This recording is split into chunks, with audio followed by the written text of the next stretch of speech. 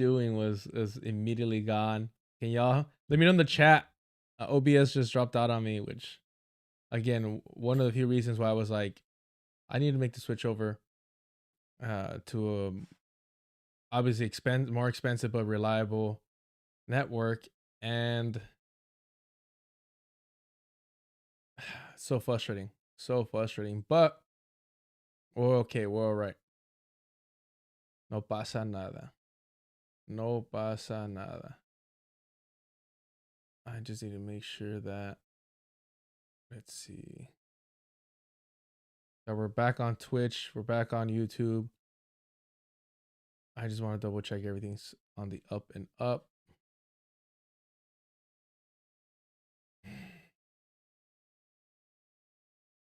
Looks like we are. Awesome. Thank you for your patience. Someday I'll have this all locked down. Pero hoy no. Pero hoy. Hoy no. Hoy no. Today is not that day. Today is not that day. All right. I saw some of y'all over there at Millennials Are Killing Capitalism. Appreciate y'all helping over here. I cannot wait to re-listen to that. I did not know that Omar had made. I didn't know that Omar had made that or wrote an article about Zohran Mamdani. I have not read it, and I just had to open my big mouth and, quote Zohran himself, saying that he will have not Jewish people, but have actual Zionists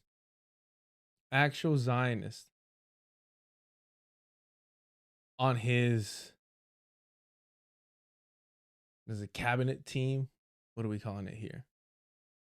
Is cabinet only reserved for the White House? I don't think so. All right. Let me drop this a little bit and we're good to go there. We're going to read this and then we're going to go over and see what the white men at Left Reckoning have to say.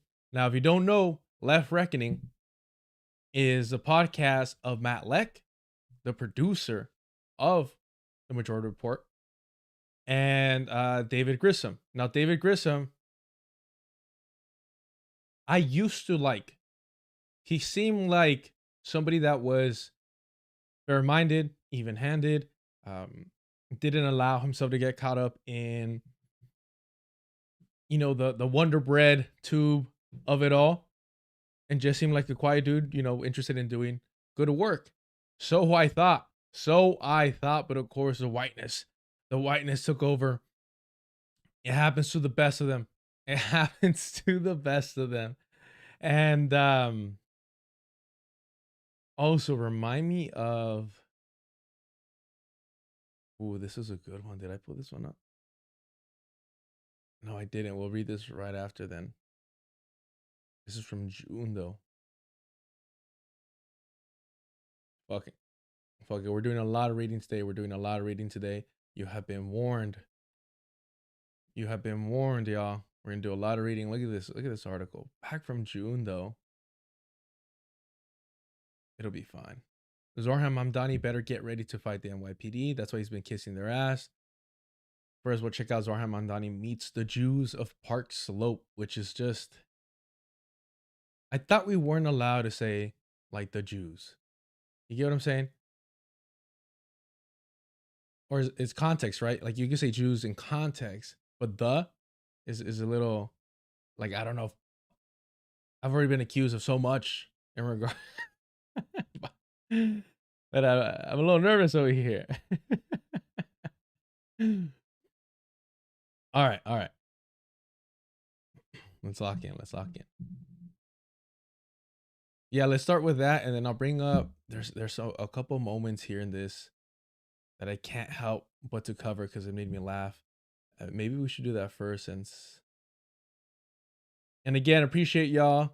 I see that the channel, which I mean literally is just hosting my lives right now, already at 305 subscribers. I appreciate y'all. If you haven't already, check out Deculturation Live. I'll drop that in the chat. But I'm sure those of you that are here I've already done so, so I appreciate it. All right. Let's switch over and this shit made me laugh. I can't stand Max Blumenthal. I cannot stand him. But there's a portion here. Man, the guy thinks he's so fucking smart. That's the best part. Like, these his father is in politics, right? With the Democratic Party. So he's not necessarily like one to one a Nepo baby, but he very much is like born on third base. He was definitely born on third base. And it just made me laugh because I'm like, dude, like, you carry yourself like you're anti-establishment when you only exist because of the establishment. And it's not like you're committing like class suicide or whatever. I don't even know if you can say that word on here. It's not like you're actually about it in that way. What it is that you found like this niche where you're able to uh, profit off of. Let me see. Where is this? Here. Oh, I hate when I do that. Oh, no. Maybe I have it here. Let me see.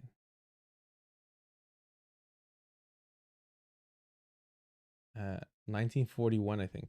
All right. We'll go back a little bit and then we'll get back to the main stories. But I do want to cover this because I'm being petty. All right. I'm going to try to connect it to your original question. My interest in the Charlie Kirk assassination. Still yapping about this. Still yapping about this guy. I mean, the worms are feasting and they're still yapping about this guy. I was going to do a video on it. And then I'm like, let me let these rad libs, dem socks act tough, after the fact. Let's give them a couple weeks so that they could go and act tough and compare and contrast that to their initial reaction, which was one of like complete utter fear. And we'll see where we go there. Looking at here. Something that's throwing me off right here. So maybe I'll still do it. I don't know. I honestly don't care about Charlie Kirk. But I do care about how people like Max Blumenthal and those to his more, I don't know. I feel like there is a crybaby left for sure. For sure. And Max Blumenthal, the Jimmy Dores of the world, try to pretend that they're not. But they usually are the biggest crybabies, especially if you know what happened with Ben Norton and the Gray Zone. Shout out to Ben Norton. At some point, we're gonna have, I don't know if I want to call it the best whites of the online left, or like maybe the most mediocre white on the online left award, because mediocre is the best that they can manage. Ben Norton is up there for sure. White Jared is up there for sure. But it's Slim Pickens, most mediocre white on the online left award. Maybe at the end of the year we'll do it. Maybe in December we'll I'll start doing polls and nominations for the best white. Not like a Hall of Fame, Miguel, but we're just for the year, just to reward those that have behaved themselves. I don't know. Maybe we'll get a little panel going, and maybe we could do a debate about who is the most mediocre white, usually man, but I mean Crystal Ball. Somebody could nominate Crystal Ball for the best white. So it doesn't have to be gendered. We could just make it white broad. Not a white broad, but white comma broad, So I think we could do that. I think December we'll try and do the most mediocre white on the online left award. I'll reach out to some people and see if they're willing to come on. Maybe that's how we have a loophole on having whites on the stream, is allowing them to come on here and make their argument of why they are the most mediocre white on the online space, on the online left over here.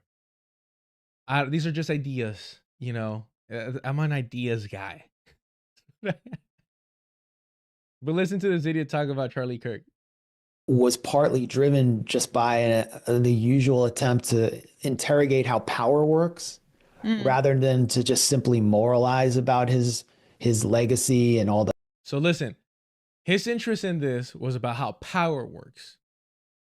About how power works. First, is Max Blumenthal, has he ever even identified as a socialist, communist? Or is he one of these like pathetic, sad excuse of political beings? You know, the post-wobbly. The post-wobbly. Like, god damn, how fucking idiotic and lazy. Post-wobbly. Like, if the solution is just anything outside of two. These motherfuckers want to learn how to count past the number two. That's honestly their political like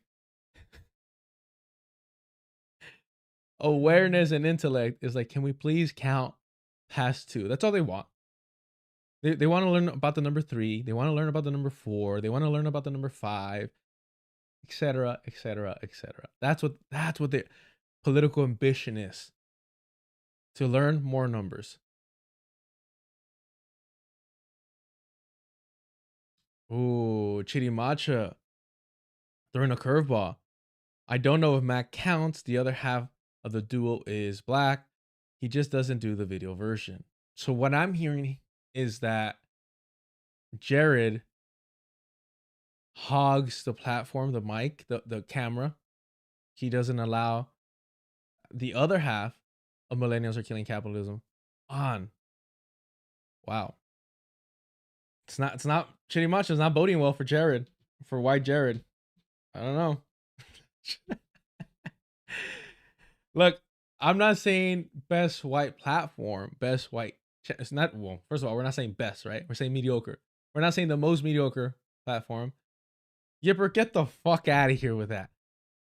Yipper, I swear.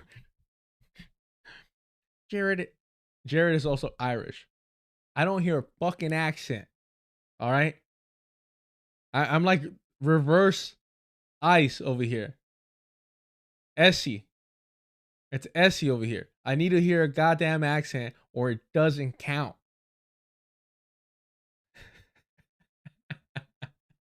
I'm telling you, it's just, I think it's funny. I think it's interesting, in fact. I think it's interesting that Yipper goes out of their way to defend Jared, to be nice to Jared. A white Irish man, apparently. But a brown man trying to give praise to white people is still not enough for Yipper. Let it be known. All right. Talking about praising white dudes, here we go. I mean, I swear to, it's like Brianna wants to collect them all. It's like Brianna wants to. All right. was partly driven just by the usual attempt to interrogate how power works Mm. rather than to just simply moralize about his legacy and all the retrograde things he said. Moralizing about his legacy. Moralizing about his legacy. Max, we're talking about a Christian white nationalist and you're talking about moralizing. Like it's beneath him. Ugh. They're moralizing. The colored folks are moralizing about a Christian white nationalist. Ah, they're so primitive. Ah, look at them. The brown and black hordes. And then it gets worse. Moralizing. Retrograde. Ah, he's just a little retrograde. It's fine. He's a little backwards. And his way of thinking is about race and gender and religion. It's a little retrograde. It's not very posh of him, if you will. The way that these white people downplay the most rabid, loud, bombastic, racist, the way they downplay them. You know, I think they do it because they're like, shit, if I ever get caught up being my true self, if I ever slip up, if the hood ever falls off, if I minimize a Charlie Kirk, then that means that whatever's going to get leaked about what I'm saying behind closed doors, how I speak, privately. It won't be that big of a deal because, hey, look at Charlie Kirk. He's all right. And I'm not as bad as he is. He's just a little retrograde. That's all. He's a lover of the classics. He loves classical race dynamics. What's wrong with that? Who can beat the classics? or, the antisocial tendency to celebrate his assassination. I mean, The antisocial tendency to celebrate his assassination. I mean, look, I can admit that I'm antisocial. I can admit that I'm a bit of an asshole. I can admit that some might even accuse me of being anti-white. I'm not. I'm hosting the most mediocre online white leftist award at the end of the year.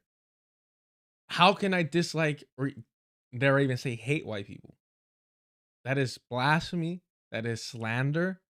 My legal team will reach out to you if you make such a disgusting and disparaging claim. All right. So let's not do that. That's not what I do here. But what I will say is, regardless of how antisocial I am, I don't think that celebrating the demise of a Christian white nationalist, and I know I sound like a broken record, but these people try to downplay what Charlie Kirk was. They try to downplay it as retrograde. We just heard it here. Apparently, I'm moralizing right now, when in reality, all I'm saying is no, he was a Christian white nationalist. And if he wasn't a coward when he was alive, he would have truly embraced that identity instead of trying to, tiptoe around it.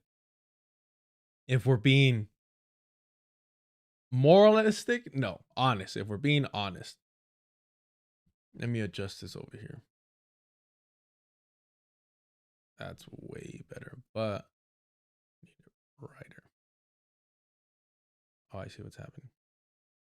Oh, I'm getting redder. Whoa. Catch up. That's fine. All right. I mean, that was all just kind of playing into the hands of Trump Incorporated. Our celebration, our reenactment, or Charlie Kirk's unfortunate, very sad, heartbreaking, white on white crime demise was playing right into the hands of Donald Trump fucking Incorporated. What is this? LexCorp? Fucking Luther Corp? What the fuck is this Trump Incorporated shit? God damn, bro. We'll go back a little bit. Killing journalists in the US and killing content creators, but it's a war nonetheless. Well, that's the open happened, but was partly driven just by the usual attempt to interrogate how power works rather than to just simply moralize about his legacy and all the retrograde things he said, or the antisocial tendency to celebrate his assassination. I mean, that was all just kind of playing into the hands of Trump Incorporated. And and when you look deeper into it, you see that there are contradictions in Charlie Kirk's career and life that were emerging that speak to or that were emerging. These people are so desperate. These white post-duopoly fucking political commentators like Revolutionary Blackout Network. We all know that Nick Cruz is a fucking coward. Socialist MMA my ass. Hilariously finally blocking me because I kept mocking the fact that he cozied up to a legit fucking American Nazi, Jake Shields. That Nick Cruz's face was on screen, was on that platform when Jake Shields is fucking selling Rhodesia t-shirts. I remember this. Let's see. Jake Shields. I always spell Rhodesia wrong. Always. Let's see if I can find just a shirt. Damn. Jesus, bro. Let's just go to let's just see it. Fuck it. Jake Shields, Nick Cruz. And it's Cruz like this. Yeah, let's go to it. That's a famous case where Y'all see my just absolute, like, I just can't wait to save up money to get this merch over here. Where are we at? Where's the merch drop? Was it that or that much earlier? Where's the merch drop? Come on, Nick. I know you want to rock that Rhodesia shirt so badly. Damn, am I really not gonna be able to find it? Oh, this is a 7-minute clip. That's why we need the whole thing. No. We need the whole thing. Let's see. Where's the full interview?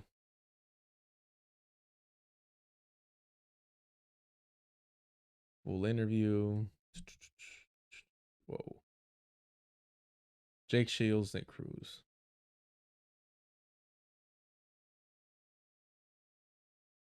Here we go. vaccine. Immediately talking about vaccine. Jesus, bro.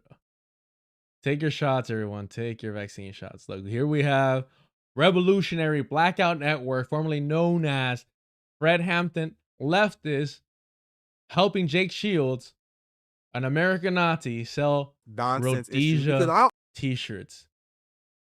Come on now. Come on. Look at this. Victory requires resistance.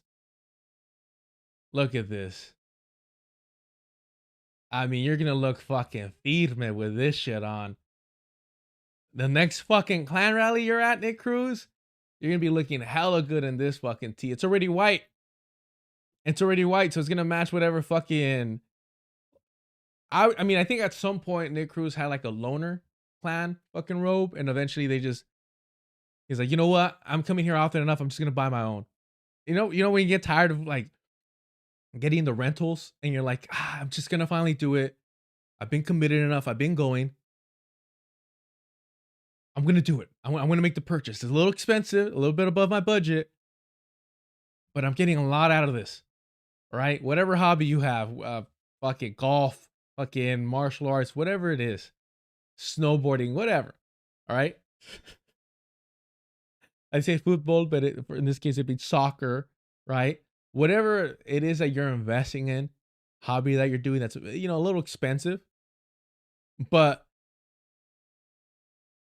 nah, Nick Cruz is like, I'm tired of getting the loner Klan robe. I want my own. And this is going to go well with him. And again, this motherfucker here, absolute fucking moron, Nick Cruz from Revolutionary Blackout Network, can't take the fucking heat, right? He can hang out with American Nazis like Jake Shields, who pretends to support Palestinian liberation, but he's just an anti-Semite. That's all he is. He does not give a fuck about Palestinians. He's just anti-Semitic. That's all it is. That's what he cares about. That's his interest. He believes that ZOG, Zionist occupied government, is a real fucking thing in order to excuse WASP, in order to excuse the true fucking American empire, the settler colonial project that it has always been. It's a reason why Nick Cruz cozies up to him. There's a reason why Nick Cruz cozies up to Midwestern Klan. There's a reason why Nick Cruz has been covering up for Jimmy Dore's anti-black, racist, misogynist bullshit for years. For fucking years at this point. Because he knows where his bread is buttered. He gets it. He wants to be friendly with the whites. But we all saw how they reacted to Black Liberation Media. Back in the days, what was that thing called? Callin. It was an app. Callin. Brianna Joygrave was on there. Sabby Sab was on there before. And I wanted to like Sabby Saf so bad. My apologies, Renee. I want to I want to like her so bad. And cuz she just seemed like a sweetheart. And you know what? Those are the ones that are deadly. Those are the ones that are deadly. The ones that look like they fucking they go to church every fucking Sunday. No disrespect, but you know what I'm talking about. No disrespect to the churchgoers. Oh, that's why I'm fucking up.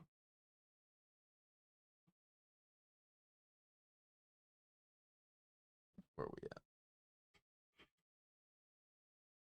Damn, I am like struggling today.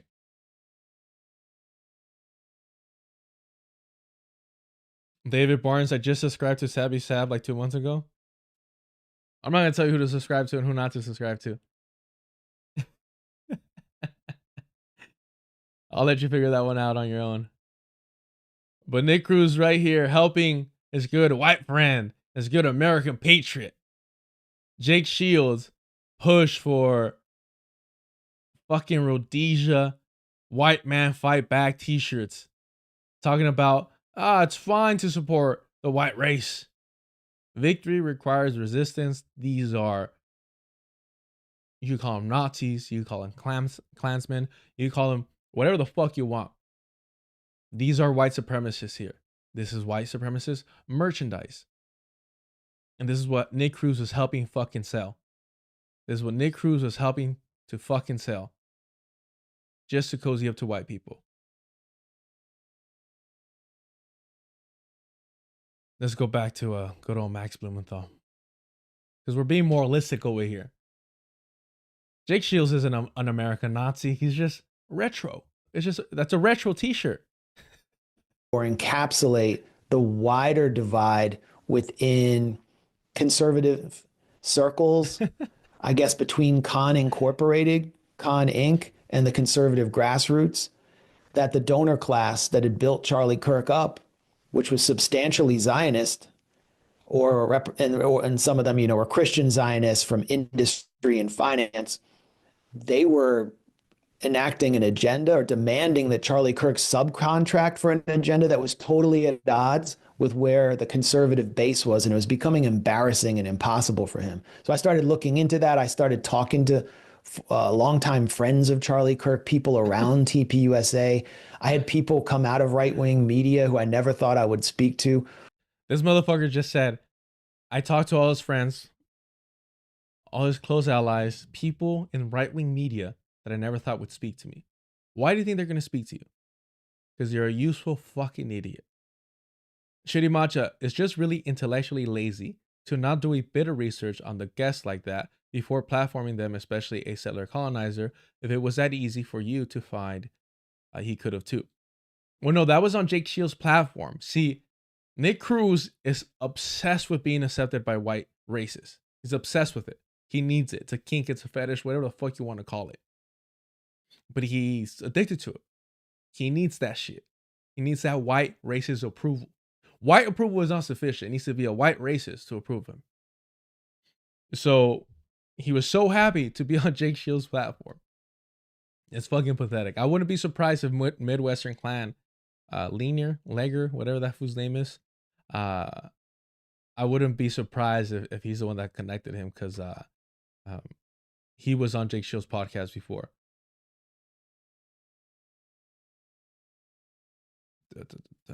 Shady Matcha, that's just really egregious that he didn't do basic research on somebody like that.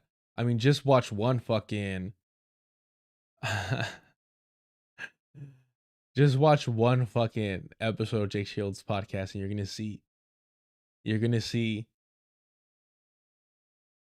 we saw it. I died. I was fucking dying watching that, not realizing that that's the type of merch they sell over there. And if you see that photo and you essentially don't see like a Klan rally, you don't see a fucking Nazi marching, right? The equivalent of that image. If you don't see that, you need to study these fucking white supremacists more. There is absolutely no excuse. Even saying, oh, well, he's against Zionism. Nope. No, he isn't. He's against a particular style of white supremacy, settler colonialism. But if it's good to him, if it's the right type of white supremacy, settler colonial project, he supports it. That's not a fucking ally, you fucking moron.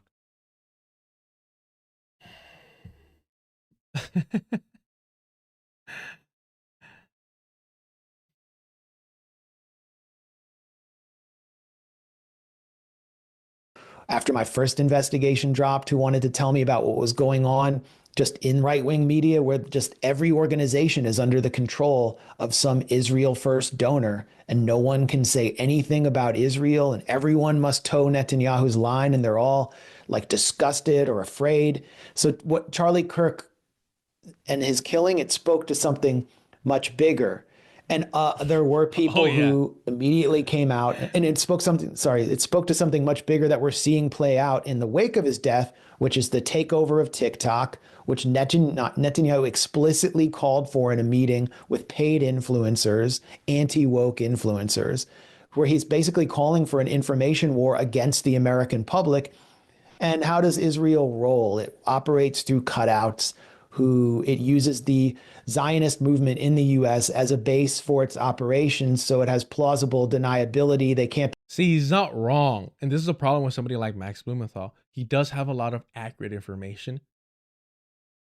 Goliath, solid fucking book that I use in order to do more research on the kibbutz. Like, I would say, yeah, you should read it. I don't think it's essential reading, but you should definitely read it. Like, it won't hurt. It'll probably help me out. That being said, the way that he's saying like anti-woke influencers, but then just a few minutes ago was talking about moralizing Charlie Kirk's retrograde legacy. Like, these people don't make any fucking sense. That's why it's the post-duopoly movement, right? That's why they cozy up with this whole populist bullshit, because there's no foundation. They just spew whatever nonsense is gonna get them more attention and more money and praise from the people that already, have developed this parasocial relationship.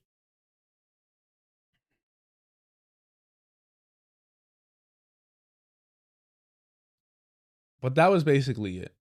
I'm not gonna lie. It was just that little part that fucking pissed me off.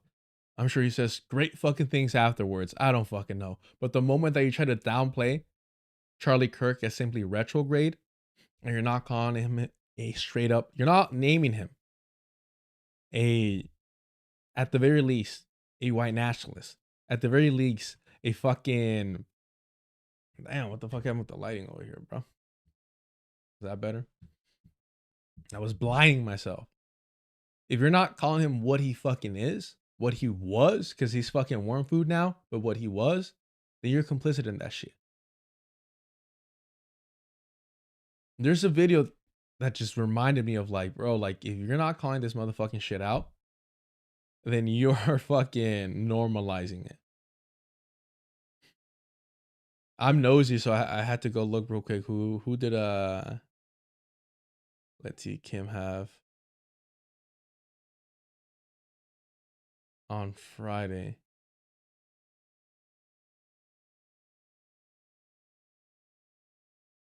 Yeah, I don't know who y'all are referring to. About Burn It Down, Kim Brown. Yeah, no clue. All right. But this shit made me laugh right here. Let me pull it up. Where we at? Yep. And then we'll get into the Zohran story.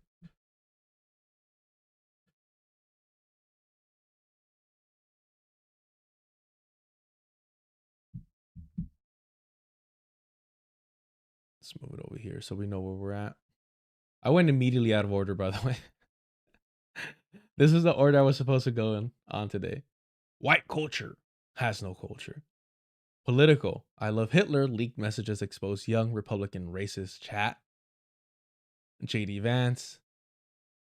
And then after that, a little bit of Tim Kennedy just for my joy and pleasure. And then we're supposed to get into Zohran. What was on this one? Oh yeah, there we go. But we're here now. We're here now. This shit made me laugh.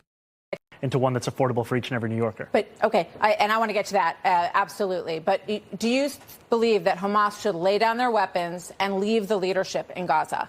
I believe that any future here in New York City is one that we have to make sure that's affordable for all. And as it pertains to Israel and Palestine, that we have to ensure that there is peace. And that is the future that we have to fight for. But you won't say that Hamas should lay down their arms and give up leadership in Gaza. I don't really have opinions about the future of Hamas and Israel beyond the question of justice and safety and the fact that anything has to abide by international law. And that applies to Hamas, that applies to the Israeli military, applies to anyone you could ask me about. Okay. One last thought on that. You have said that you would Fucking pathetic. arrest Netanyahu if he came to the United States. You've been very outspoken. Into one that's affordable for each and every New Yorker. But okay. What the fuck? And that is the future that we have to fight for. But you won't say that Hamas should lay down their arms and give up leadership in Gaza. I don't really have opinions about the future of Hamas and Israel beyond the question of justice and safety and the fact that anything has to abide by international law. And that applies to Hamas, that applies to the Israeli military, applies to anyone you could ask me about. Okay. One last thought on that. You have said that you would arrest Netanyahu if he came to the United States. You've been very outspoken. Into one that's affordable. Oh, that's what it was?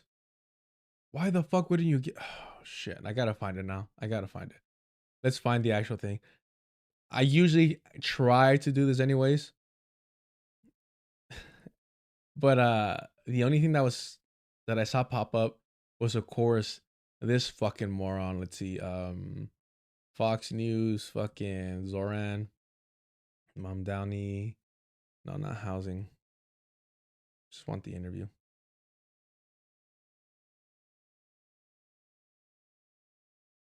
Dude, the thing that popped up when I saw this, and it's of course this fucking idiot. It's not popping up now. That's hilarious.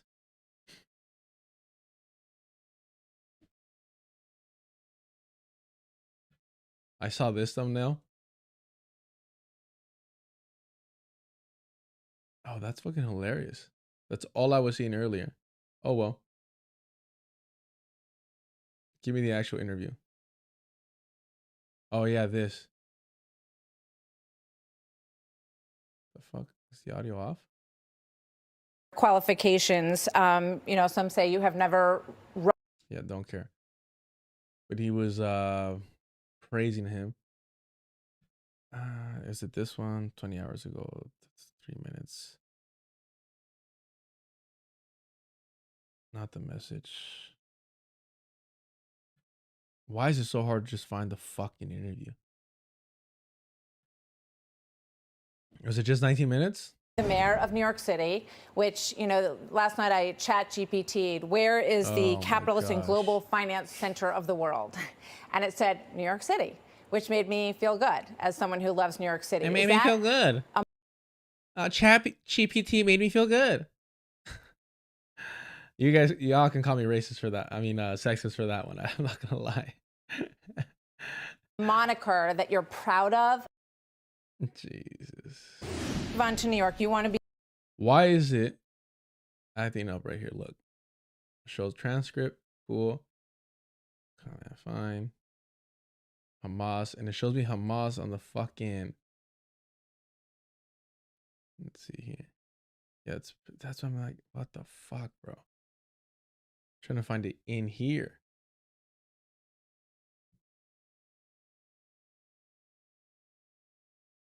I guess Israel. Weapons. It's fucking confusing, bro. We'll find it right now. Agenda, Trump votes across the country. Oh, and it's broken up like into every fucking second? What the fuck?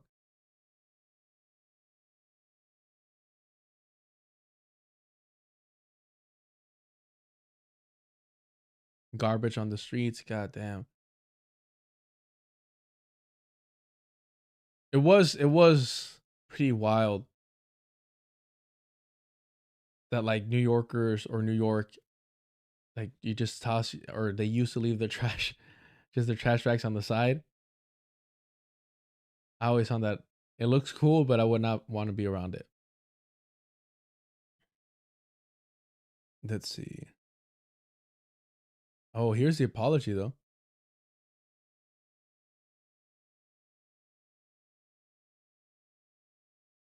Here's the apology. This is cool.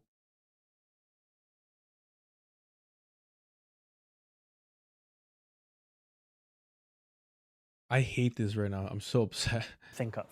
We used to ask officers to focus on serious crimes. Said they were a major threat to public here we safety, called them wicked and corrupt. And it's because obviously this is a big issue. You said in the past, and I almost don't need to go through it, it's been said many times, but that you called the police force racist, said they were a major threat to public safety, called them wicked and corrupt. And now the report that you apologized to 24 members of the NYPD. What did you say to them? I apologized for the language that I used, and I spoke to them about the No, I apologize for the language that I used. Oh, I'm sorry, Mr. Officer. I didn't mean to hurt your feelings. Wow, fucking pathetic, bro. They're not gonna fuck with you, bro. They're not gonna fuck with you. Why apologize if they're not gonna fuck with you? Damn, they told him you better apologize, bro. And corrupt. And now the report that you apologized to 24 members of the NYPD. What did you say to them? I apologized for the language that I used, and I spoke to them about the fact that I want to work with them to deliver public safety. Because what we're seeing in the city right now is we're asking officers Yeah, pigs in public safety. Uh-huh. to do nearly everything we can think of. We used to ask officers to focus on serious crimes. Now we're asking them to focus also on the mental health crisis, to focus also on homelessness. In 1 year alone, We're asking too much of them. We're asking too much of these pigs. A pig can only do so much. Won't somebody think of the pigs and their capacity? Have you stopped and asked yourself, what is the capacity of a pig? Y'all sound real fucking selfish right now. Self-centered fucking leftists. Can't stand you people. There are pigs out there who are stressed out, overworked, forced to do overtime. All for the community. All to make the world a better place. It's heartbreaking. Like, just my heart aches and breaks for them. I want to apologize to them for Zohran as well. Can we all collectively apologize for Zohran's comments? His totally fake and untrue comments about the NYPD. Let's see. NYPD is racist or what? Did he even say that? I want to hear the comments.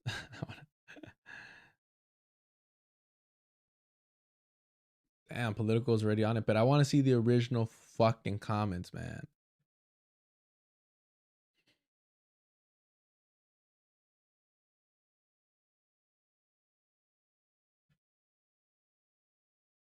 Are they not going to show it? Is nobody going to have it all of a sudden? Here we go. We don't need an investigation to know that the NYPD is racist, anti-queer, and a major threat to public safety.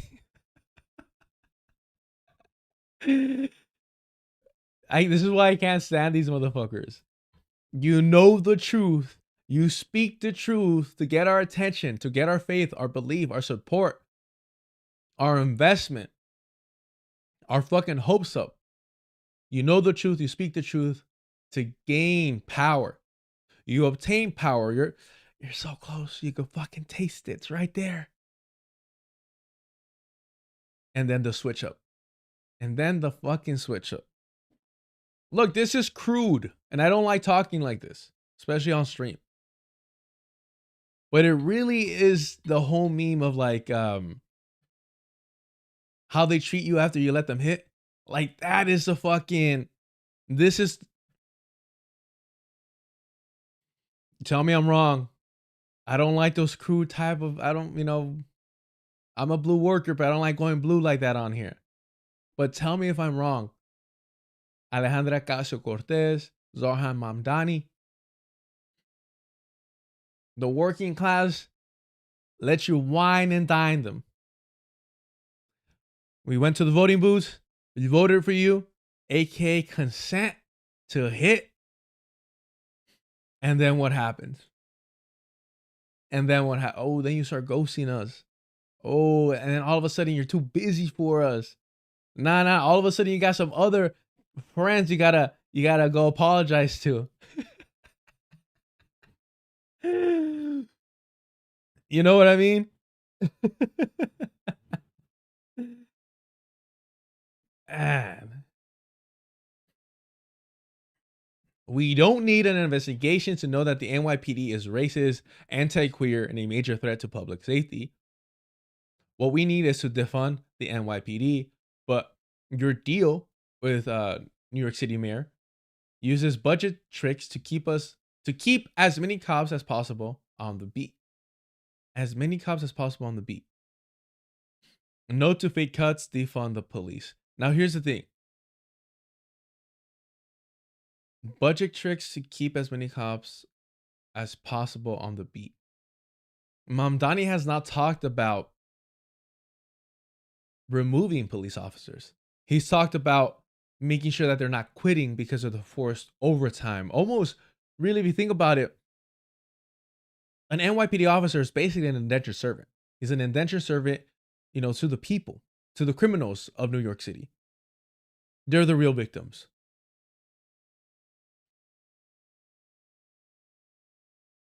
Guy, any education about the police you can give me? Guy, this is all you need to know. This is all you need to know. First of all, yes, Propaganda, check it out, by Alex. Or Alec? Is it Alec?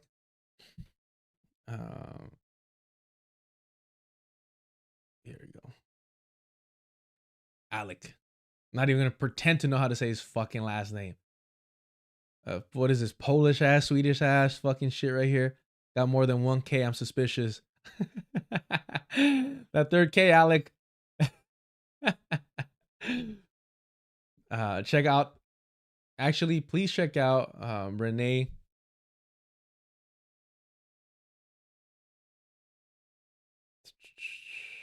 Did they make that available across YouTube? I don't remember because I know it was or maybe it wasn't on Renee's channel. I don't. Shoot. Anywho, yeah, Propaganda, Alec, K.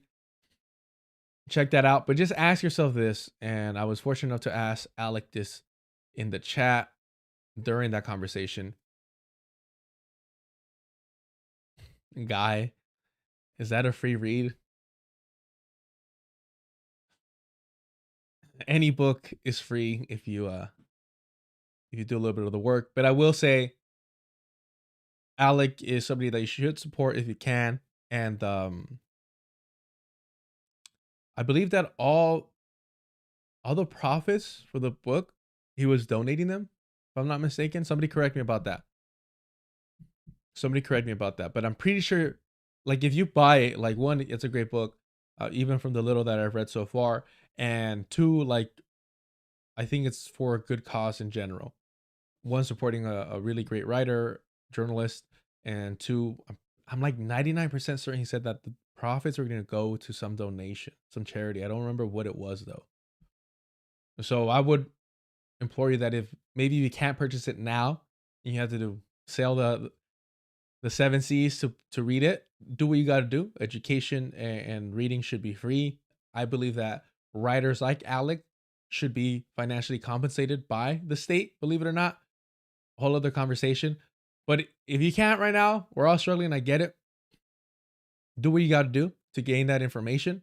But I will say is that, and I usually, funny enough, I do this with comics a lot. I read them online first. If I, looking for them online, find them, I read them. If I like them, I eventually buy them. But it's like over time, right? Just because it's financially, like, it's not great. But if I like a book, I'm going to try my best to purchase it in order to whatever. Honestly, Image Comics, independent comics, like, it actually does make a difference. Guy, I don't got money to go around and I'm not slick. It happens. I'm sure somebody in the chat will put you on. All right. But yeah, when you do get the chance, check it out. So he's walking that back, and we've seen how he is cozying up to Zionists. We'll get to that next. And corrupt. And now the report that you apologized to 24 members of the NYPD. What did you say to them? I apologized for the language that I used, and I spoke to them about the fact that I want to work with them to deliver public safety. Because what we're seeing in the city right now is we're asking officers to do nearly everything we can think of. We used to ask officers to focus on serious crimes. We're asking them to beat men. We're asking them to beat women. We're asking them to beat children. We're asking them to pepper spray men. We're asking them to...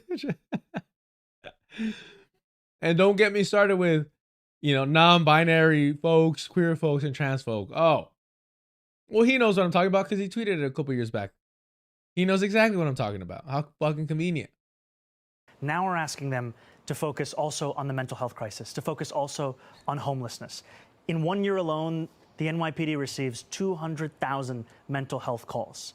In 1 year. Yeah, and you know what they told me? That 1 out of 3 of those, the person they're very, very dangerous interactions. You're going to send a social worker in there? 1 out of 3. 1 out of 3? It's fucking Mad Max out there.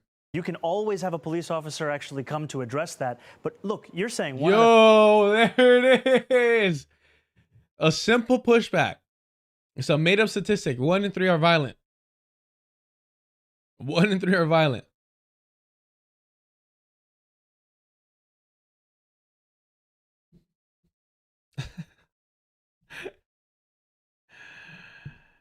Man.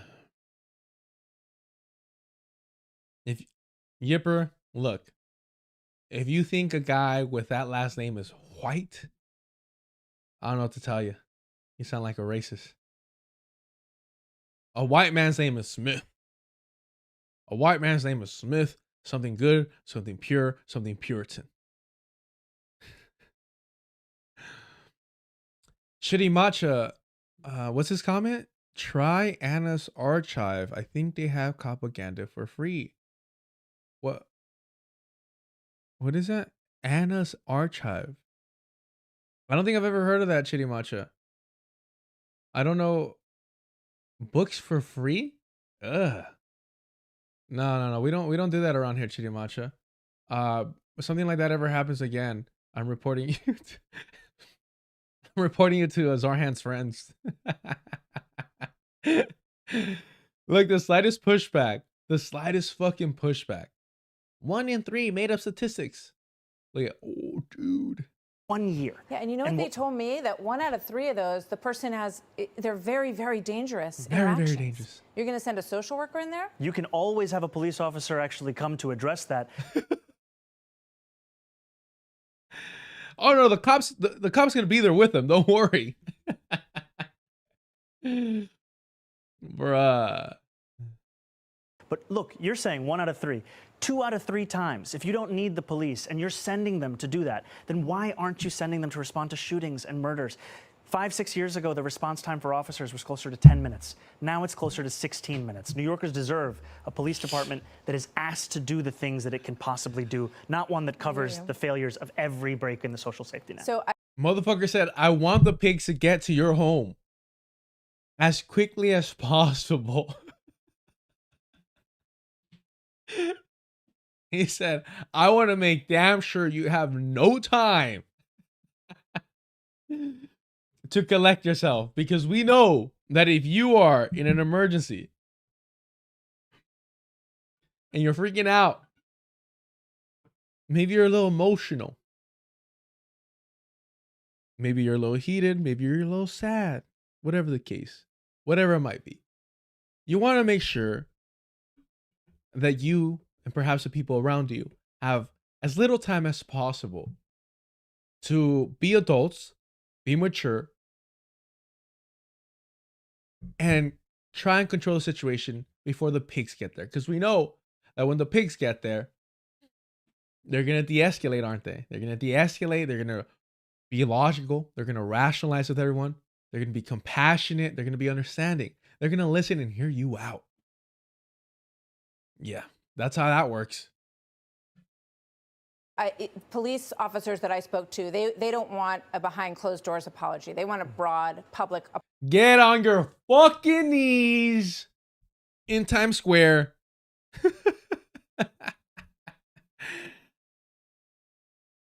And beg.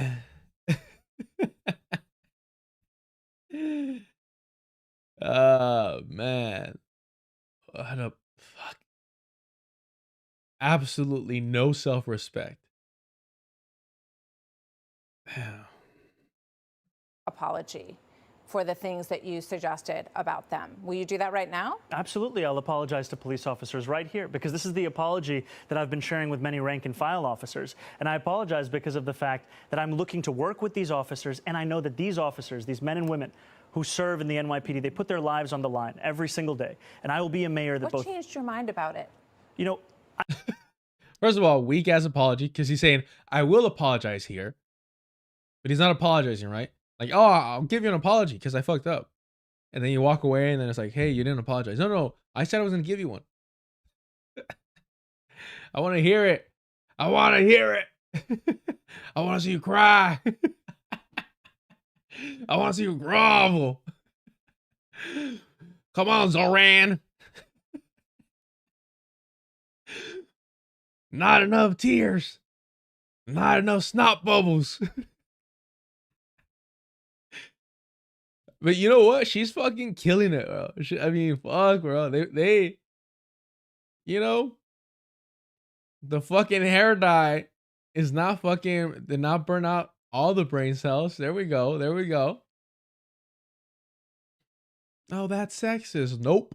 They make sure that they're as blonde as possible to appeal to the white supremacists. They want to be as close to pure Aryans as possible. That's why they fucking, you know, dye their hair.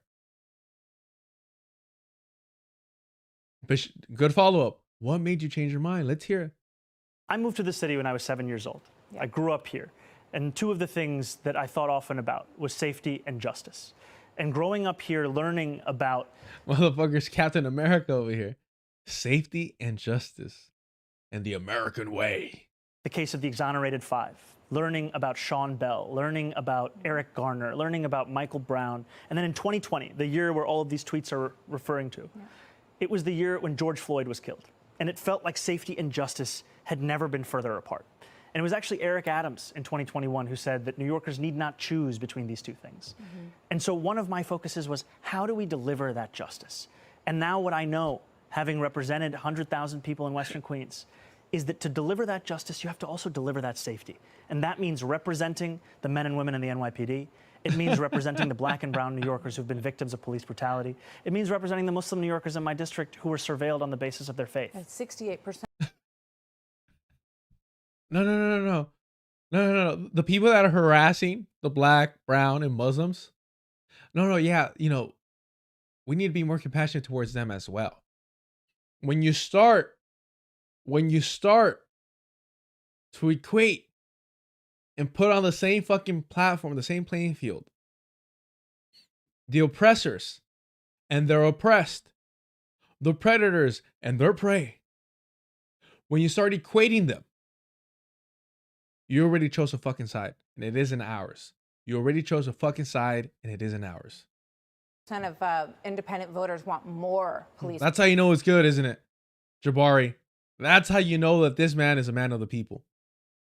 That's how you know. Quoting fucking Mayor Adams. Shirimacha invoking Mayor Adams. If that's not signaling, if that's not a fucking whistle, I don't know what is. I do not know what it is. I mean, yeah, safety, justice. I mean, motherfucker, just say Homeland Security is what we need. What did Mumia say? It's an oxymoron. Homeland Security. Officers on the street. And Cuomo tomorrow night in that debate, he's going to say, I'm going to bring 5,000 more police officers to the street. Will you match that and agree with him on that? I don't look to Andrew Cuomo for leadership. And will you put 5,000 more cops on the street? I've been very clear. I want to keep the number of officers that we have, and I want to make it easier for those officers to do their job. And what that means is that we allow officers to focus on serious crimes and For all of the focus on the headcount, we should focus on the retention crisis. When I started running for mayor, 200 officers were leaving the department every month. Woo! Now it's 350. What? From 200 to 350. Nice. I love those numbers. Think of all the people that didn't get harassed, abused, accosted, because those 350 dipped. Just think about that. How about that side of it?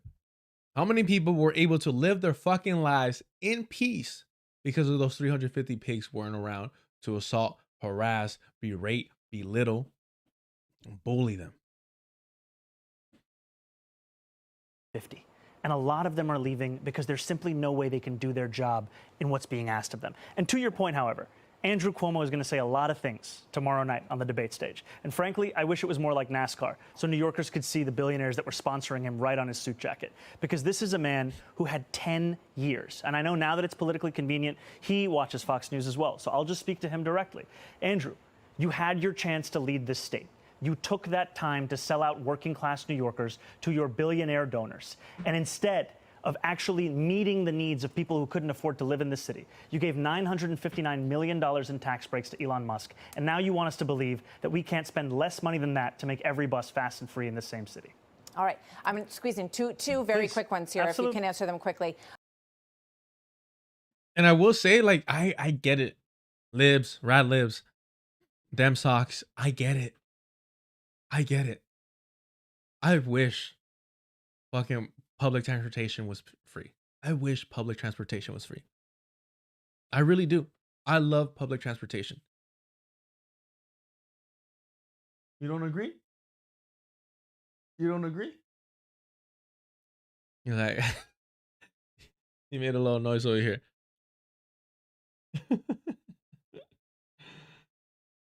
He's so fucking cute and funny. Right now, he's shedding like crazy. It's already always bad. He's a husky. But right now, it's like extra worse. Hold on. Give me one quick second. I'm going to go bring his bed in here. Why am I being racist towards Zohran? Why can't I appreciate a brown man in power?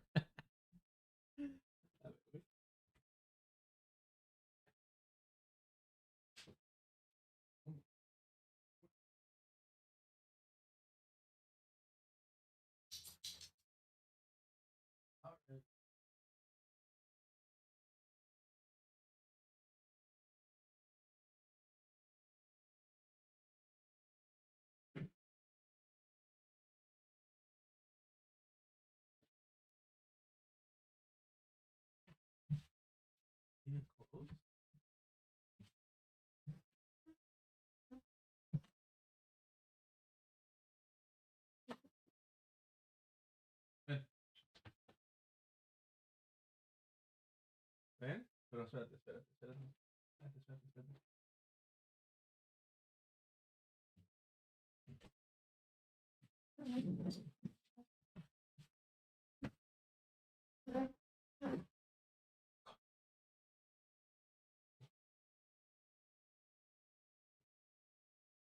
All right. Appreciate y'all for waiting. Or your patience.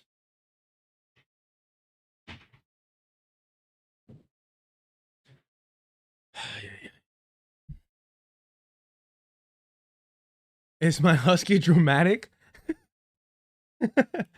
Look, not to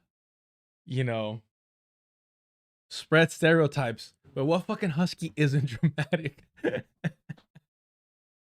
Yes, motherfucker's annoying as shit. Look at he complains to you. Motherfucker talks so much shit. Yeah. If you fuck up too, like, I don't know about the breed in general, but because sometimes I'll be working like 12 hours or more, and I just literally won't have any time in the day. Like, I wake up, fucking rush out the door, and I don't come home till fucking mad late. So sometimes I just don't have time to play with him, unfortunately. Like, I can be honest about that. 12-hour shifts plus the drive and all that. And does he fucking pinche travieso? he fucking causes some havoc in the backyard. Some real fucking havoc if he's not trying to escape. Been very fortunate, very lucky with him. Like I said, I've shared the story. Like, my plan was never to get a husky. It really wasn't. I wound up like this. Because I know that's, you know, my time is sometimes my schedule is not reliable. And sometimes I work long shifts. So yeah, it's a bummer. Love him, but I mean, that's just the reality of the situation. Commissioner Tisch, you have suggested that you want her to stay. Have you asked her to stay? And has she said yes? Because I think that is one issue that would go a long way towards police retention. I've said that I appreciate Commissioner Tisch's record of uprooting corruption in the upper echelons of the NYPD. Yep. I've appreciated her presiding over drops in crime across the city, and I continue to actively consider her to be my police commissioner. I haven't made any personnel commitments. Okay, so you don't want to ask her right now? No. That's the kind of conversation I would actually have in person, in private, not a politics of theater. Okay, it's an issue that a lot of people brought up with me when I told them I was going to be speaking with you. Last question, you want to have a World Cup czar. I know you're a huge soccer fan, Arsenal fan. I have a lot to learn about soccer. I'm happy to admit that. And I look forward to learning more. That would be great. What is this World Cup czar going to do for New York City business? The World Cup is the largest sporting event in the world. Don't give a fuck about that shit. Is this the whole conversation? To me, it was a promise of a lower actual... Children ride alone. What say you have never... As we talk more and more than 300,000. Navigate forward to pay 2% more. Leader, a pillar in his community. Further into going in and out, especially that we have shared looking at. This is why we say that Rikers do that. Bus is fast and free. Where the fuck is the yeah, Fox, Mamdani. Yeah, here it is. Okay. As former hostages celebrate being home, there is new heartbreak for families of those killed by Hamas. Hamas says that it can't hand over any more bodies without special equipment to recover them. Israel says one of the 4 bodies returned so far does not match any of the hostages who died. Zohran, you got a bonus one and you're complaining? Mamdani is leading the race for mayor in New York City, the biggest city in the country and the capitalist center of the world. The 33-year-old is proposing free childcare, free buses, freezing rent, and city-run grocery stores. He has claimed that we should not really have billionaires in this city, and I hate, despise. I like all this, first of all, but I hate and despise how somehow Bernie, Hassan, AOC, all these fucking both political and, you know, political commentators, political figures and political commentators have managed to change and move the goalposts from saying, hey, we should not have millionaires to like, start making a little bit of money. In second thought, millionaires are fine. We just can't have billionaires. We got to draw the line somewhere. I was like, what the fuck? Like, no, like, it's still fuck millionaires. Just because you became one doesn't switch that up.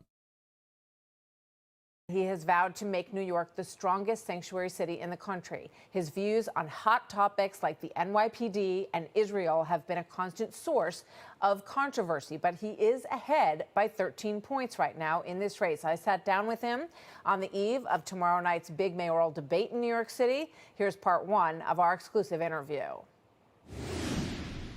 Thank you very much for being here. Candidate for mayor of New York City, you're up by 13 points. It looks like you've got the wind at your back. You've got a big debate coming up tomorrow night with the other candidates, Andrew Cuomo and Curtis Sliwa. Obviously, New York City policy is front and center, but I would imagine that some of the big headlines recently are going to come up tomorrow night as well. So I want to get to all the policy issues in New York, but I wanted to ask you this first. If you are asked tomorrow... David Barnes, I can't imagine what my life would be like if I had 6 figures a year. Just saying, I think we'd be fine without millionaires as well.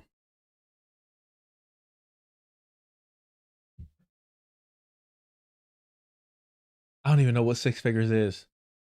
I don't even understand that. What do you mean? You're talking a foreign language to me.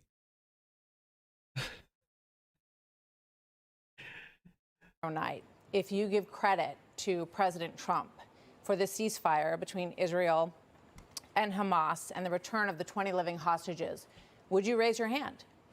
You know, first I want to say it's a real pleasure to be here. Thank you for having me. Oh my God. I just want to say thank you very much. I appreciate the time, the platform, and the ability to personally and publicly beg white people for their approval. God damn, bro. You're in enemy territory, Vato. What the fuck are you doing? Act like it. Center, but I would imagine that some of the big headlines recently. Sorry.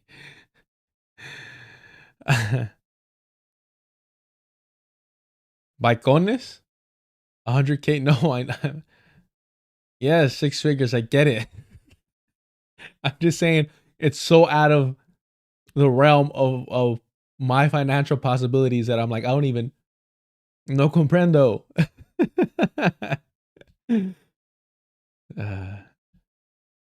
Are going to come up tomorrow night as well.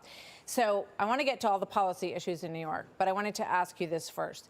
If you are asked tomorrow night, if you give credit to President Trump for the ceasefire between Israel and Hamas and the return of the 20 living hostages, would you raise your hand? You know, first I want to say it's a real pleasure to be here. Thank you for having me. And it's an honor to have this opportunity to speak to so many New Yorkers and Americans across the country.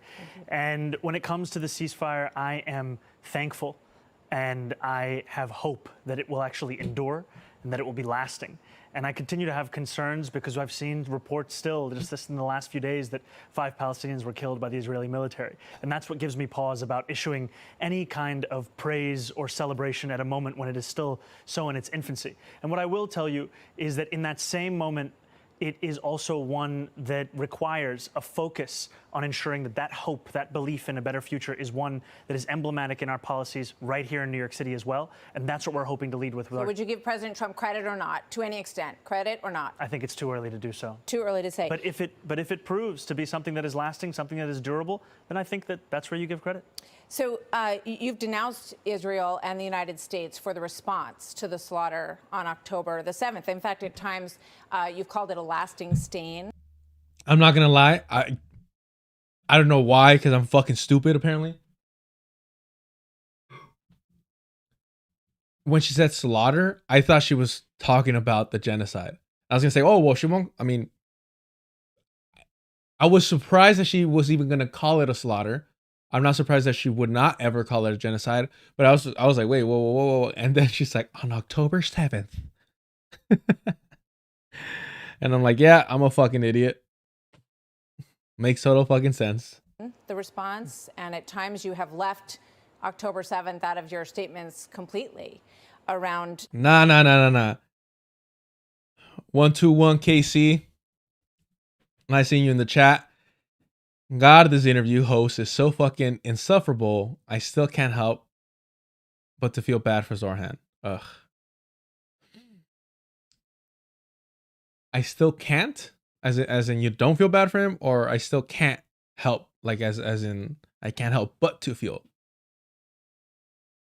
bad for him being in that position. This still is throwing me off. But what I will say is no.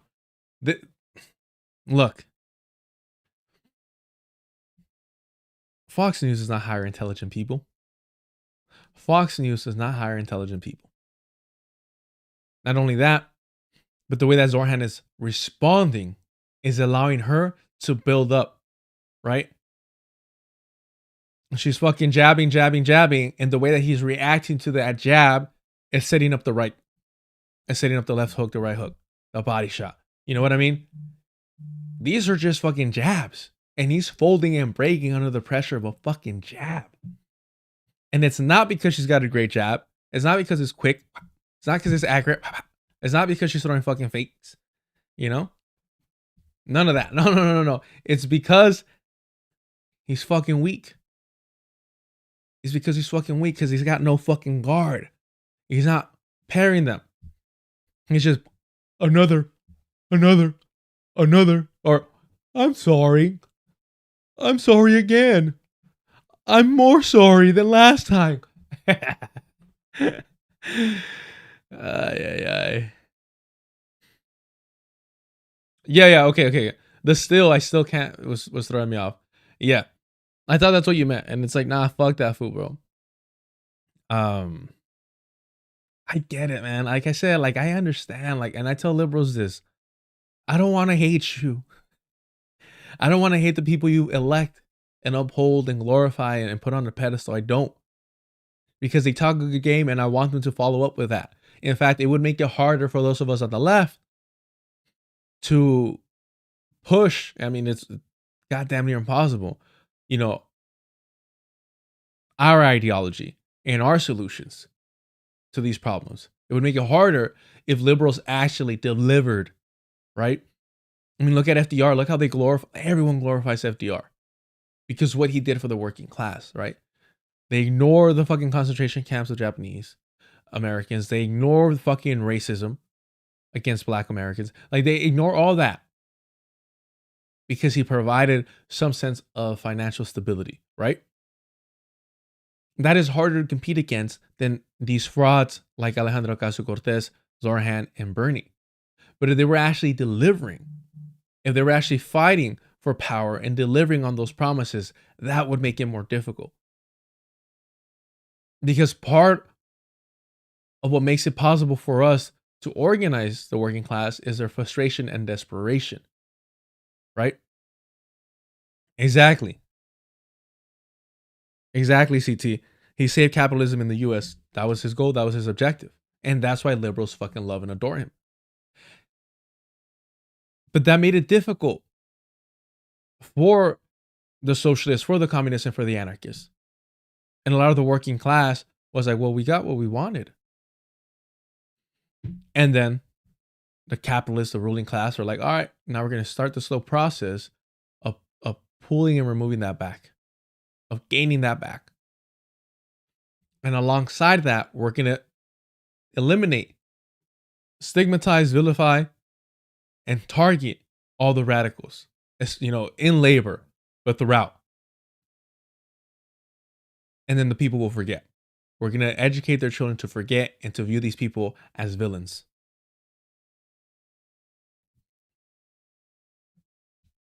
This issue. Right now, you just talked about Israelis killing some Palestinians, but Hamas is killing Palestinians. Sorry, we'll go back. David Barnes. Sam Cedar said FDR probably wouldn't have been able to pass a new deal if he included Black Americans in it. That's accurate, though. That's accurate. The problem is, like we saw yesterday with Hutch talking about, oh, the Democratic Party should work alongside segregationists again, like 100 years ago. Motherfucker forgot about Joe Biden. Motherfucker wants to act and mislead and lie to his audience as if he doesn't remember the most pivotal moment in the Democratic debate stage back in fucking 2020. I'm forgetting the date. He wants to act like that didn't happen. It did. We saw it. Kamala Harris, how was that girl? But a boom. That should have ended things. But because Biden's proximity to Obama, and mind you, the only reason that Biden was chosen to be Obama's VP was because everyone knew that Biden was a fucking racist and was going to keep Obama in line. He wasn't going to do any of that black radical shit. Not that Obama would have anyways.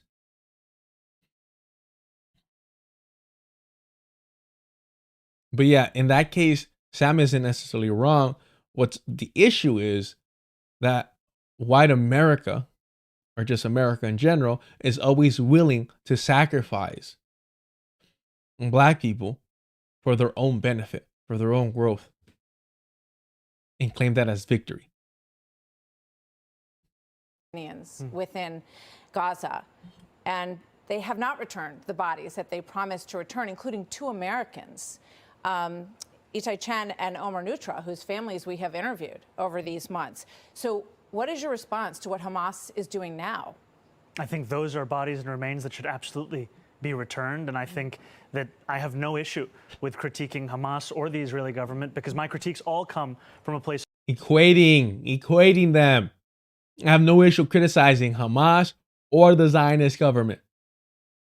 Equating the colonizer with the colonized. Equating the oppressor with the oppressed. This is liberal Zionism. Understand, this is liberal Zionism. I don't understand why it's so fucking hard for liberals to understand that. This is some fucking... It's unbearable how simple this fucking is. How clear-cut it all is. I am not intelligent. I'm not unique. I do not pose or some intellectual threat to anyone. Right? I'm just a fucking guy. First generation blue collar, fucking all that shit. With student debt. All that good stuff. And I see this for what it is. And why isn't people that had better educations than I did, people who are more affluent, people who had fucking parents that were fucking mad educated, all these fucking things, people that have been in politics somehow at least commentating on it for years, are incapable of seeing this for what it is. Liberal Zionist propaganda, when you equate those fighting for their liberation to end the colonization of their land with the fucking colonizers. Oh, I can critique both. I hate using these examples, but it's like, oh, you know a couple where there's domestic abuse. I can critique both the abuser and the person being abused. I can critique them both. They shouldn't have hit them, but at the same time, they were getting a little bit, they were getting a little loud. They were kind of publicly embarrassing them. The fuck? You wouldn't say that. You understand on a personal level how fucking idiotic that is. But it's so, because it's simple. It's simple.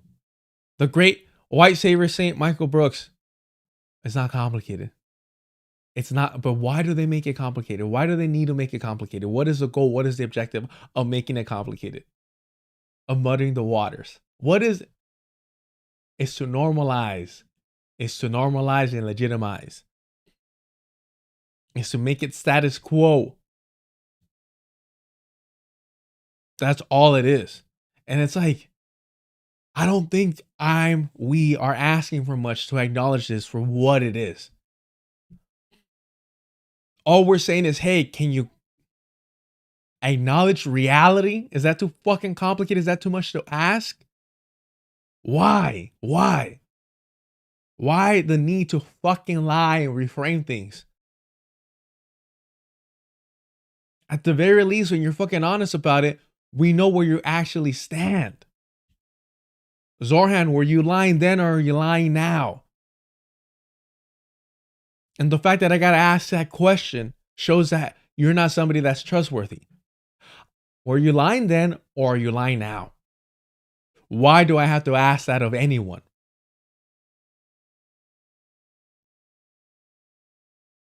It's embarrassing. It's despicable.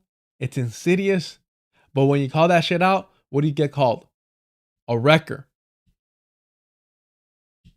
You get called a fucking contrarian, a fucking radical leftist. It's like, no. I'm just asking for reality to be acknowledged. If you can do that, and then you want to spew your bullshit, I'd be like, cool. At least he's being honest. It's fucking wild to say that Trump might be the most honest US president in modern history.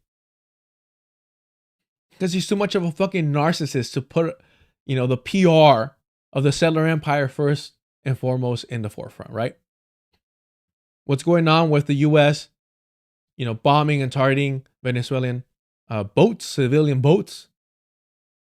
Trump brags about that shit. It's like, put it on True Social. Look what we're doing. Look how fucking badass we are. Obama,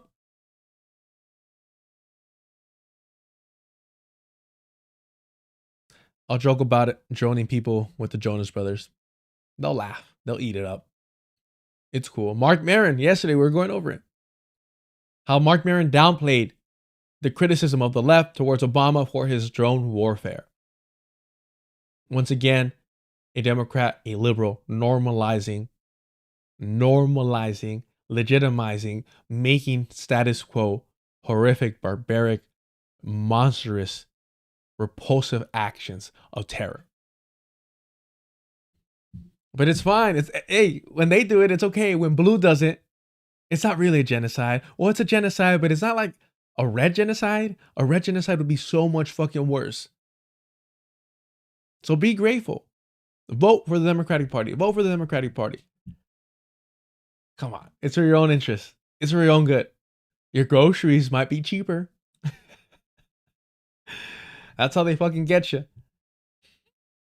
Of universal human rights. And my focus, however, is right here in New York City and transforming the most expensive city in America into one that's affordable for each and every New Yorker. But, okay, I want to get to that, absolutely. But do you believe that Hamas should lay down their weapons and leave the leadership in Gaza? I believe that any future here in New York City is one that we have to make sure that's affordable for all. And as it pertains to Israel and Palestine, that we have to ensure that there is peace. And that is the future that we have to fight for. But you won't say that Hamas should lay down their arms and give up leadership in Gaza. I don't really have opinions about the future of Hamas and Israel beyond the question of justice and safety and the fact that anything has to abide by international law. And that applies to Hamas, that applies to the Israeli military, applies to anyone you could ask me about. Okay. I can't believe liberals. I mean, I can. At this point, 2 years voting for Holocaust Harris. All right. I can't believe it. That's my bad. At least it tracks. How about that? It fucking tracks. That liberals were celebrating this answer. Liberals, rad libs, dem socks, whatever the fuck they want to call themselves today. We're celebrating this fucking answer. The way that he turns it back around about New York, about New Yorkers. The way he deflects was so smooth. And it's like, bro, what the fuck are you talking about? What are you saying right now? The fact that he's not willing to actually say, yes, Palestinians have the right to resist. Colonized people have the right to arm resistance against their colonizers. To acknowledge, again, the simple reality. A very simple reality. The fact that he's willing to sidestep that.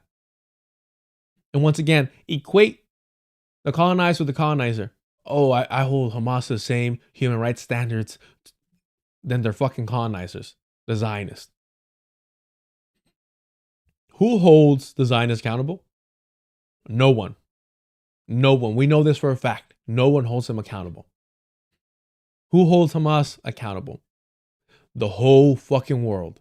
The whole fucking world. So equating this or refusing to outright say, hey, colonized people have the right to self-defense and armed resistance against their colonizers. Refusing to state that as reality, refusing to acknowledge that reality, normalizes the continued colonization of Palestine. Because the only way that it will ever stop is through armed struggle.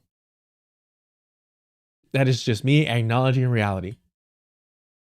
I wish it wasn't the case.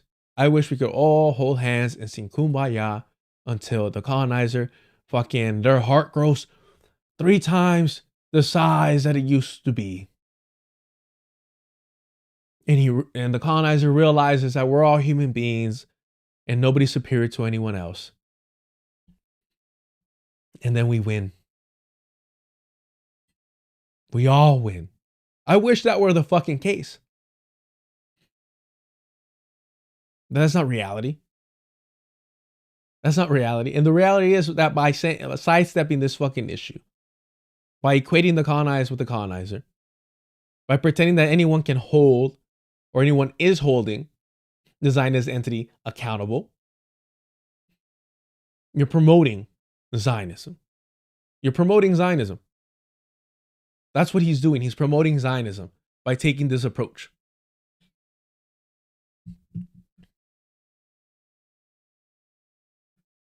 Man.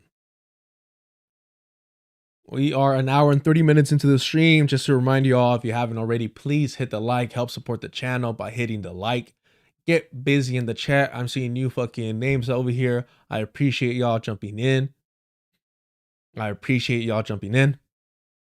be scared, homies.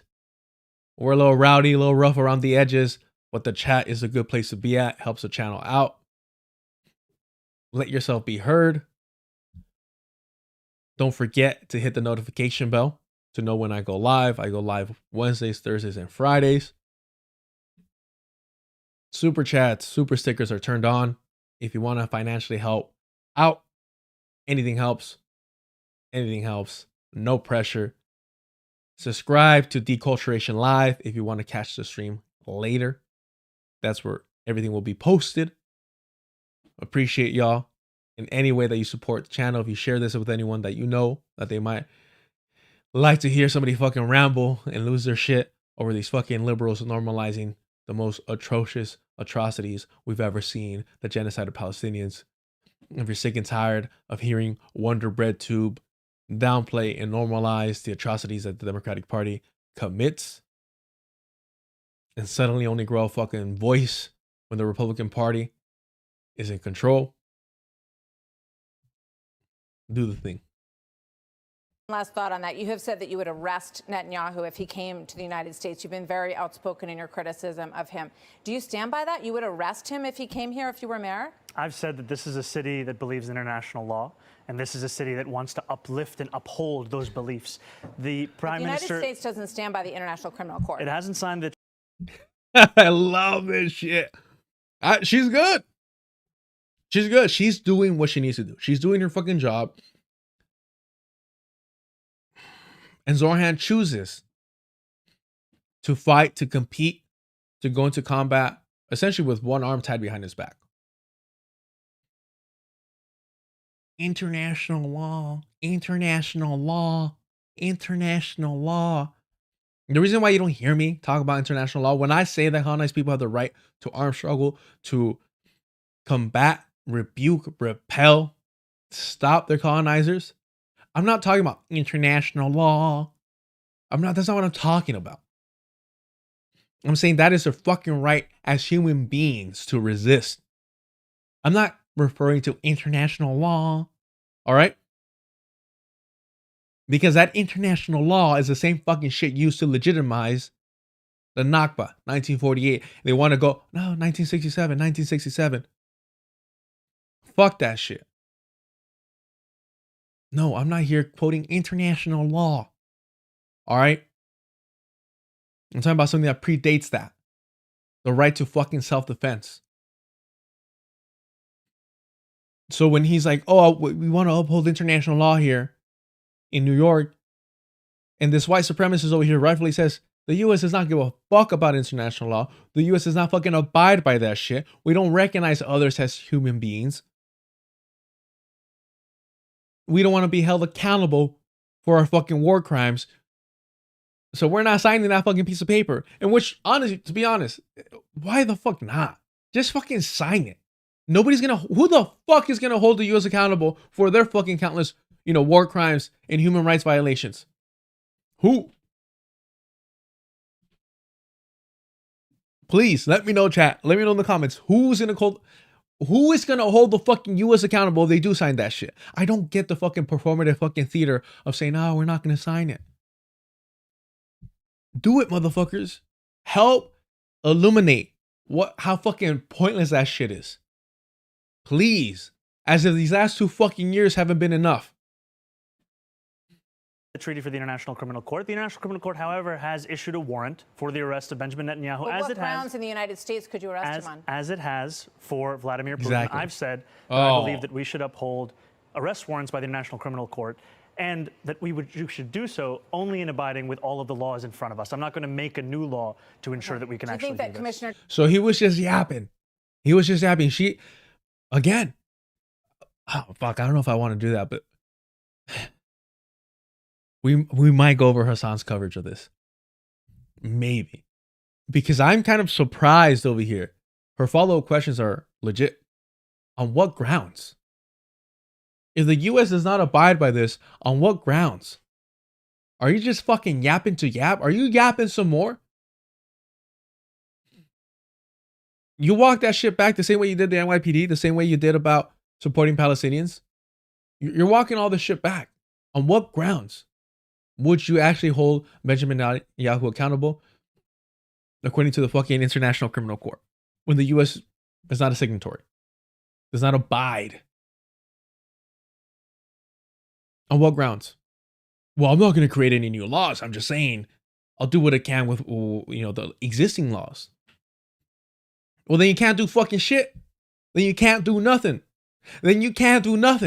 So why the fuck are you out here fucking beating your fucking chest? This motherfucker, bro. This is the guy outside of the fucking bar. This is the guy outside the fucking club just fucking yapping away. Just wanting attention. Just yapping away. Oh, I can kick his ass. Oh, I'll kick his ass, all right. Oh, the way I would kick his ass. I'm just not trying to get locked up. He's lucky. I can't get locked up or else I'd kick his ass. That's Zohran. Oh, I would arrest him. Unfortunately, I got no grounds to do so. And I'm not gonna pursue any grounds. I'm not gonna square up with him. I'm not gonna step up to him. I'm not gonna throw the first fucking swing at him. But I'm gonna run my mouth over here because I think it makes me look good. And some people are fucking buying it. Some people think I'm a fucking tough guy. That's what he's fucking doing.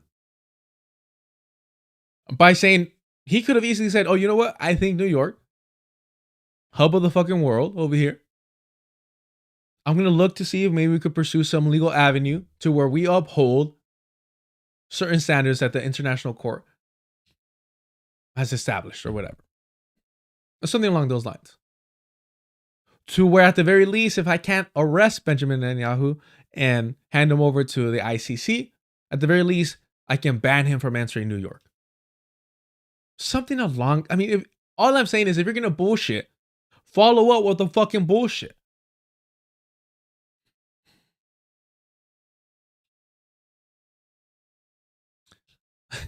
Emblem Fate, you are correct.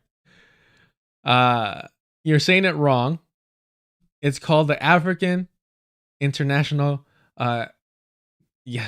Caucasian Court, because it only arrests non-whites. That's what it's for. It's for the fucking savages. It's for the black and brown hordes. They're too unruly. They don't know how to fucking behave. They're uncivilized. They need it. It's for them. It's not for whites. It's not for European. It's not for Western, man. No. Those laws are not for us. We are above them. That's what they say. I need to buy like a fucking Jabberwocky mask or some shit. So we know when I'm tapping into the whiteness. When I'm getting down with the whiteness. Shit. Tish would allow you to arrest Netanyahu in New York City? I've appreciated Commissioner Tish's leadership of the NYPD, and I think that she's done a good job at lowering crime across the city. But do you think that she would go along with arresting Netanyahu? Bro, like,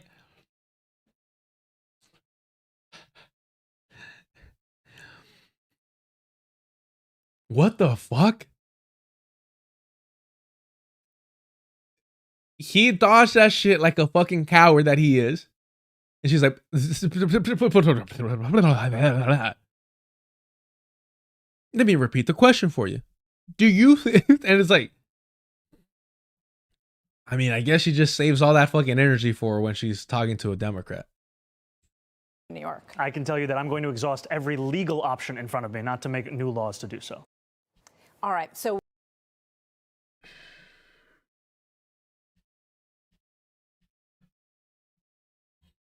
I wish I agreed she's getting him. No, this motherfucker's putting the apple in his own fucking mouth at the barbecue. He's happily being the pig getting roasted.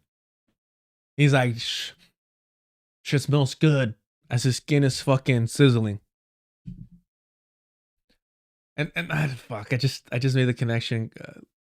The pig, is that Islamophobic. I don't know. I'm just saying he's being the sacrificial lamb, the willing sacrificial lamb. Man. Now I gotta check it out. Hold on.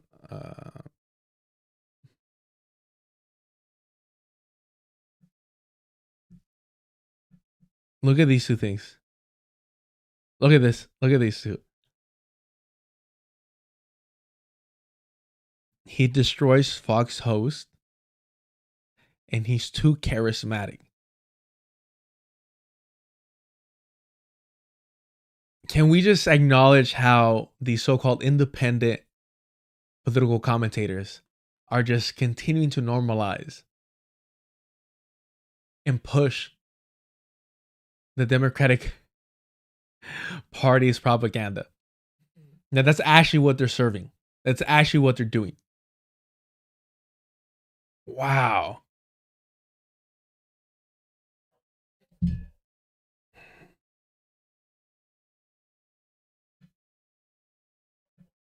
Do we have time? Fuck it. It's not a real interview. It's a shanking, okay? He knows that, though. And he's allowing it. He showed up to a shanking and just went right there. That's the sweet spot. Right. Yeah, in the middle between the ribs. Right there. Yep. God damn, that reminded me. I gotta rewatch Gangs of New York.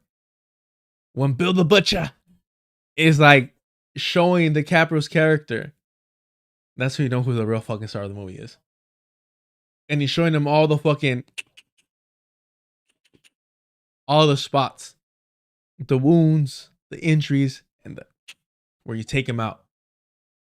He knows that it's a shanking, and I think he is well prepared for it so far. Holy shit, bro. Ah, man. This is why Radlibs are fucking delusional, because this is their political analyst, their political commentator. Okay. And also, if you're Zohran Mamdani, I don't think this is a new, like, I don't think they're going to flub you on this. He probably knows. Wait. Oh my God. Let's get to it. Zohran is on Fox News right now, so I'm going to obviously tune into this to see what this to see what this interview looks like. City, and he has vowed to make come on. Coming up tomorrow night with the other candidates, Andrew Cuomo and Curtis Sliwa. Obviously, New York City policy is front and center, but I would imagine that some of the big headlines recently are going to come up tomorrow night as well. So I want to get to all the policy issues in New York, but I wanted to ask you this first.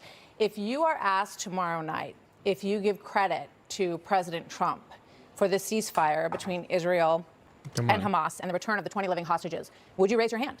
You know, first I want to say it's a real pleasure to be here. Thank you for having me. And it's an honor to have this opportunity to speak. It's an honor. Oh my gosh, bro. I fucking can't. Hold on. Let's just jump to like a better part. Let's see.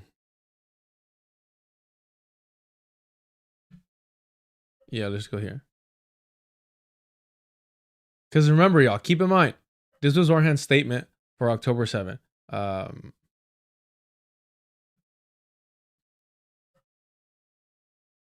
Remember.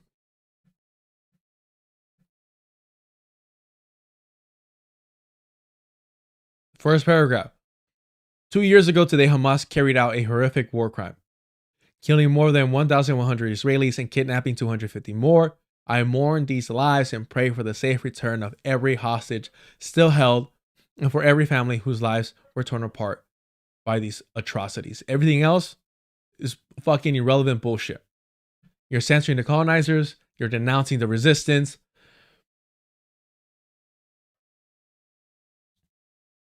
You're normalizing October 7th as the starting point to all this. Again, how is this guy not a Zionist? How is this guy not a liberal Zionist? If you want to reduce him, if you want to say, oh, he's this type of Zionist, cool. That's fine. But if you push Zionist propaganda, even through a liberal Zionist fucking lens, doesn't fucking matter.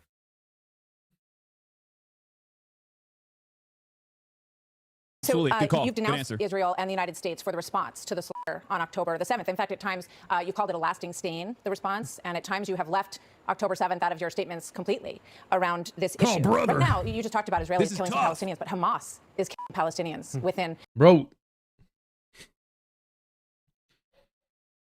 Ah, man. Delusional corner over here. You know those fighters that have delusional corners?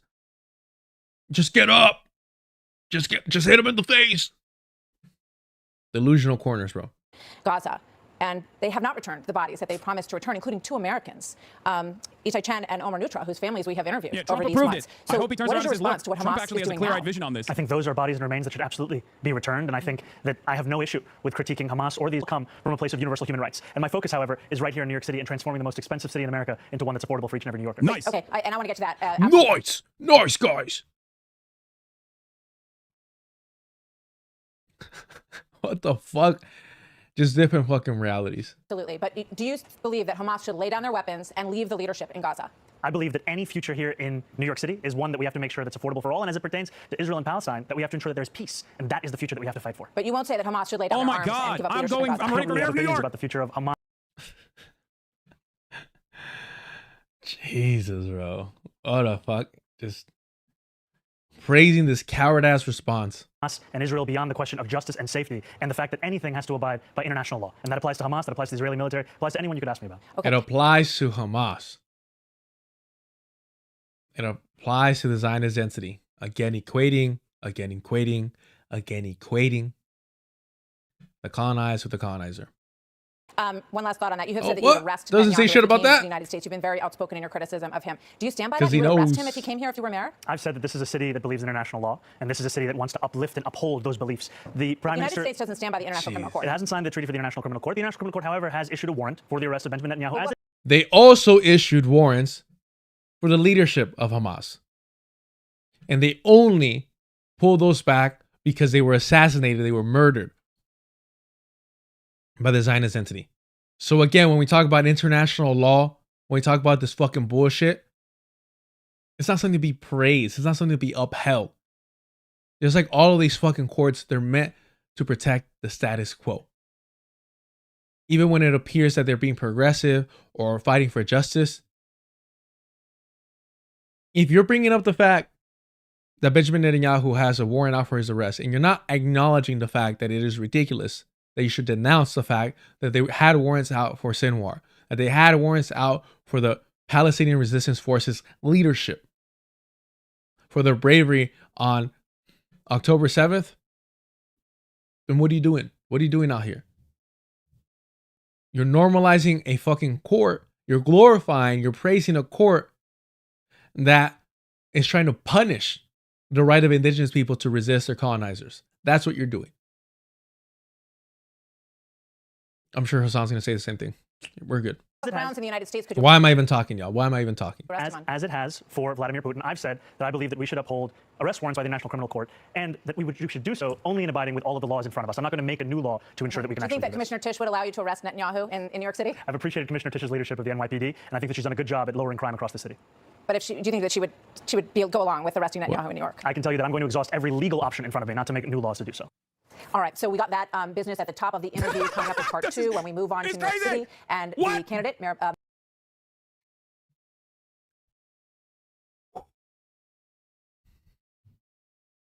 God damn, bro.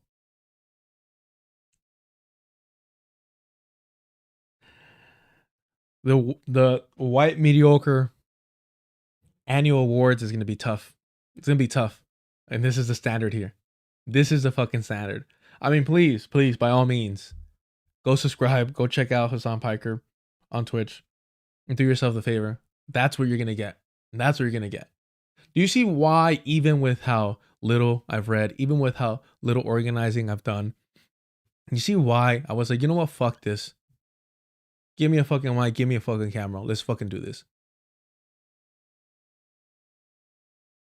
Because this is the fucking bar these fucking white people set. That's the fucking bar. This made him a multimillionaire. Wow. Mamdani's plan to radically reshape a lot of what's happening What a in New York fucking City when we come insane- back. A lot to dig into. what is We'll happening, also bro? get our panel to respond with David Asman and Robert Wolf to the interview coming up next. What is happening? Tell us. That's your fucking job. Analyze. Comment. Fuck. Stay with They're us. farming him for ads. Yeah, this is a transparent shanking that's taking place. But I think all things considered, he did a decent job of trying to get back to what he will do for New York, trying to address everything from the perspective of what he would do as the mayor of New York. Okay? By doing what? By doing what? Equating the colonizer with the colonized. Fucking pathetic. Fucking pathetic. Let's check this out. And then we'll check over to Left Reckoning. And again, y'all, we're in October. We're in October. You got 2 months for you to choose your favorite mediocre white online leftist. You got 2 months to really think about this. And I want you to take this seriously before you go to bed tonight leading up to December. And I want you to think, what mediocre white leftist do you most appreciate? Who do you feel most seen by? Who speaks closest to your heart? This is, democracy at work. You're going to get to choose who your favorite mediocre white leftist is. Yeah, the dog in the background. I've seen some couple of videos, not gonna lie. Again, it's just so frustrating that the only people calling this bullshit out, like always, are fucking reactionaries. Because everyone on the fucking left is afraid of just admitting the fucking truth. Admitting the fucking truth, man. Did you see the puppy one, bro? I'm sorry. I gotta do this. I gotta do this. There's some that there's an actual dog fight that I'm not gonna look up.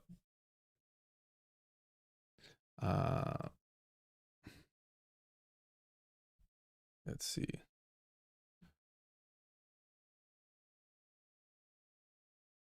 Not this one. Well, hold on, because there might actually be like weirdo shit. Let me, just in case here. Oh yeah, it's right here.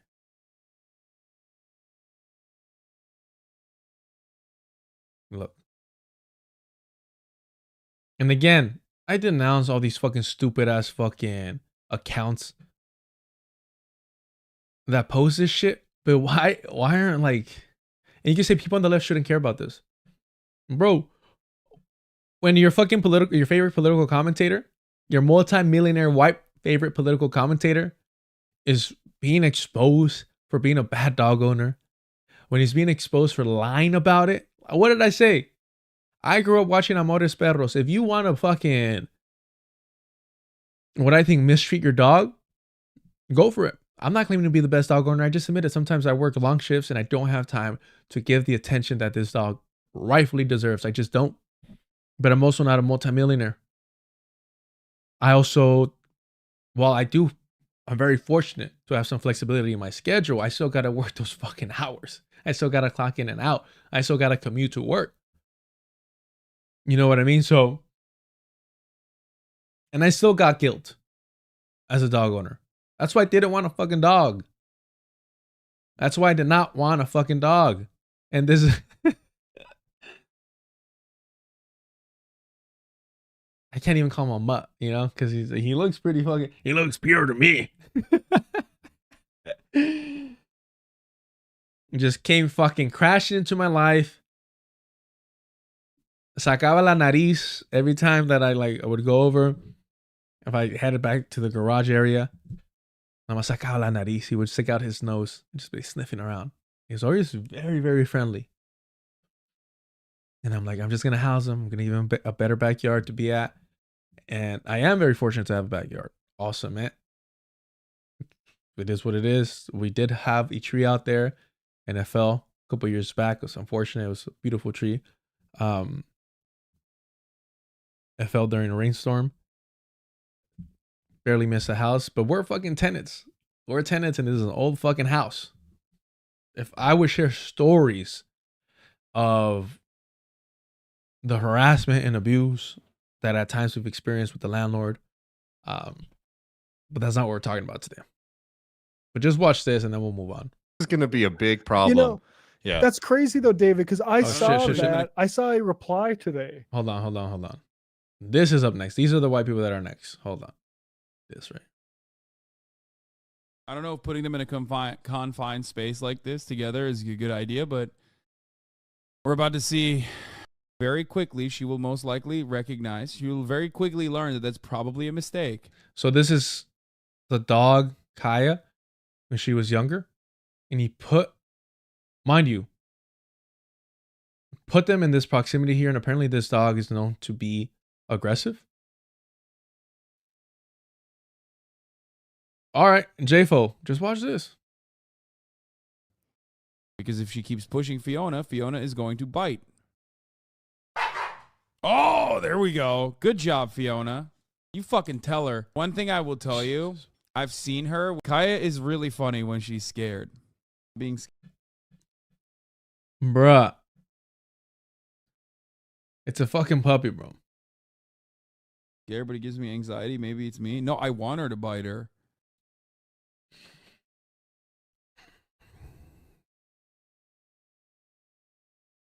I don't want to give this attention because of the people that are like pushing it. But why is it that people can't just like acknowledge reality? Who the fuck says, yeah, I want my puppy to get bitten? And you can make the argument, no, well, he's trying to teach her to like socialize with other dogs and respect boundaries. How the fuck is a puppy going to respect boundaries if it can't go anywhere? This older dog is trying to get the fuck out. He's trying to get out. He doesn't want to be there. He's annoyed. In any other situation, the older dog would just walk the fuck away and not have a need to correct or, you know, establish some boundaries with this puppy. Older dogs will establish boundaries with puppies. Most of the time, they'll play with them, they'll put up with them, whatever. If you ever had dogs that have, you know, a wide range in age, you'll see that. But for the most part, the dog will, you know, humor the puppy. Most good dogs will humor a puppy and just put up with them and be playful with them and enjoy their time. But at a certain point, the older dog kind of just wants to chill out. They want to sleep. They want to like hang and chill. And then they'll fucking, you know, in their own way, tell the puppy to fuck off for a minute. And then sometimes the puppy will fucking run away. Other times it'll start crying and just fucking learn how to relax in that position. Just chill with the older dog. Or learn that it's got to fuck off and expend that energy somewhere else. Right? But they have the ability to do that. In other words, they have the ability to move away from that area and give the dog space. And that's how you learn boundaries. That's how they learn boundaries. All right, cool. You told me to fuck off. I'm leaving now. Boom. On my way. Especially puppies. They're on their next little fucking mission to cause havoc, chaos, pee, and poo wherever the fuck they want. Right? It's a puppy. But when you're putting them in a situation like this, you're purposely stressing out the older dog. The puppy doesn't know any better, right? But it doesn't have anywhere to go to fuck off and expend that energy as a puppy. The older dog goes from sitting down in the bed to eventually moving around to trying to get out because he's stressed out. He doesn't want to be around the puppy anymore. The puppy thinks it's fucking playtime 24/7 because it's a fucking puppy. That's bad enough, but to say, I want the older dog to bite the puppy is fucking like, what are we doing here, bro? And it's just like, why?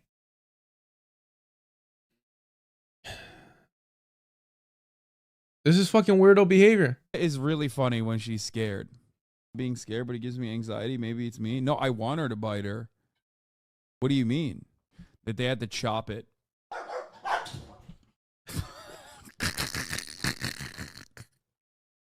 I know Fiona wants out. She's not getting out, though. Fiona. He acknowledges that the older dog is fed up. But he wants the older dog to be fed up so he could attack the younger dog. And this motherfucker can just have a good time. Snaps at her. She'll just go, ah, ah, ah, ah, ah, and like run away. Run away like a fucking goofball crying. It's the funniest thing on the fucking planet. Oh, Fiona, stay in there. She needs to learn. See? See? She wants out.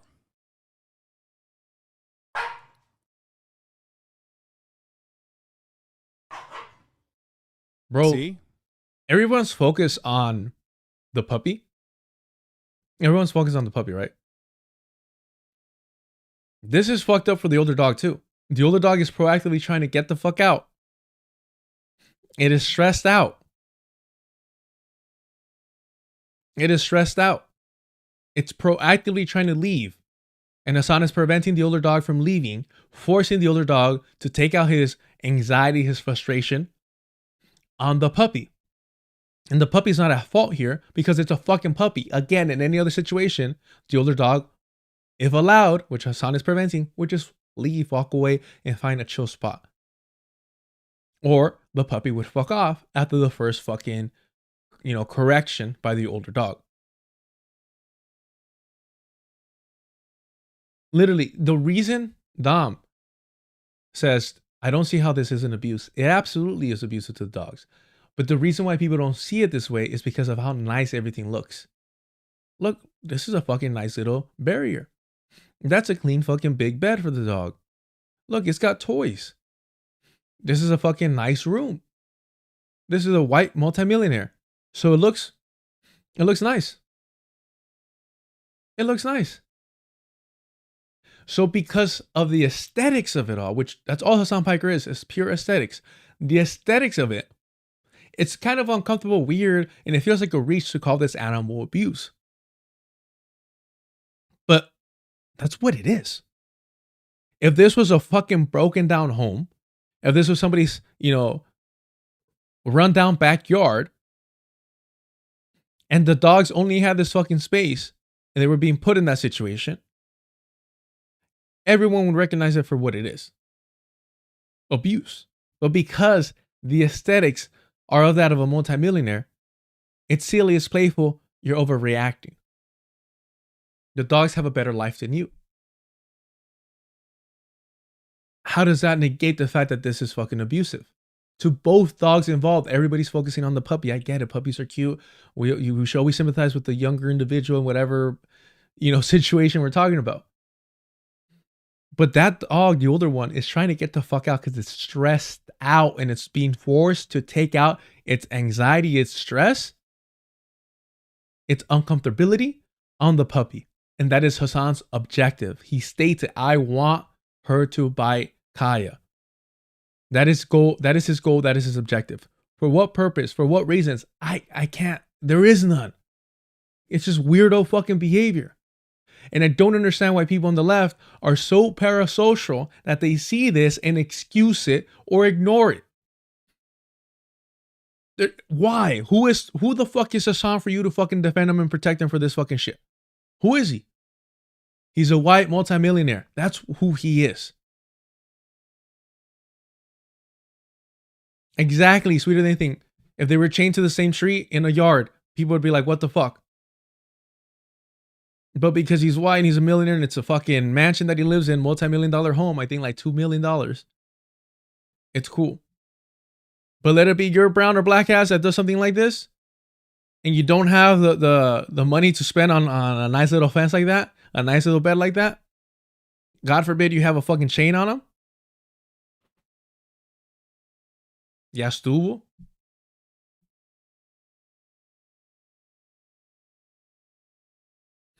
One KC. Christy Nome. Who the fuck is talking about Christy Nome?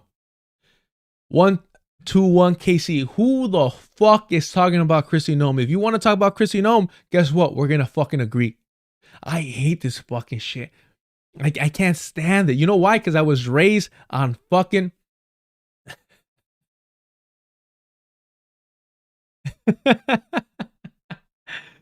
Thank you for, I think, subscribing. What was that? I don't think that one's played in the chat before. That's Anna Kasparian. There you go. The token herself. What I'm getting at is Chrissy Nome is a fucking vile, disgusting person. Sure. But when you can't not address reality for what it is, if you refuse to do so by deflecting, I was raised on accountability. If I did something wrong, it was on me. And I learned how to fucking own that shit. And I learned how to fucking apologize like a man. Look you in the eyes and tell you exactly what I did wrong and that I won't be doing it again and extend my hand to shake it. That's how I was fucking raised. I wasn't raised to be like, oh, but fucking Jose Pablo, Miguel, they did this and that. Nope. Don't give a fuck. You know, the whole thing, you know, show me who your friends are and tell you who you are, which is relatively true. Like the people you surround yourself with are a reflection on you. However, I was always told as a kid, I don't care what your friends do. I don't care who you hang out with. Because the accountability, the responsibility, the consequences are all going to be on you. So hang out with whoever you want and see how that goes for you. That's how I was fucking raised. And I'm very grateful for that. Why? Because it taught me that, like, no, my actions are my own. And I could choose to hang around with whoever I want. And I'm not going to be influenced by them because I understand that the consequences are going to be on me. I'm not going to be able to scapegoat and bring up some other person that's irrelevant to the situation, or might even be relevant to the situation, but but isn't me. Right? So I get disgusted when people don't hold themselves accountable and make excuses for others. We're not talking about Chrissy Nome. Chrissy Nome fucking shooting her dog is honestly probably like the 10th thing that I would mention about Chrissy Nome. That's how much of a disgusting fucking person she is. But guess what? Everyone here, everyone on the left agrees that she's a fucking disgusting person. Right? And for whatever fucking reason, this type of behavior is being excused by people on the left. And those of us on the left that are willing to call it out are being called haters. Oh, we're just fucking promoting fucking reactionaries and Zionists. Homie, I'm not the one that went into business with the fucking Zionists. I'm not the one that was rocking Teddy Fresh fucking IOF gear. That wasn't me. Wasn't me. Wasn't me. It was not me. It's frustrating that this, as fucked up as it is the thing that people are trying to hold us accountable for. In the meantime, I'm over here being like, he willingly worked with the Zionist. He willingly went into business with the Zionist. He should not be seen as part of the left. He voted for Kamala Harris in California. He smeared the Green Party. He refused to platform the PSL Clare de la Cruz. But he'll show up to their rallies for the cameras. Won't be bothered to write a speech, but he'll show up. That's the shit I think the left should be holding him accountable. But white people are white people. And when animals are involved, shit goes off the rails real fucking quick.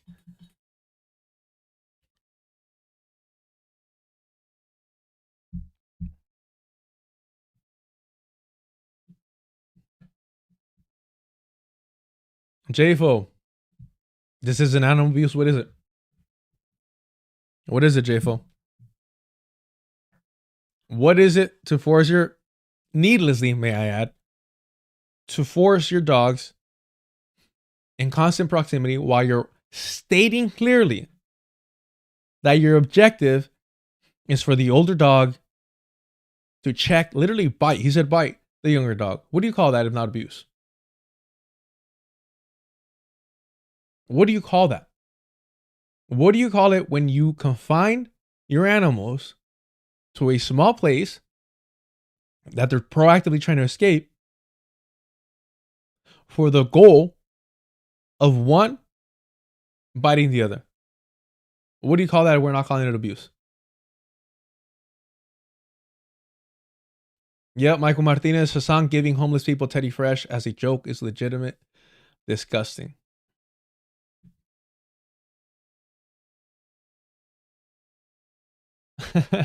I'm with you, N. Walker, but I hope you understand why I decided to cover it.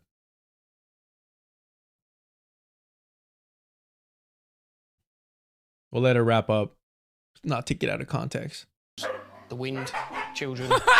Did you see that? I want you guys to see what happens when she actually gets scared. It's so fucking funny. Yep. Stinky boy. Stinky boy. Sidetrack. I couldn't help that one. And again, my thing is, And look, and JFO, I don't think I've seen you in the chat before other than today, so appreciate you interacting. I really do.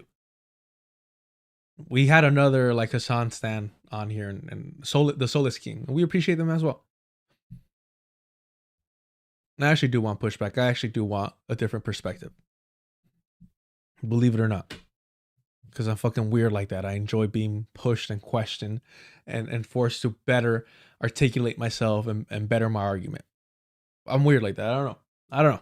I think we all should be like that, but I'm a fucking narcissist, so who fucking knows whether we should or shouldn't. But again, I grew up, if you haven't seen it, and you know, I caution you because it's a tough movie to watch. This is a fucking classic in a lot of Mexican homes. In a lot of brown homes, I'm assuming. Amores Perros from 2000. I probably saw this way too young. It's literally the premise about the movie is around dogfighting. It was written by who? No fucking, hold on. What? Oh, Guillermo Arraguia. What? Yeah, anywho, I'm getting distracted. Great fucking movie. Super messed up. Great fucking movie. You know, if you want a reference point, it Uncut Gems, but instead of diamonds, dogfighting. Uncut Gems, dogfighting. That's my pitch.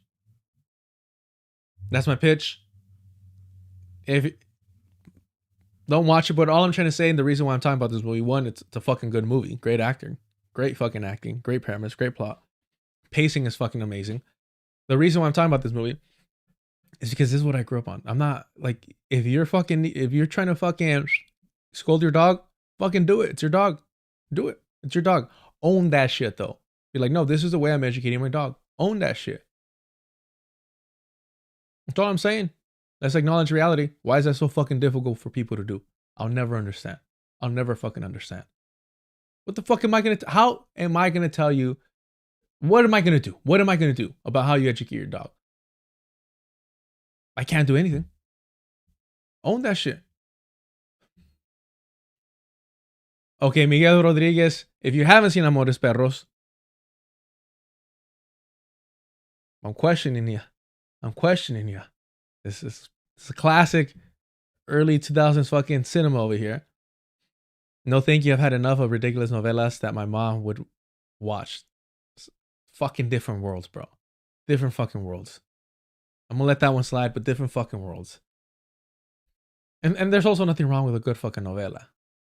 Cheesiness and all. Anti-indigenous, anti-brown, colorist as fuck, and all. But what I'm getting at, it's not even comparable. It's not even in the same fucking conversation, fortunately, I guess. Let's get back to it. Who the fuck wants anything from me, bro?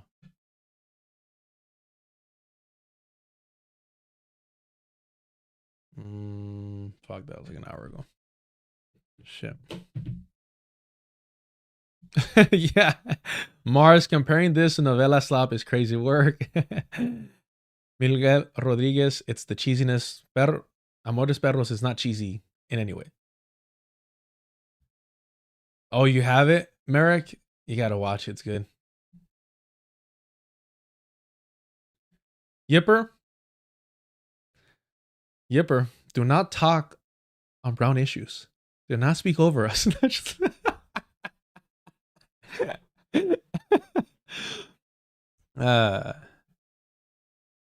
Yeah, to his defense, Michael Martinez and Mars, he hasn't seen it.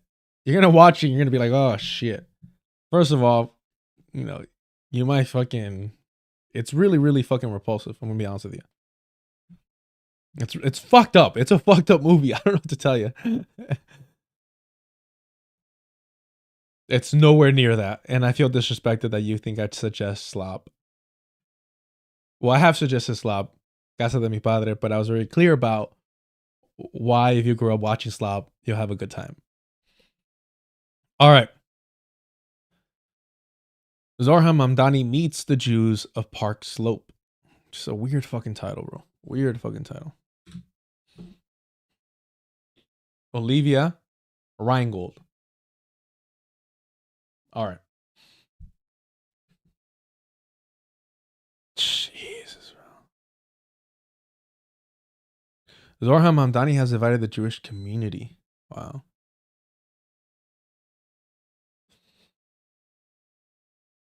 On Sunday, just as Nor'easter began to unleash on Brooklyn, a brunette leaped over a puddle to catch Zohran Mamdani walking into Congregation Beth Elohim. A brunette leaped over a puddle? Is this like third person? I guess not, but like that's weird. Like I get it. Some writers just try too fucking hard. Boo! She yelled, throwing up 2 middle fingers with nails adorned with chip purple polished. I do like that though. That is petty. I do like that detail. All right, all right. Behind the police barricade, about 3 dozen protesters sang Osea Shalom, a Jewish prayer for peace, as the forerunner in New York City's mayoral race hurried from a black Chevrolet Suburban into a synagogue social hall. The protesters were not anti-Israel demonstrators, a near nightly scene over these past 2 years, as many Jewish spaces became targets of anti-Israel ire. I wonder why that is. I wonder why when Jewish establishments, synagogues, temples are holding land fucking auctions. I wonder why people are protesting them. I wonder why they're feeling anti-Israeli ire. I wonder why when you're auctioning off Palestinian land in a fucking temple, in a synagogue, I wonder why people might protest it. Must be anti-Semitism.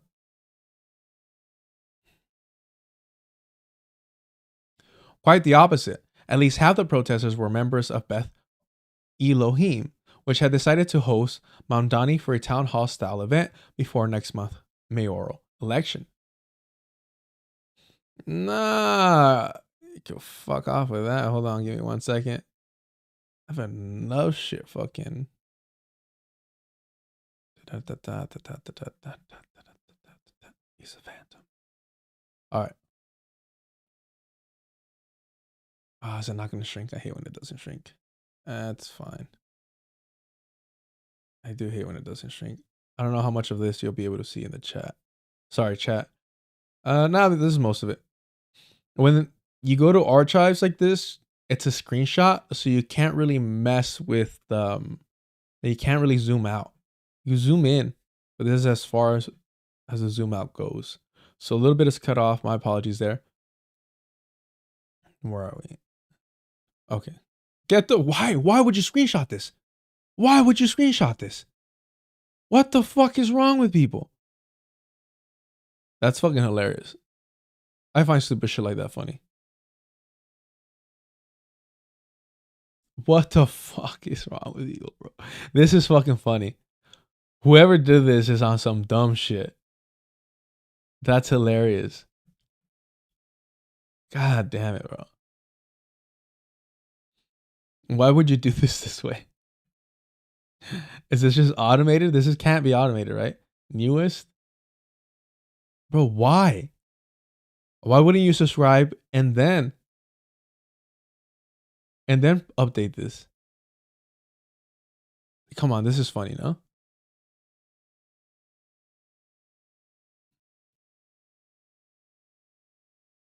This is, I don't know, I find this fucking humorous. Let's see.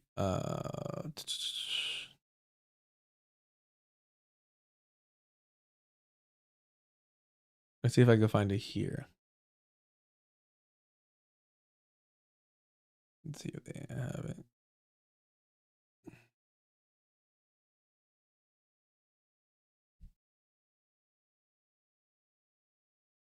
Let's see if somebody has the article over here.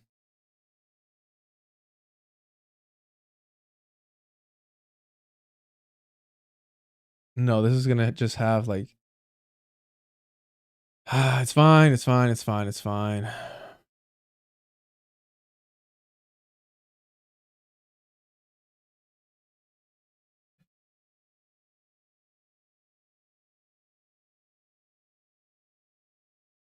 So they're talking about. Hold on. Fine, I'll fucking do it. My hatred rules. My hatred rules everything around me.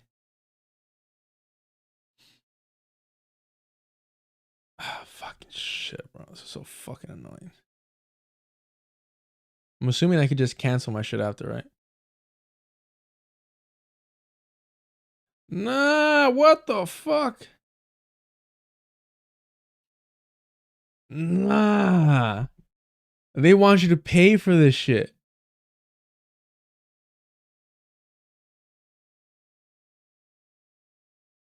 Or I guess not.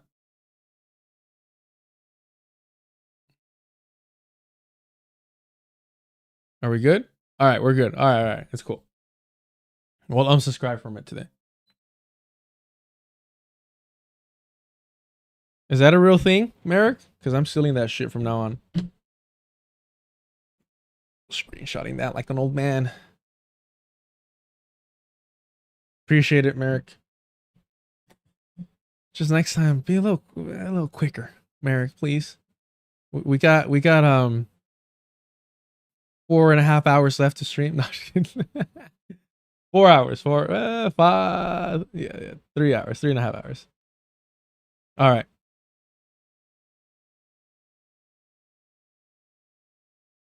Yeah, Taylor Lane, they really contributed a lot to the archive. So grateful. Where were we? Again, thank you, Merrick. I do appreciate that.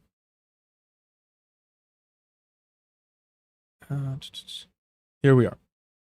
This scene is where these past 2 years have left the American Jewry. Yeah, oh, fucking hey, bro.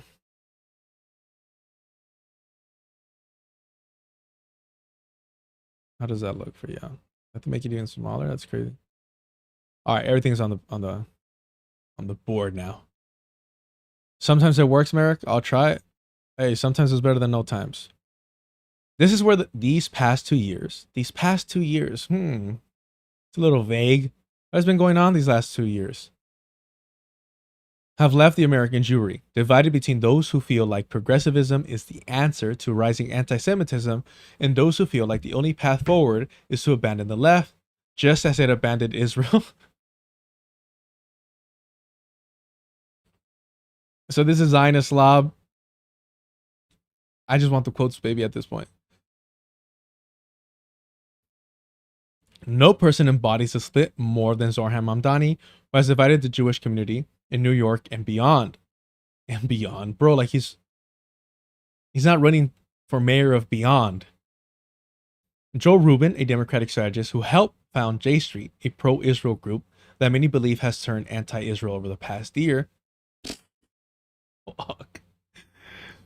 told me this isn't just a Beth Elohim problem. Most synagogues in America, he said, are undergoing similar divisions. That's utter fucking bullshit. There's a fundamental split now, Rubin said, between Jews who see Israel as part of their identity and those who can't handle having a connection to Israel if they don't like what Israel does.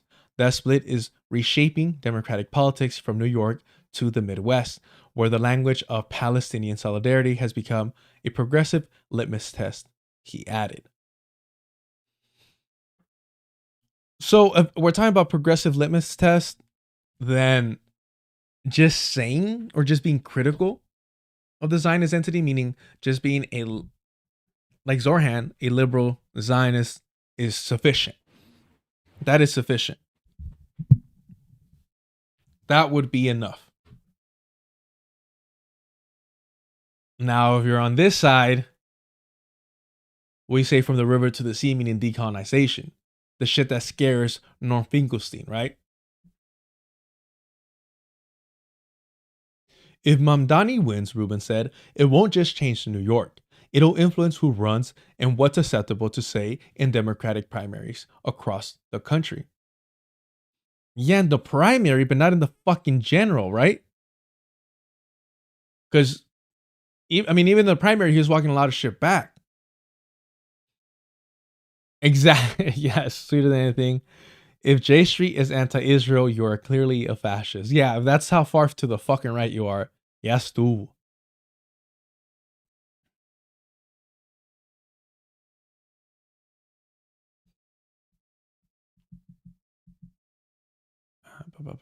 For the past few decades, American Jews have reliably voted for the Democratic Party.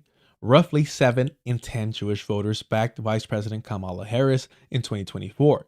That is changing now, as evidenced by the Beth Elohim members who use words like shocking, fraught, and upsetting to describe how they felt about their house of worship becoming the first mainstream synagogue in New York City to host Mamdani, a frequent critic of Israel who has struggled to condemn the phrase globalize the Intifada, widely understood as a call to violence against Jews. You gotta read this shit sometimes. That's fucking hilarious. That's fucking hilarious, man. And again, he walked that shit back. Don't forget.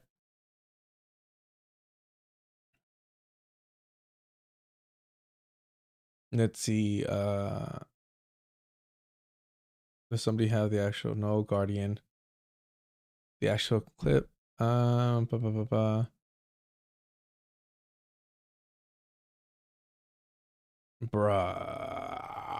I'm losing my mind. He told the U.S. News show Meet the Press that the term was not the language I'd used. Let's see.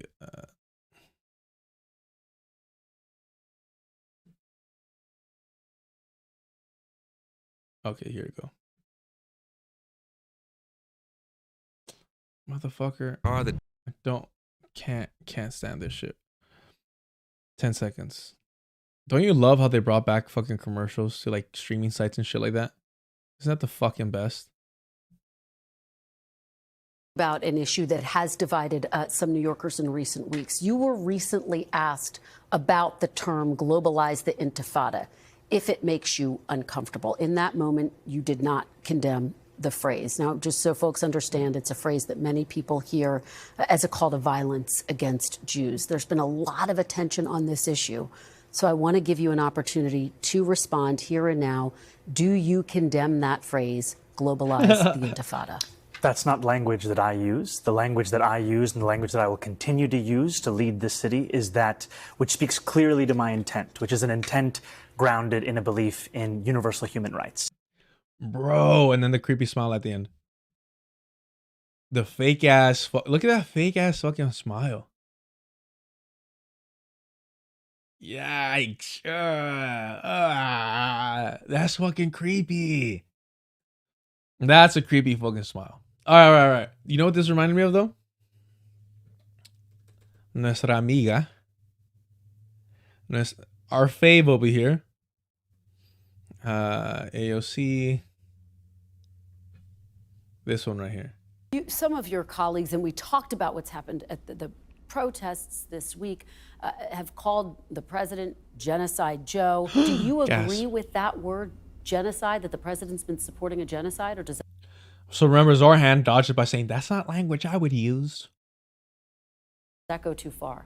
I think what we are seeing right now throughout the country is that young people are appalled at the violence and the indiscriminate loss of life. The fact that this word is even in play. This word. This moment was a fucking interesting. It's just interesting.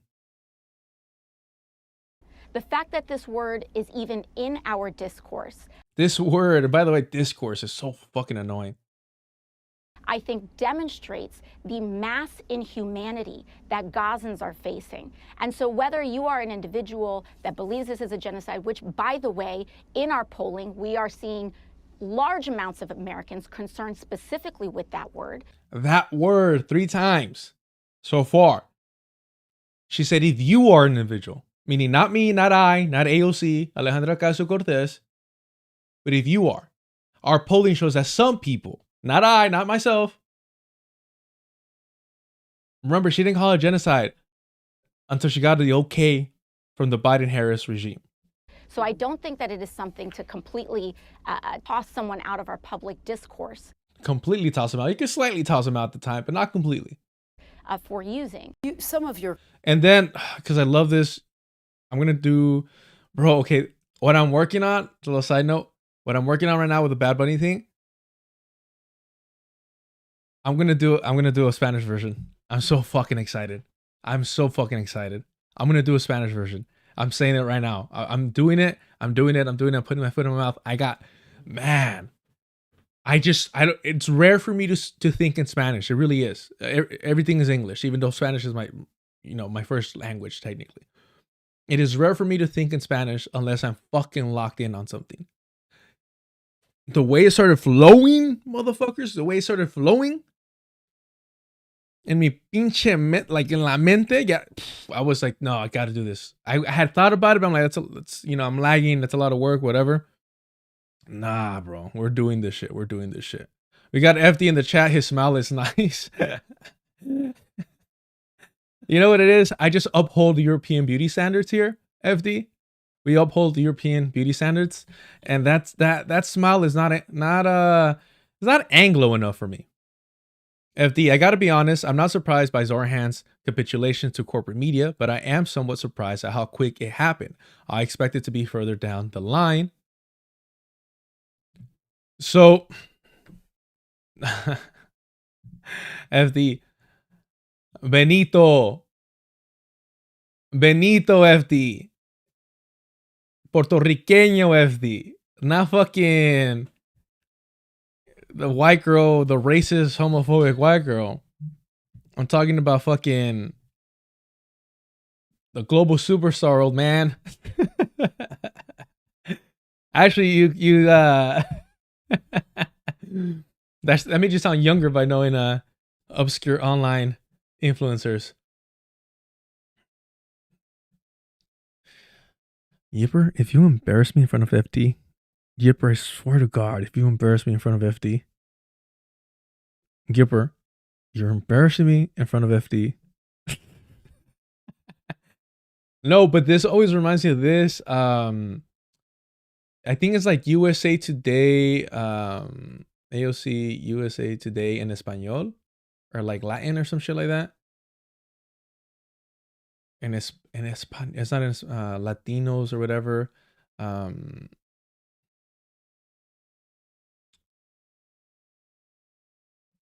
Who had that conversation with her? It's like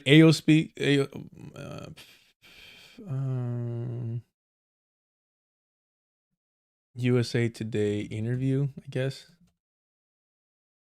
Spanish, Latinos, Latinas. What do you call that? We've been over this. But what was it? It wasn't USA Today? AOC, Latino USA? Is that it? Oh, yeah, it is. Futuro Media. Oh, but this person works for Latino USA, it's called. And she was, so 8 months ago, she was still lying about why she refused to call it a genocide. Let's see if it works now. Does anybody know why this shit's not fucking working? Oh, here it is. Okay.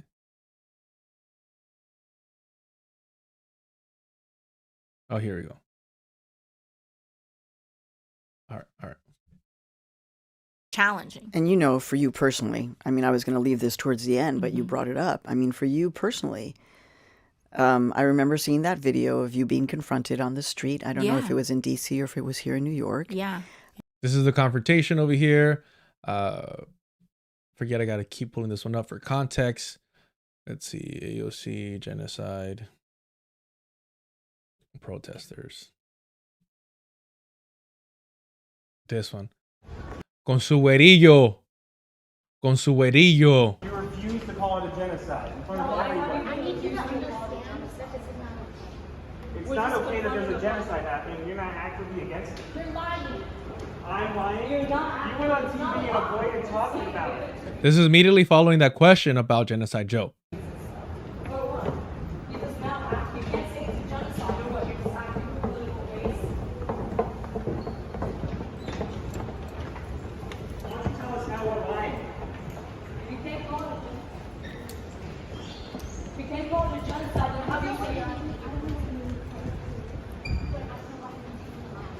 We're not lying. We're not lying. You've been saying it in interviews. It's insane.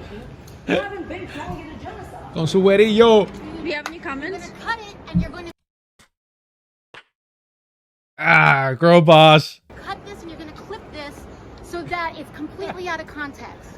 I already said that it was, and y'all are just going to pretend that it wasn't. Over. I already said that it was. And you're gonna say that I said it wasn't. What was? What wasn't? What is? What are we? What is reality? Like, what the fuck, bro? What the fuck? And remember when she first like got in the scene, she was protesting at Nancy Pelosi's office or some bullshit. All of a sudden though, Over and over again. It's up, man. You're not helping these people, and you're not helping them. You refuse to call it a genocide. and you know what, FD? No, he's not seeing polls that are different. Even this, bro. Like, I never understood why anybody thought he had any chance of losing after securing the nomination. Breaking: Zohran Mamdani now has an 87% chance to be the next New York City mayor. Who knows how accurate this is, but I always felt like once you win the Democratic nomination, it's a wrap. You won. You won. It's at least it's out here like that in California. Like it's a done. It's a wrap. Man. FD said, I expected more of a slow turn like AOC, because I think he could win without what he's doing, but maybe he's seen more data than us now. I think that Obama call, just whatever slow turn we were going to see with him, that Obama call just sped that shit up. I wonder how that conversation went in terms of like, hey, get in line now so we could start like, we're able to make that turn to support you quicker. Or if it was kind of like, and less big brotherly advice and more kind of a threatening conversation. I do wonder if it was that. Either way, you're a fucking coward. Because look, if we're being honest, Mamdani's struggling with the black voter base, right? So I don't know how he would have played that conversation. Like if he would have outed Obama in that conversation, then yeah, Obama stepped in. Yeah, let's see. Obama call Zohran. We love this shit over here. I think the New York Times talked about it. Yeah, it's right here. Let's see if we don't get paywalled. Yeah, we do. Let me just make sure. I know the archives has it. I mean, I just remember when Obama ended that fucking strike. Well, what was about to be a strike for the NBA, and it's like, bro, like, you only did that because you wanted to watch the fucking game. Like, that's so fucking gross.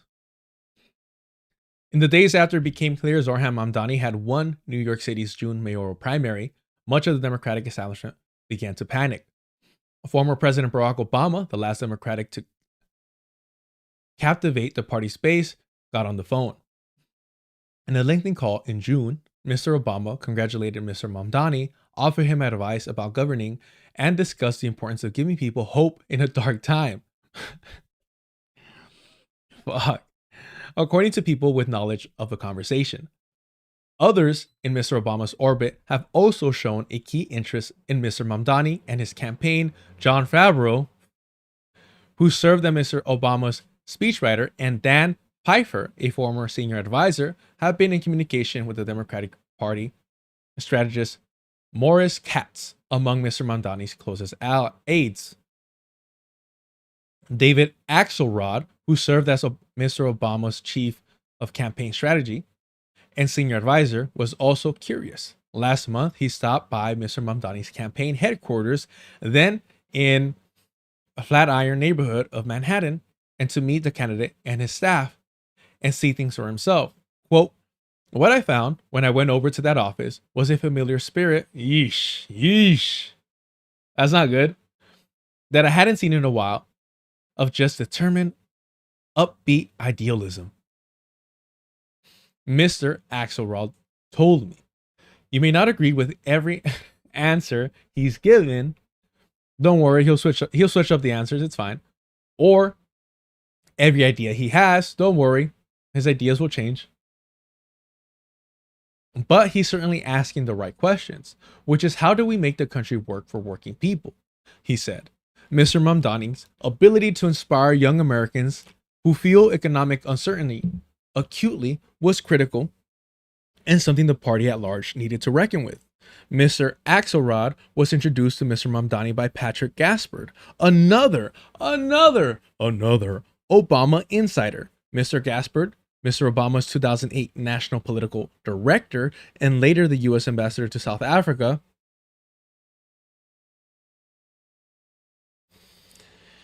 I mean, we could talk about AFRICOM all fucking day here. Has been serving as an informal advisor. Informal advisor is sketchy to Mr. Mamdani. This is fucking sketchy. Why is it informal? Why? The interest from the closely guarded world of Mr. Obama and those around him is the clearest sign yet that Mr. Mamdani is likely to be embraced by the Democratic mainstream, whether the party's leaders and donors like it or not.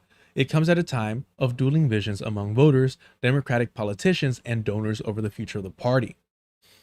Yep.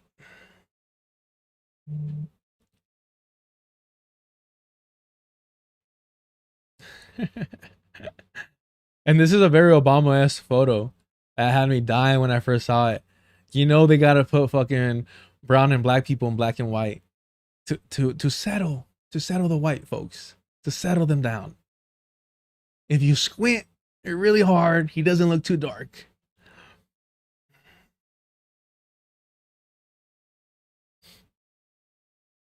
FD redacted his message. I'm assuming he said he's voting for Mamdani.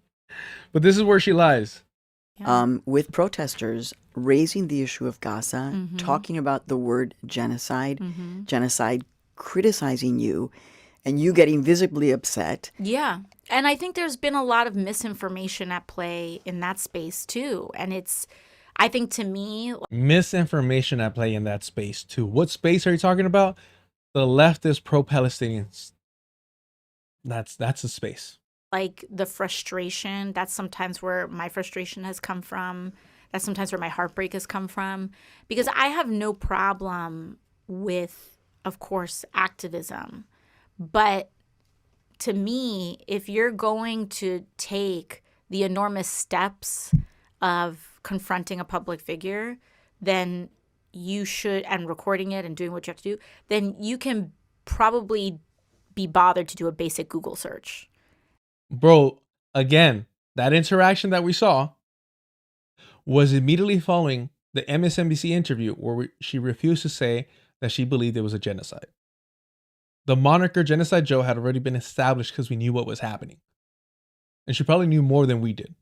And the amount of misinformation that has exploded because people are chasing retweets of a lie has been really painful. Like we are, especially in terms of social media, we are on the platforms of billionaires. And these billionaires modify these algorithms and they wield them politically. We see that most explicitly with Twitter, but it is also at play on Meta, on Facebook, etc. And you know, it's Meta, it's Facebook.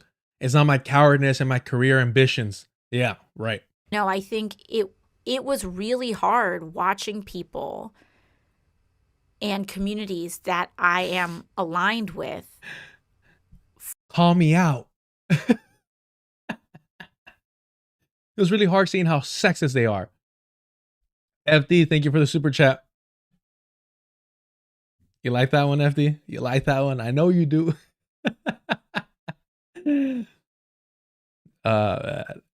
Bernie type leftists will argue that this signals a leftward shift for the party and is fundamentally a win. I don't know if I disagree if that were the case, but I don't know if it is, nor do I believe that would change our work regardless. You know, in our conversation, when I mentioned that, you know, Bernie is like fundamentally a Zionist, And you're pretty receptive to why I make that claim. The issue here and it's uncomfortable to kind of acknowledge this. Not only is Bernie a Zionist, which makes him a white supremacist. If you have any doubt about that, just look at the way that they even treat black Jews in the so-called, Jewish state, where they're doing forced sterilizations of black Jewish women. And this is not to excuse, them participating in settler colonialism, but just to highlight the fact that this truly is a white supremacist settler colonial project. Bernie is also a nationalist. He opposes internationalism. He opposes open borders. He is a nationalist through and through. But he does have socialist policies, universal health care, things like that. What do you call somebody that's a nationalist and a socialist? They're a national socialist. They're a national socialist. What could possibly go wrong with a nationalist socialist leading the US, where we will embrace and reap all the rewards of empire, being in the belly of the beast, and Bernie will guarantee, just like he aligned with Clinton in Yugoslavia, just as he was approving of the Zionist entity, seeking, retribution and vengeance against the Palestinian resistance forces, but, drawing the line a little bit with the genocide, just a little bit. They didn't call it a genocide until what, fucking last week. And even then, the first statement was about Hamas. So it's unfortunate that because a lot of us fell for it. I will always say Bernie owes me money. Bernie owes me money. TMR, the Majority Report. The Majority Report.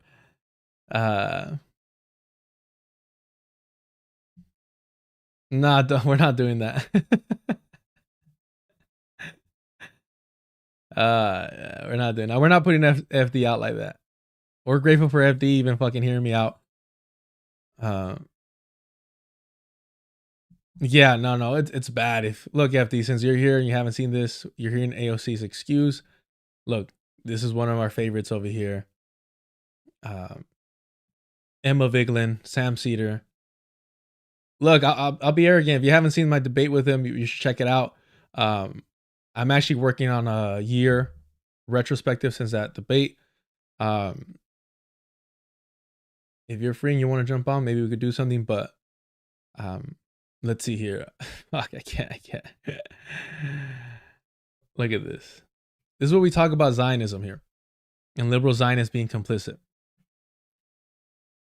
Where are we at? It's so bad, man. It's so bad. With Sam Cedar, and here we go. It's gonna be kind of quick. It's gonna take forever. You're not anti-Zionist. You're not anti-Zionist if you believe that Israel has a right to exist. Do you believe Israel has a right to exist? Somebody DMs.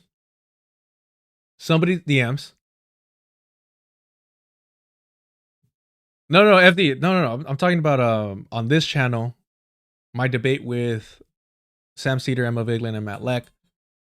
A year ago, when it happened, I kind of covered it with some people that I don't want to be associated with anymore. And so right now I'm working on getting some other people together to kind of break down liberal Zionism. I think somebody was joking about you sneaking me on to the Majority Report, and they were referencing what Zionist Ethan Klein did to Steven Crowder. That was the reference there. Let's see. Sam Cedar, Steven Crowder. Which again, Ethan Klein has been a lifelong Zionist. So it's not like Sam didn't know that he was. Let's see. Welcome everybody to a very special episode of the H3 Podcast. Today's my first of medical authorities and scientific voices to make an informed and rational decision. So where do you think that I'm wrong on that? Stephen, do you know that the Spartans are like practice man love with children? Oh, geez. Okay, so this is what's going to happen. What did I tell you? He was going to do anything he could to avoid. Oh, there he is. Oh no, Sam Cedar. What a fucking nightmare. I had no idea this was going to happen. I thought Ethan was a stand-up guy. This is where we are. Yeah, I told Dave. Remember I told you? I said this is. I guarantee you, he's going to do anything he can to avoid the debate. Oh, I just think. So by doing this, by Sam Seder's desperation to align with an open Zionist like Ethan Klein, in order to like corner Steven Crowder, who's a fucking racist, misogynist, you fucking name it. For me, when this happens, like, oh, you just ruined all legitimacy here. Of if this is fair, then sneaking up on people is all fair. I wouldn't do it. Yep. So, but this is Sam Seder here on Zionism and the Zionist entity. You're not anti-Zionist if you believe that Israel has a right to exist. Do you believe? You're not anti-Zionist if you believe Israel has the right to exist. Do you believe Israel has the right to exist? Simple fucking question. You're not anti-Zionist if you believe that Israel has a right to exist. Do you believe Israel has a right to exist? I don't know about that. How? I mean, well, no. Like, I believe Israel has a right to exist. I believe Israel has a right to exist. That means Sam Seder is a Zionist, and what he says after that is just going to identify what type of Zionist he is. Even Matt Leck is a Zionist because he says, how?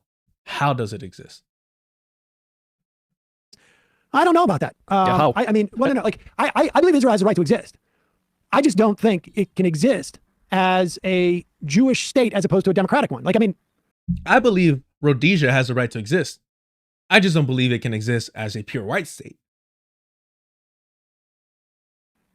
I think, you're, and I think we'll probably have a guest on in this in terms of like, the definition of Zionism is sometimes can be a little bit like sort of evasive. The definition of Zionism can be a little sort of evasive.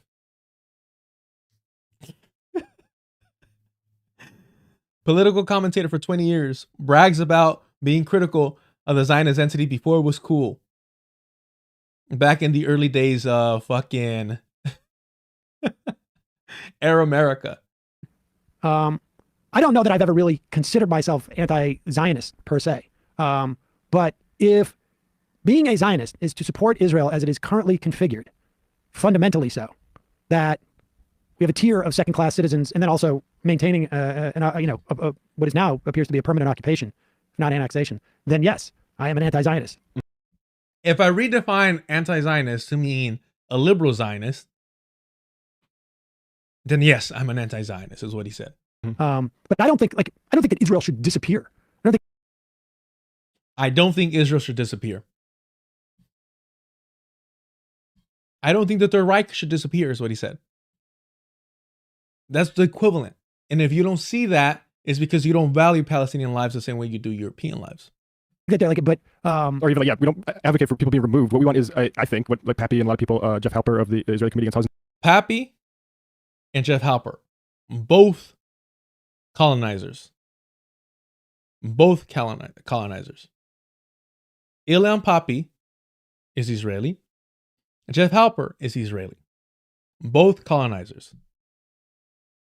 I don't think either of them were even fucking born. They can't even claim to have been born in the Settler Colonial Project. They all willingly went there. Demolition. They say one state, democratic, and like I personally am like, yeah, if we can help that and fund peace in it, which is what the original project should have been. Except the world was too nationalistic at that time to really do that, yes. And we were too obsessed with borders. I mean, India was being partitioned at the same time. Like that's the world that this was formed in. If we could go back in time and say, yes, we're going to make, but we're not going to be expelling anybody because of demographics. He's trying to rationalize colonization, and of course, Emma Vigeland. I mean, when people ask the question, does Israel have the right to exist? Of course it does. Of course. When people ask the question, does Israel have the right to exist? Of course it does. She's a Zionist. Yeah, I mean, when people ask the question, does Israel have the right to exist? Of course it does. Of course, people in Israel have the right to safety. Of course, because it does exist. Of course, colonizers have the right to safety. Of course, colonizers have the right to safety. And of course it should exist because it does exist. The circular argument of a colonizer. Because people live there. That's why they have the right. Because saying that it doesn't exist would mean expelling, 9 million Israelis that live there? No. Expelling colonizers? Where will they go?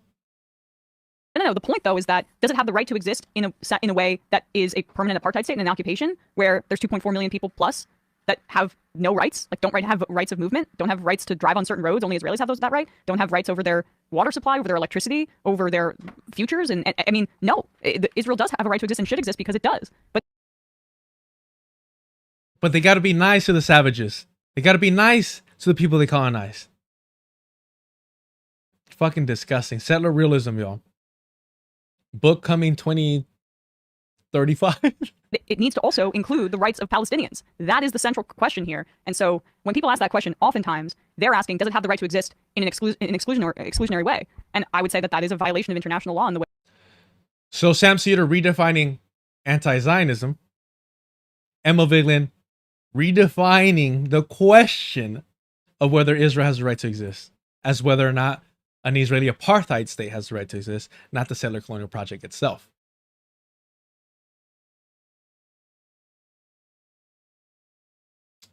Yeah, FD, random, not so random. I think it connects. But where was Vosh? Excuse me.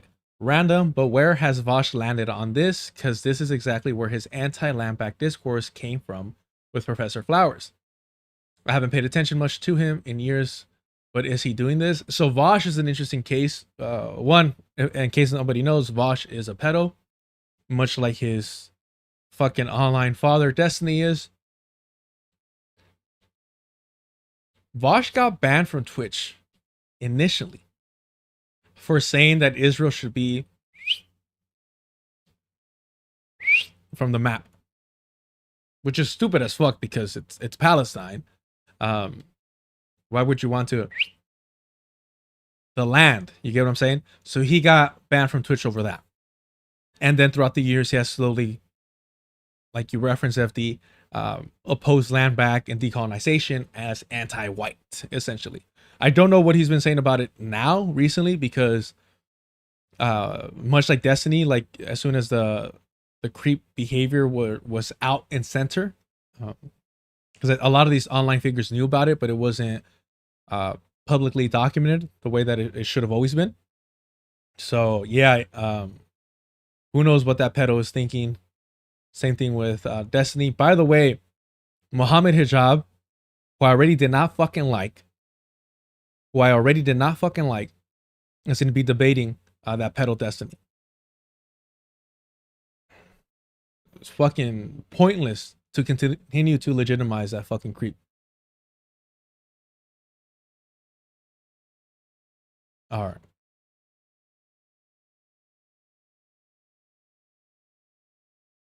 Yeah.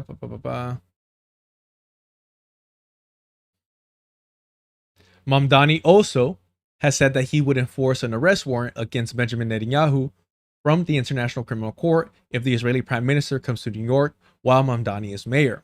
Before arriving at Beth Elohim on Sunday, Mamdani ran in the nearby Gaza 5K, placing 685th.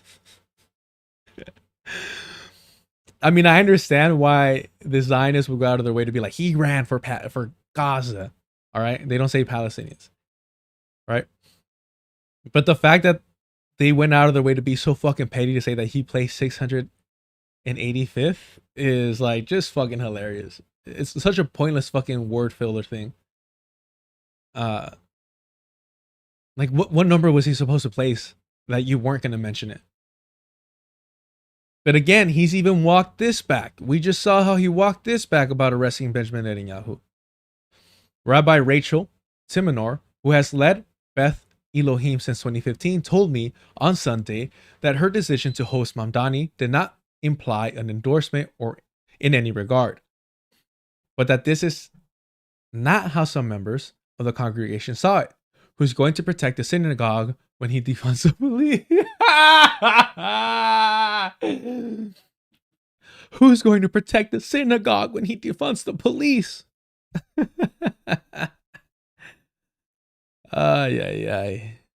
Perpetual victims. That's how you know. That's how you know that these Jewish people are whites. Perpetual fucking victims. God damn, bro. Always needing the fucking pigs to protect them. From what? From who? A non-existent threat. A fucking figment of your imagination. A man with an Israeli accent shouted about Mamdani's past support for defunding the New York Police Department. With an Israeli accent. You mean with a made-up language accent? Yeah. Man. As Timonor introduced Mamdani, who wore a suit, What the fuck was he supposed to wear? Who wore a suit? What the fuck was he supposed to wear? Thank God he wasn't fucking butt naked. What the fuck? Introduced Mamdani, who wore a suit. There was an eruption of clapping, according to a recording of the hour-long conversation that was shared with the Free Press, as he sat before more than 100 attendees, including some elderly with canes, mothers with newborn babies strapped to their chests, and veterans of... Fuck. This fool has the IOF clapping for him? Maybe. Mamdani assured them that he has no tolerance for violence against Jewish New Yorkers. I mean, yes, of course, we all agree with that. I know what I want, which is to be there for you when the Mutsatsa falls. I don't know what that means. Let's see. Mezuzah. Okay. Parchment inscribed with religious text and attached in a case to be the doorpost of a Jewish house as a sign of faith. Okay.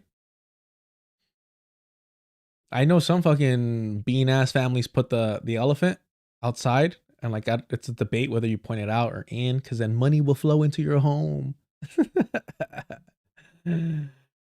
We're Catholic, like most of us are Catholic, so like we pretend to like, oh, solo Diosito, only pray to God, but then we have all these saints, which in turn makes it easier for us to like embrace astrology and all this other superstitious bullshit. Gotta love it. But when it's part of a like fundamental religion, then it's accepted as, it's not superstitious. It's you're practicing your faith. But to be there for you when you share these moments of anguish, where it feels as if to be Jewish in the city is to be pushed out of it. What?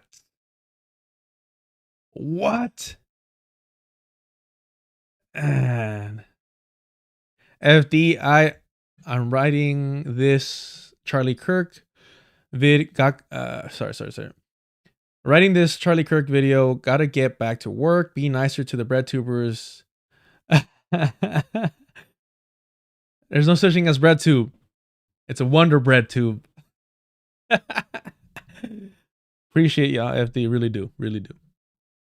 And again, it's always fucking,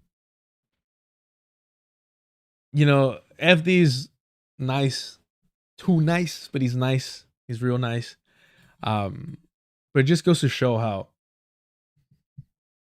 all these like white bread tubers can't handle fucking any criticism. That skin is too fucking fragile. They can't handle UV rays and they can't handle fucking criticism. Appreciate you, FD. So when are Jewish New Yorkers being pushed out? That is wild. Mamdani told the crowd, and I also know that it is one thing to speak in platitudes, it is another thing to deliver. And that is what my focus will be, in delivering those commitments as the next mayor of the city. At the event, Mamdani called Hamas a terrorist organization. But he's not a Zionist, y'all. Described his belief system as politics of universal human rights. What did Kwame Ture say about humanism? That it's what the fucking liberals use to misguide us, to trick us, to pretend that they're on our side. And said that the Mamdani administration could possibly include pro-Israel staffers. I am not a Zionist, he said. All right, cool. He's not a Zionist. We're all good. We can all go home. We can all go home now. He's not a Zionist. All right, cool. He said in a soft-spoken tone, referring to the Jewish right to political sovereignty. Yeah, that's what Zionism refers to. I'm also not looking to create a city hall or a city in my image. I'm going to have people in my administration who are Zionists.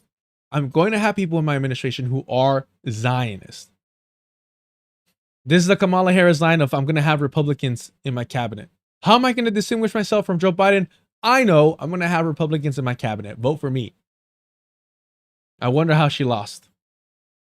Zohran, I'm gonna have Zionists in my cabinet. Rinse and repeat, motherfuckers. Rinse and repeat.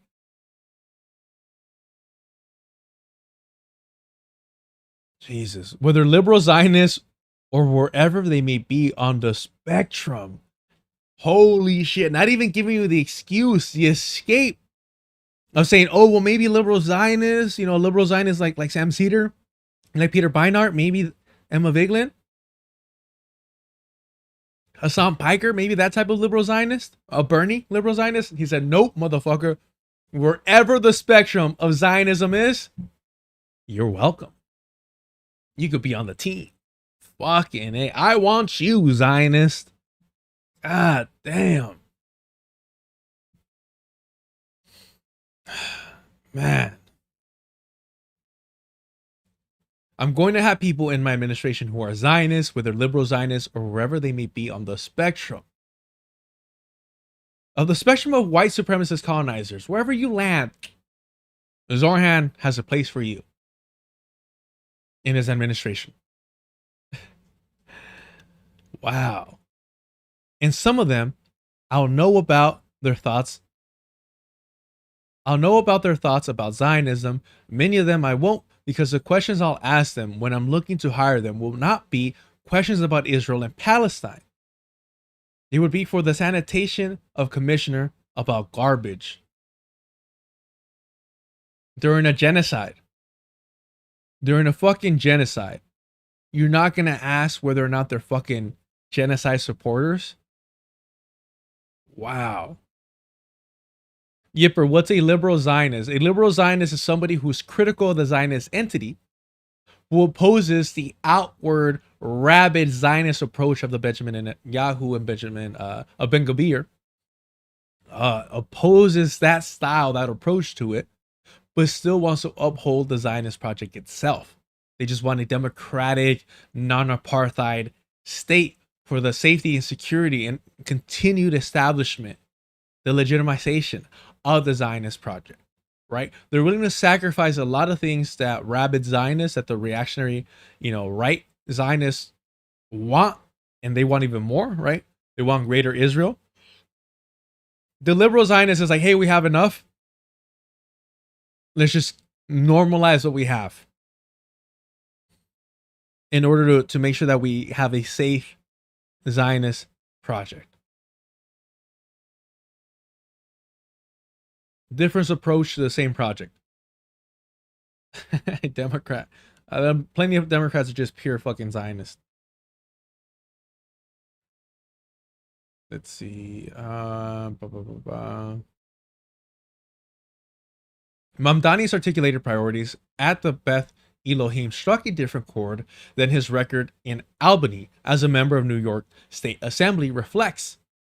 See, this is good because we understand that this is a Zionist, this is a reactionary, being critical that Zohran Mamdani is not Zionist enough. But in doing so, she's also highlighting the flip-flopping that Zohran has done that we're critical of on the left. Yes, quotes, the tolerance of colonialism is insane. I mean, that's the majority report for y'all. So in here, talking about the different chords, meaning the flip-flopping when he was a member of New York State Assembly, there is a signature bill called Not on Our Dime that would have ended funding for New York nonprofits, regardless of their position on Israel-Palestine relations, for supporting Israeli settlements in the West Bank, which are fucking illegal, but again, international law is fucking meaningless. A petition released by Mamdani when he was a candidate in the 2019 blamed Israel for an outburst of violence in Gaza. Quote, nearly 2 million people live in the Gaza Strip. For more than a decade, they've lived under a punishing blockade that has crippled their economy, destroyed their infrastructure, and transformed their homeland into an open-air prison. Naturally, he argued, some Palestinians have responded to these conditions through the use of violence. But don't worry, he'll condemn them. Palestine is trapped in the cycle of violence. But that cycle began with a 50-year military occupation ruled by apartheid and an inhumane blockade, factors which are principal drivers of the conflict. Oh, even then he was saying 50 years. Even then he was solely focusing on apartheid and the blockade and not settler colonialism. Well, at least that's somewhat consistent of him. We want to give credit where it's due, I suppose. The Mamdani campaign did not respond to requests for comment. Don't care about Cuomo.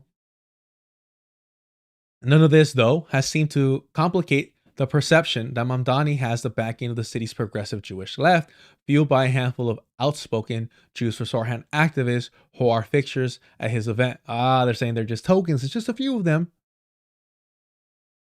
His allies within the local Jewish community include Jews for Racial and Economic Justice, a group that has said attacks on civilians by Hamas are neither justifiable nor unprovoked. That's the Sam Cedar approach to this. Y'all remember when Sam Cedar was calling for the death of Palestinian resistance forces? Let's see.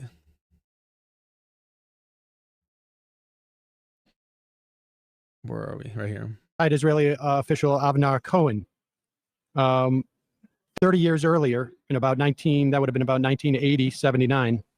Hamas, to my great regret, is Israel's creation, said Mr. Cohen, who worked in Gaza for more than 2 decades, responsible for the religious affairs in the region until 94. Mr. Cohen watched the Islamist movement take shape, muscle aside secular Palestinian rivals, and then morph into what is today Hamas. Instead of trying to curb Gaza's Islamists from the outset, says Mr. Cohen, Israel for years tolerated and in some cases encouraged them as a counterweight to the secular nationalists of the Palestinian Liberation Organization and Yasser Arafat. I mean, this is years in the making. It doesn't justify anything that Hamas did. This is years in the making. This is years in the making. But that doesn't justify what Hamas did. Wow. You see what I mean? How liberals are worse or more insidious? Because they have the knowledge. They know the truth. They know what reality is. And still they distort it in order to fit their fucking alignment with whiteness.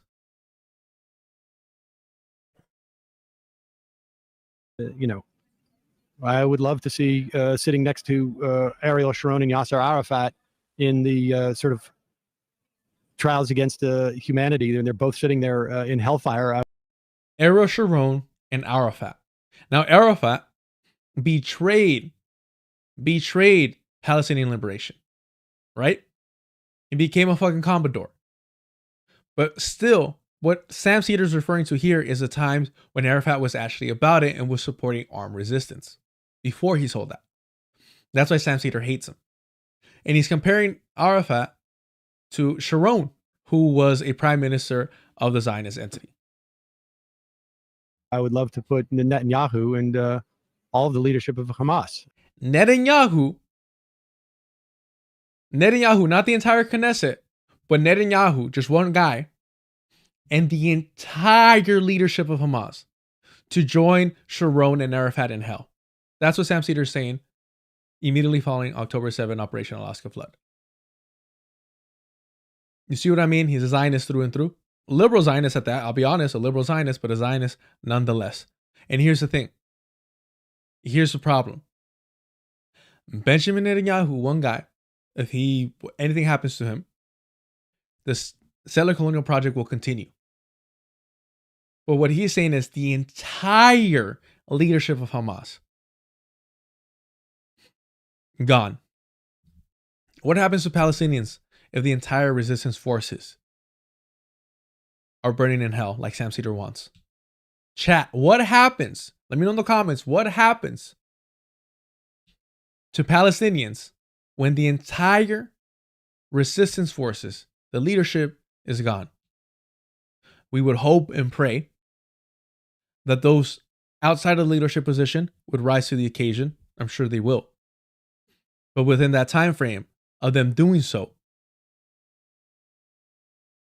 might be enough for the Zionist entity to completely eviscerate any resistance, which Sam Cedar and Emma Vigeland and Matt Leck want. They want to make sure that Palestinians are incapable of armed resistance against their colonizers. To join them. But nevertheless, if the Sharon and Yasser Arafat in the sort of trials against humanity, and they're both sitting there in hellfire, I would love to put Netanyahu and all of the leadership of Hamas to join them. But nevertheless, if the idea is to have less killing and more human rights, none of this is going to help. Less killing and more human rights. Fucking liberals, bro.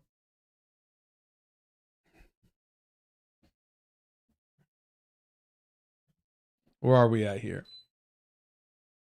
Some members of the group showed up outside Beth Elohim on Sunday to support Mamdani.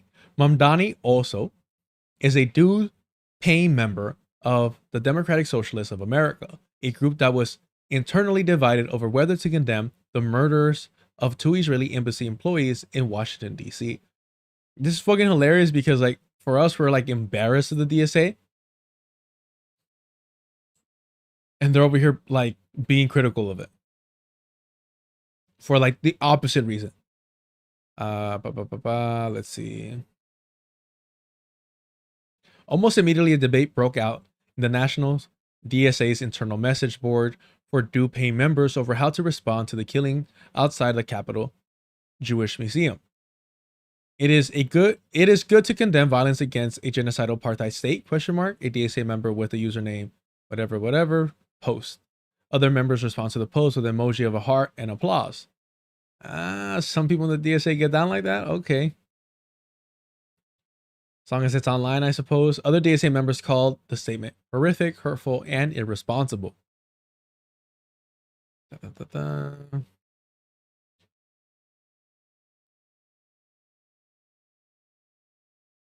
Okay, let's go back. Are we the DSA, or are we a temple? A Park Slope mother who has belonged to Beth Elohim with her family for more than a decade told me about her reaction about a week ago to the email that announced Mamdani's visit. Synagogue leaders also invited Cuomo, who Temenor said has not replied, and Sowa, who agreed to address the congregation. Yeah, you see, like,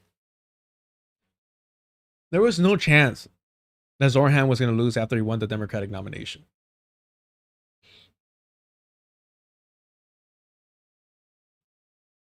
I feel like I have to brace myself before going in, she told Beth Elohim, raised over $19,000 for humanitarian aid in Gaza over the summer. Yeah, and how much of that got in because of you fucking Zionists? In a pre-October 7th world, it didn't feel so in your face all the time, but it is definitely ratchet up. In a pre-October 7th world, it didn't feel in your face that you're a fucking colonizer. You were able to ignore it and downplay it, and now your life is more difficult for being a fucking colonizer supporter? Good.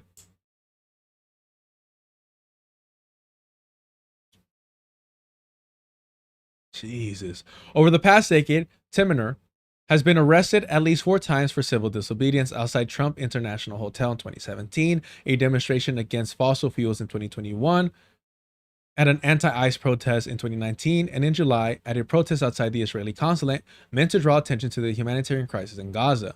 When we spoke, she was clear. We are a proudly Zionist congregation. No fucking way. They're just fucking saying this shit out loud, bro. Hey, Zohran, Mamdani, come on down to our proudly Zionist congregation. Wow. Yo, who has actually read this? Wow. Damn. Let me actually holy fuck. No, I don't want to relaunch. Let me hit print. All right, because I'm gonna need this for later, bro. Yeah, I'm gonna need this for later. Oh, we're gonna cover him next. Let's see. Wow. Again, the person that invited Mamdani says we are a proudly Zionist congregation. During the Israel-Hamas war,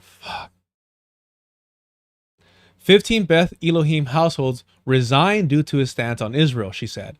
And they have both been on the right and the left. A total of 413 households joined the congregation, she added.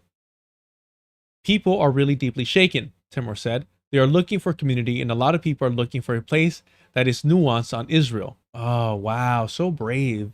A nuanced Zionist. Where we don't have a litmus test.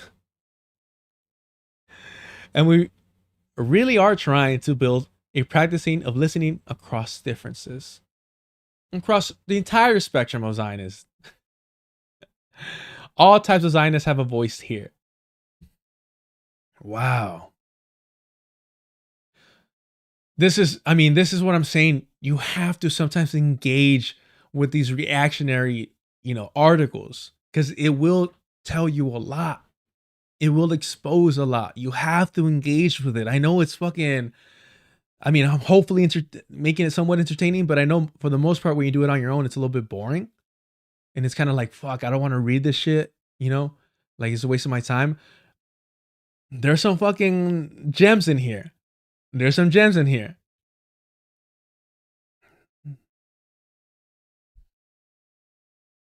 Seminor said that most Beth Elohim members have big concerns about Mamdani as a candidate and likely mayor. In preparation for the event, members submitted 82 questions they were hoping to pose to Mamdani, including whether he would denounce the phrase globalize the Intifada and whether he thinks October 7th was a legitimate act of resistance.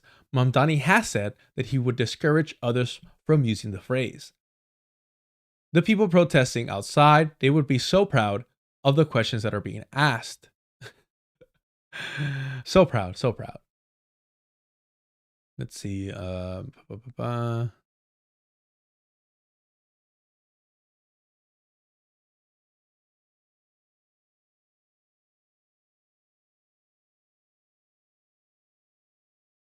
Bro, they're upset that he's even there.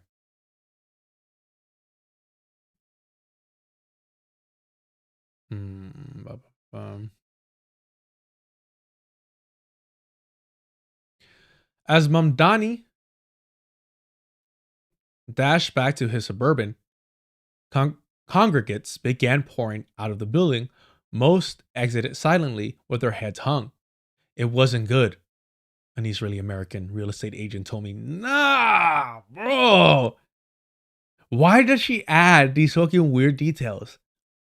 Israeli-American real estate agent. Oh, he's selling Palestinian land all right. Oh, he's selling Palestinian land all right. Wow. I was waiting to hear him denounce October 7th, he said. For me, he didn't really answer. Overall, the community is very pro-Zohran, he added, speaking not with resentment, but a sense of resignation about the growing gap he feels between Israelis like himself and American Jews who take Israel for granted. Olivia Raingold. This was a hilarious fucking read. But hey, look at this fucking guy. And if you haven't already subscribed to the channel, this is what we do here. We'll engage with this reactionary shit just to highlight some of the hypocrisy these democratic socialists, progressive, radlib, Democratic Party members engaged in. We get to see it from the other side. It's quite funny. Hit the like while you're here. Hit the notification bell if you want to know when I go live. Wednesdays, Thursdays, and Fridays. Super chats, super stickers are turned on if you want to support the channel financially. But more importantly, get busy in the chat. Leave a comment if you're here afterwards. It helps the channel out, and it's completely free. All right. Now look at these fucking guys. Debunking Zohran's a Zionist nonsense. For those of you that don't know, this one on the left is the producer of the Majority Report, and this one on the right used to also work for the Majority Report, or Michael Brooks, the great white savior saint himself. And so we're going to listen into what they got to say. They're here to correct us. These two white men, these two fucking colonizers, are here to tell us what's going on, the reality of the world. They're going to share their high IQ with us black and brown hordes, all right? So pay attention. Pay attention. The white man speaking. There have been some really ridiculous and salacious allegations against Zohran that have been amplified by folks. That, you know, I was back in... Salacious. It's going a little too fast, huh? 1.5. Yeah, let's go 1.25. Salacious is more about whether or not to engage in the first place, right? Because you don't want to give more oxygen or attention to this kind of thing. But I figured as a public service announcement, I can sort of take us through this. Oh. Now, normally he wouldn't stoop down to our level. But it's getting a little too loud out there. La música está muy alta, eh? We're getting a little too rowdy. You know how we are. We ruin the neighborhood with our music and our loud vocal voices. We're ruining the neighborhood, y'all. Come on. So he's got to address it. He's got to get down and dirty in the mud with us. And we can kind of get our facts straight here. So I'm going to bring this up just really briefly, and you know, don't bother any of these people. But this got seen by 1.4 million. Don't bother any of these people that fucking edit out their name. I hate when these fucking people do that with larger platforms. Oh, don't bother them, but I'm going to include their fucking name on here. I mean, at the very least, you could have blocked it out and just had their PFP so we know that it's a fucking a real person. But don't tell your audience to not harass them when you're providing them with the information for them to harass them. And then be like, oh, I can't control them. Yeah, you could have controlled what information you put out there. Million people, right? So you got to kind of respond to it. This person posted a photograph of Zohran, captured as mayor of New York City, I would arrest Benjamin Netanyahu, and then saying in September 2025 that Zohran, quote, says, arresting Netanyahu would make me a Trumpian fascist. Zohran never said that. It's kind of a bizarre lie. And this New York Times story that we're going to get into is kind of amazing because it's actually one of the main focuses of some recent reporting on Zohran is how people... So is it stating that he didn't say this exact phrase, arresting Netanyahu would make me a Trumpian fascist? Because we saw that he said, oh, well, there's no laws in the books that would allow me to arrest Benjamin Netanyahu, and I wouldn't create any to do so because that would make me an authoritarian. So are they shouldn't have added the quotations, but because they're rephrasing that shit. Let's see. Zohran Mamdani arresting Benjamin Netanyahu, fascists like Trump, some shit like that.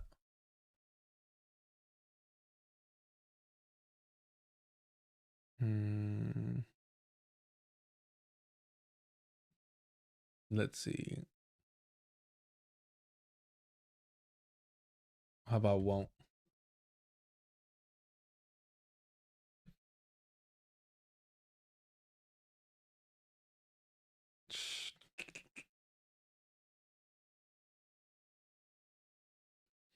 Let's see, videos maybe.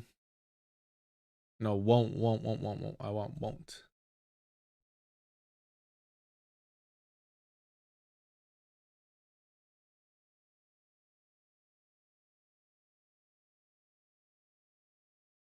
Is it this one? Let's see.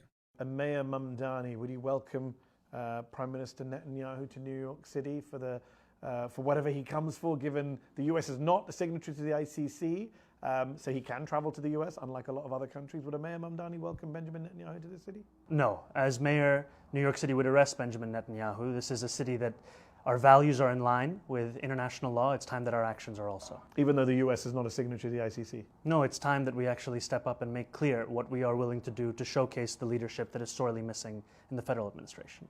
Bro, fuck's a tail. Fuck Mehdi Hassan. Big fucking talk. Big fucking talk on the TikTok. God damn. And then what does he say? Arrest Benjamin Netanyahu if he comes to New York City with Donald Trump as his human shield? Look, I think still on the tail. Trash news, by the way. I want to just first give us the context of this. Right? Oh, yes, context. Oftentimes, this is described as if it is a matter of opinion, a personal assessment. We are speaking about someone who is facing a warrant from the International Criminal Court, someone who has perpetrated a genocide of Palestinians for close to 2 years. And every hour for that time period, a Palestinian child has been killed by the Israeli military. And this is something that has shocked the conscience of so many across the city, across this country, across the world. And I hear about it from New Yorkers everywhere. I hear about it when I take the train. I hear about it when I'm walking on the street. I hear about it when I'm speaking about our affordability agenda. And I hear about it because it is an affront to any kind of universal belief in the sanctity of humanity, of justice, of safety. And I also hear about it because there is a deep shame, an anger, and a horror at the fact that we as Americans are complicit in this. You know, I think Graham Plattner put it best when he recently said, our taxpayer dollars should be building schools and hospitals in this country, not bombs to destroy them in Gaza. And there is that deep sense of the contradiction in our politics. So you as mayor of New York want to hold him to account. And that is the importance of this city, is to showcase a model of what politics could be, and to showcase that we are a city that believes in international law. Now, look, to be clear, I'm going to operate within the bounds of the law. I'm not. To be clear, I'm not doing that shit. To be clear, after all my rambling, I'm not going to do that shit. Donald Trump seeking to create my own, legal system as I make my own decisions. And yet I think it is also important to say that the time of not only tolerating but celebrating Benjamin Netanyahu in this city from those in leading political positions, including the mayor. Yep. The time of looking at Benjamin Netanyahu coming to this city and then making military decisions from this city to kill civilians, that time has to come to an end. Because New Yorkers, at the very least, want to bring an end not only to this genocide, but also to the complicity we have in the violation of international. So would you arrest them, like you claim you would previously, on fucking Zateo with fucking Mehdi Hassan? Law. Yep, didn't think so. Didn't fucking think so. Didn't fucking think so. Fucking disgusting, bro. Absolutely fucking disgusting. God damn, man. Why is this so fucking difficult just to be fucking consistent and honest for these fucking people? Why? I don't understand it. I don't fucking get it. Just be honest, be true, be yourself. Yeah, Dakatun in the Twitch chat. Pulling the Obama, let me be clear. Let me be clear. God damn. Chidi Masha, we don't set the bar that low. Come on now. Come on. We don't set the bar that low.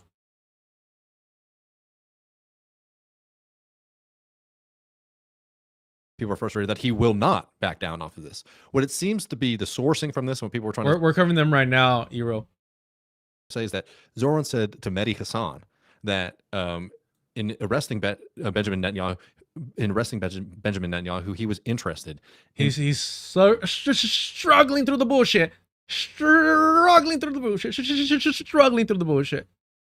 Benjamin Netanyahu, in arresting Benjamin Netanyahu, he was interested in following international law. Like, he wasn't just going to arrest political enemies of his. So he was doing something very smart there, was differentiating himself from somebody like Donald Trump, who is actively engaged in these kind of punishing of political opponents. He's doing a vocabulary term that they... Yes, you dumb fucks. He's weaponizing the boogeyman of Donald Trump to excuse his walk back of claiming that he was going to arrest Benjamin Netanyahu if he became mayor. Objectively, factually, he walked that shit back. But he used Donald Trump as a fucking shield so that dumb fucking white people like you could excuse it. Oh, no. He's not walking it back. What he's saying is that he doesn't want to be like Donald Trump, attacking his political enemies. What does political enemies have to do with any of this? Zohran Mamdani referenced International Criminal Court. He didn't say Benjamin Netanyahu is my personal enemy. He said, I will uphold international criminal court's arrest warrant. That's what he said. That's what he said. It wasn't about his political enemy. He said, I will uphold the International Criminal Court's arrest warrant, despite the U.S. not being a signatory to it. Despite that, I will arrest them. Because New York has to be a fucking pillar of whatever international, whatever bullshit he was saying. But now he's saying, well, I will do everything within the confines of the law. Unlike Donald Trump, so all the fucking white rat lips can applaud. I will do everything within the confines of the law, and I will not create any new law that would allow me to arrest them. In other words, the U.S. is not a signatory, so I can't do shit. Well, the U.S. wasn't a signatory when you first stated you were going to arrest them. But again, you gotta fucking beat your fucking chest and look like a fucking tough guy. You gotta trick these fucking idiots into believing we're on the same side. Teach you probably around 3rd grade, which is... Look at this condescending ass shit right here. I'm gonna tell you something that they probably taught you in 3rd grade. Why is it that these people are so fucking condescending when they're so fucking stupid and falling for the same shit over and over again? I don't understand it. The unearned arrogance of being a white man is just unbelievable to me. In following international law. Like, he wasn't just going to arrest political enemies of his. So he was doing something very smart there, was differentiating himself from somebody like Donald Trump, who is actively engaged in these kind of punishing of political opponents. He's doing a vocabulary term that they teach you probably around 3rd grade, which is known as contrast. Ooh, well, this is going to be a big problem. You know, yeah, that's crazy. Why do they always think they're the smartest person in the room? Why do they always have to belittle people that on their left that disagree with them? He's doing something called that to teach you in 3rd grade called contrast. Yes, he is. In order to trick dumb motherfuckers like you. Because guess what? Trump was around when he made those statements. The initial statements, when he was talking all that shit. Yeah, Trump was around when that happened. So what changed? What changed? Zohran did. Nothing else changed. The warrant was still out. So what changed? Zohran did. Nothing else changed but him. The warrant still remains out there. The laws in the books are still the same that they were when he first made the statement till now. The U.S. is not a signatory to the ICC. Then or now. So what fucking changed? Yes, he's contrasting himself to Donald Trump. That's cool. What fucking changed? Zohran did. It's called switching up, dumb fuck. Crazy though, David, because I saw a reply today where somebody said like it would make him a Trumpian fascist. I had no idea what they were referring to. I had not seen that sort of fake quote. That's crazy. That's traveling like that. Yes. So and we're bringing that up to start. I get. Excuse me. This fucking bullshit is getting to me. Again, I agree. There's no need to put out fake quotes out there. But it is more or less without the quotes, summarizing. I don't know fucking words. I'm not the smartest person in the room. And I'm by myself here. In my room. Even then. So all I'm saying is that like, this dumb motherfucker, bro. Why are they like this? I'm sorry. Focus, lock in.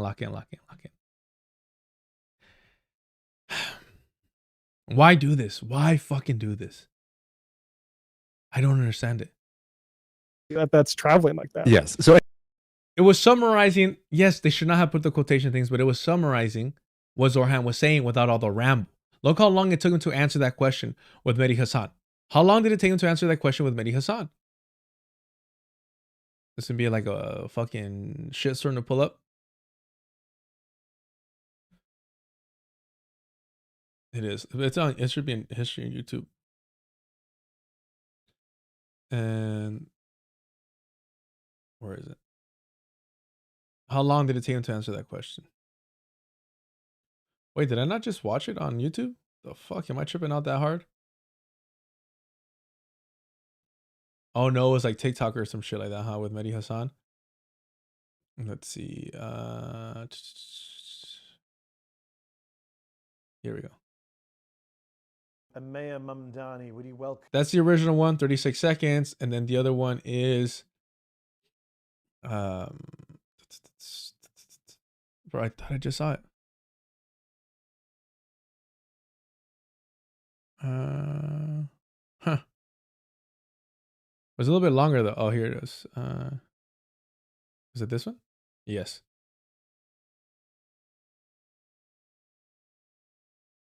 This one's 2 minutes. From a 36 second. Donald Trump as his human shield.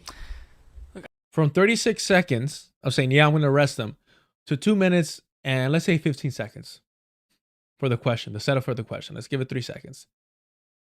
You go from giving a 30-second answer to a 2-minute answer. I'm cool with you summarizing what he was trying to get at. I'm cool with that. Remove the quotation marks next time, but I'm cool with that. I think that's fair. Because what are you going to write out, the fucking 2 minutes of rambling? That'd be fucking stupid. Oh, did I just close that fucking dumbass window? I did. Let's see here.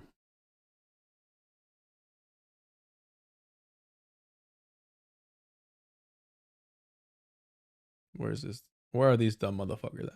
Where are these white men at? There have been some really ridiculous says that third grade, which is known as that's traveling like that. Yes. So and we're bringing that up to start because that's not the focus of today, just because it's going to be interesting as we go into this New York Times piece that everybody's been kind of quoting and questioning and wondering what's going on here. That like one of the big fixations of the piece is the fact that Zohran has not backed down off of this and how the New York Times thinks it's a major problem. I'm not going to pick on anybody. I decided Wait. What do you mean? This was 23 hours ago. What do you mean he's not backed down from saying he was going to arrest Benjamin Netanyahu? What the fuck are you talking about?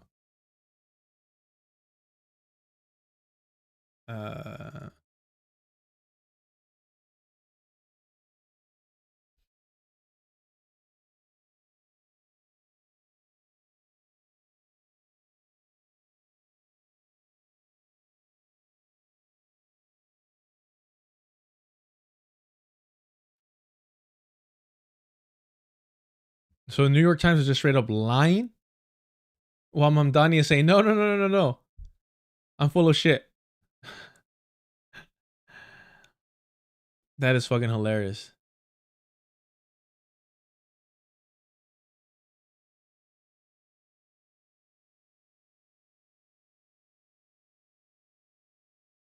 No, even the subheading though.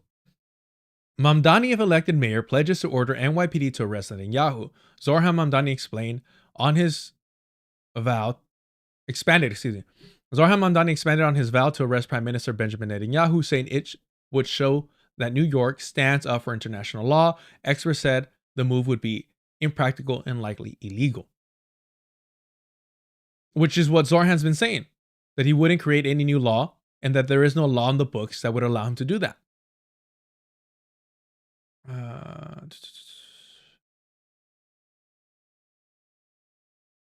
Honor the warrant, legal express, although let me see the quotes.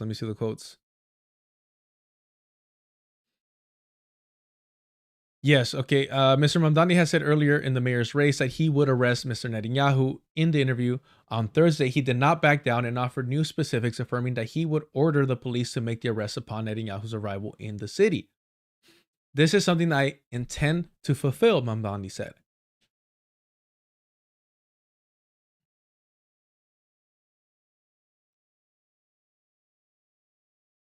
Newsom.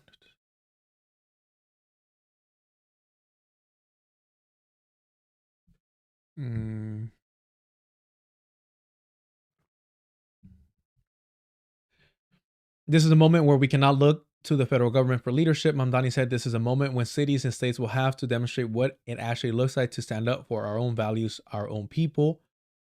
The United States is not party to the International Criminal Court and does not recognize its authority. President Trump moved to punish the court on February for issuing the warrant for Mr. Netanyahu's arrest, arguing that it had no jurisdiction over the United States or Israel. Mr. Netanyahu's office did not respond to a request for comment, though he said in July that he was not worried about Mr. Mamdani's threat. Mr. Mamdani said he would also arrest Vladimir Putin, the president of Russia, for whom the International Court issued an arrest warrant in 2023. It's my desire to ensure that this be a city that stands up for international law.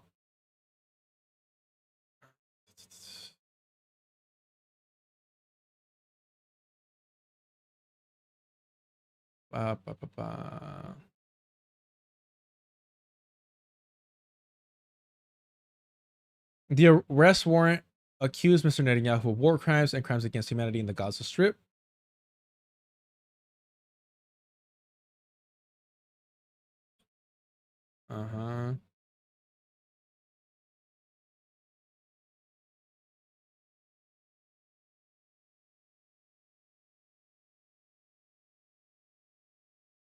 But he walked this shit back. When was this published? September 12th. Wait, what the fuck? How old is this? This like from over a month ago.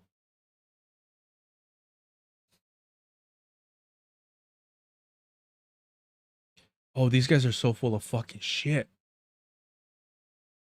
Holy shit. Oh man, these guys are straight up lying to their fucking audience, bro. And then I commented here saying, Sam Cedar, I don't think Israel should disappear. Emma Vigeland, Israel has the right to exist because it does exist. Your own boss and co-workers are liberal Zionists, and Zohran is backpedaling yet again, apologizing to the NYPD for accurately calling them racist and sexist, and now cozying up to Zionists, to Zios, even after securing the Democratic nomination. Wow, so these fools are lying to their fucking audience. Wow. Won't pick on anybody here. But basically what has been getting shared has been excerpts from this piece here inside the improbable, audacious, and so far... Okay, this is more recent. This is more recent then. They linked it here. Unstoppable rise of Zohran Mamdani. And in it, let me just make this... All right, so we read the wrong article? There is this line, which you will find if you open up your Twitter account right now, being quote tweeted by many, many people asking themselves, wait, what does this mean? Right? The line says, Zohran supports Palestinian rights. He's not anti-Zionist. He's made concessions when it comes to... Let's see here. Zohran, he has a photo.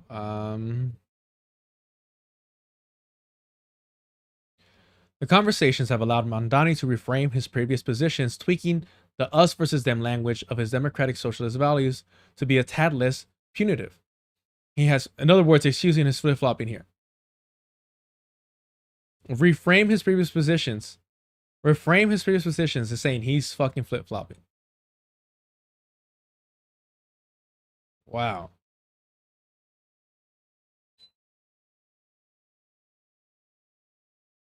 That is fucking hilarious.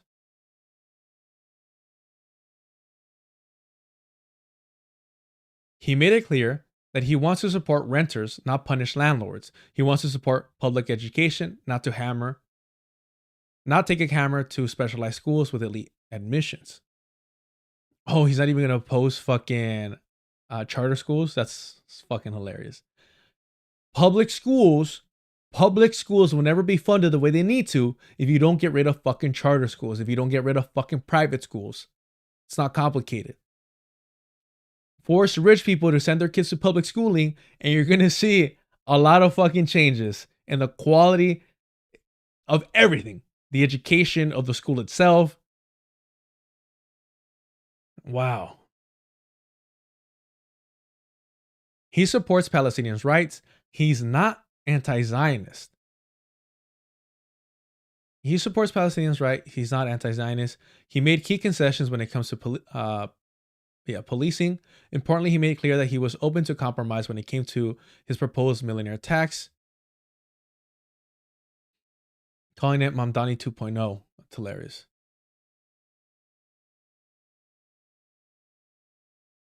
Yo, but we just read that he was willing to have fucking Zionists in his administration. Okay. Policing, and he said he's open to compromise when it came to this proposed millionaire tax. Call it Mamdani 2.0. And let's start here, because this is kind of an amazing thing to see certain folks who are, media literate, understand things, taking a screenshot of this and be like, what does this mean? Well, this is a New York Times reporter categorizing their understanding of Zohran's politics. I think Joe wrote on Twitter, actually had a very good response I just want to highlight here first. The New York Times is a self-described Zionist publication that manufactured consent for a genocide and called Zohran's primary win a, quote, spiritual crystal knot. Why any leftist would trust their characterization of Mamdani's as, quote, not anti-Zionist is baffling to me. And I think that is just like perfect in the first reaction. But what is being talked about here, and I'm going to do a public service for everybody. We will go through the piece, and I will actually show you what it is that he is talking about inside of this piece in a second. Do the work for folks who I guess have no interest in actually like reading any self-described Zionist. Actually had a taking a screenshot of this and be like, what does this mean? Well, this is a New York Times reporter categorizing their understanding of Zohran's politics. I think Joe wrote on Twitter, actually had a very good response I just want to highlight here first. The New York Times is a self-described Zionist publication that manufactured consent for a genocide and called Zohran's primary win a, quote, spiritual crystal knot. Why any leftist would trust their characterization of Mamdani's as, quote, not anti-Zionist is baffling to me. And I think that is just like perfect in the first reaction. So you see how Zohran hides behind Trump for flip-flopping. And now these liberal, these rad libs, these fucking dem socks are hiding behind the New York Times being Zionist for daring to describe Mamdani as not an anti-Zionist. What do you describe somebody who is willing to have Zionists in his cabinet, who's willing to put Zionists in positions of authority? What do you call that? I would call that a fucking Zionist. I would call that a Zionist. That's why we read that fucking piece, to highlight that Zohran himself said that he will have Zionists of all spectrums, and the piece was from a legitimate Zionist fucking source critiquing him, saying he's not going far enough. And that's how we can trust what they wrote down, right? We can trust that they wrote it down because they write that shit down. They're like, this isn't enough, and you're like, what the fuck? What more do you want? They're fucking Zionists. They're fucking Zionists. Man. But what is being talked about here, and I'm going to do a public service for everybody. We will go through the piece, and I will actually show you what it is that he is talking about inside of this piece in a second. Do the work for folks who I guess have no interest in actually like reading any of these things or engaging with any of this stuff, just coming up with fabulous conspiracy theories and new stories to tell about one of the most exciting political campaigns and one of the strongest pro-Palestinian movements in American politics. Bro.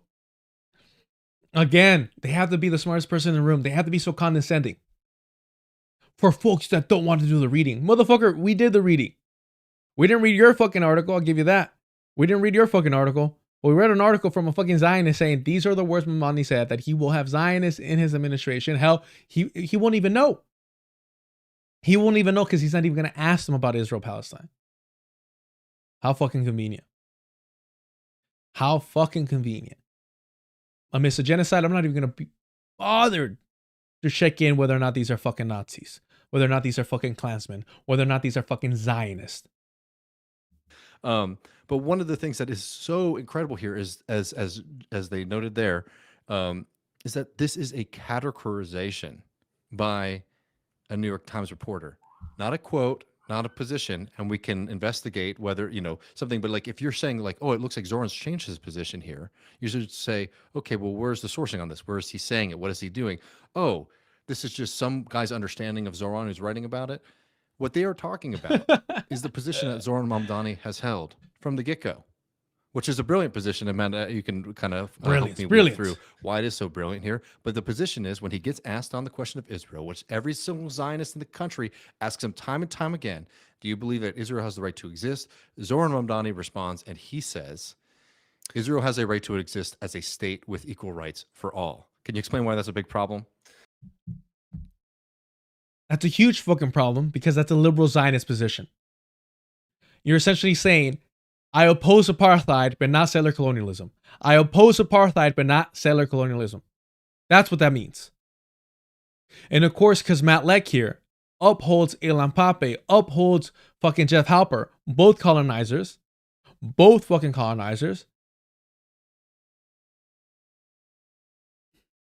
he's going to agree with this. Yeah, that's fundamentally, that's part of the myth of Israel for liberal Zionism, that such a thing is possible. It is not. You cannot, Israel is not set up to do that. They have no intention of doing that. And so basically, you can say like, I am supportive of this thing that they can never do. But fundamentally, the object of Zionism is to have a supremacist Jewish state in that region. We're seeing the foundations of that. Hey, dumbass. Is the United States a democracy? Allegedly, right? Allegedly, right? Is the United States a settler colonial project? It absolutely is. Is the United States upholding white supremacy? Is the United States a white supremacist institution? Despite having a democracy, despite brown, black people, even indigenous people having the ability to vote, despite non-whites having rights and being quote unquote equal under the law, is it still not a Christian white nationalist country? Is it still not a fucking settler colonial project?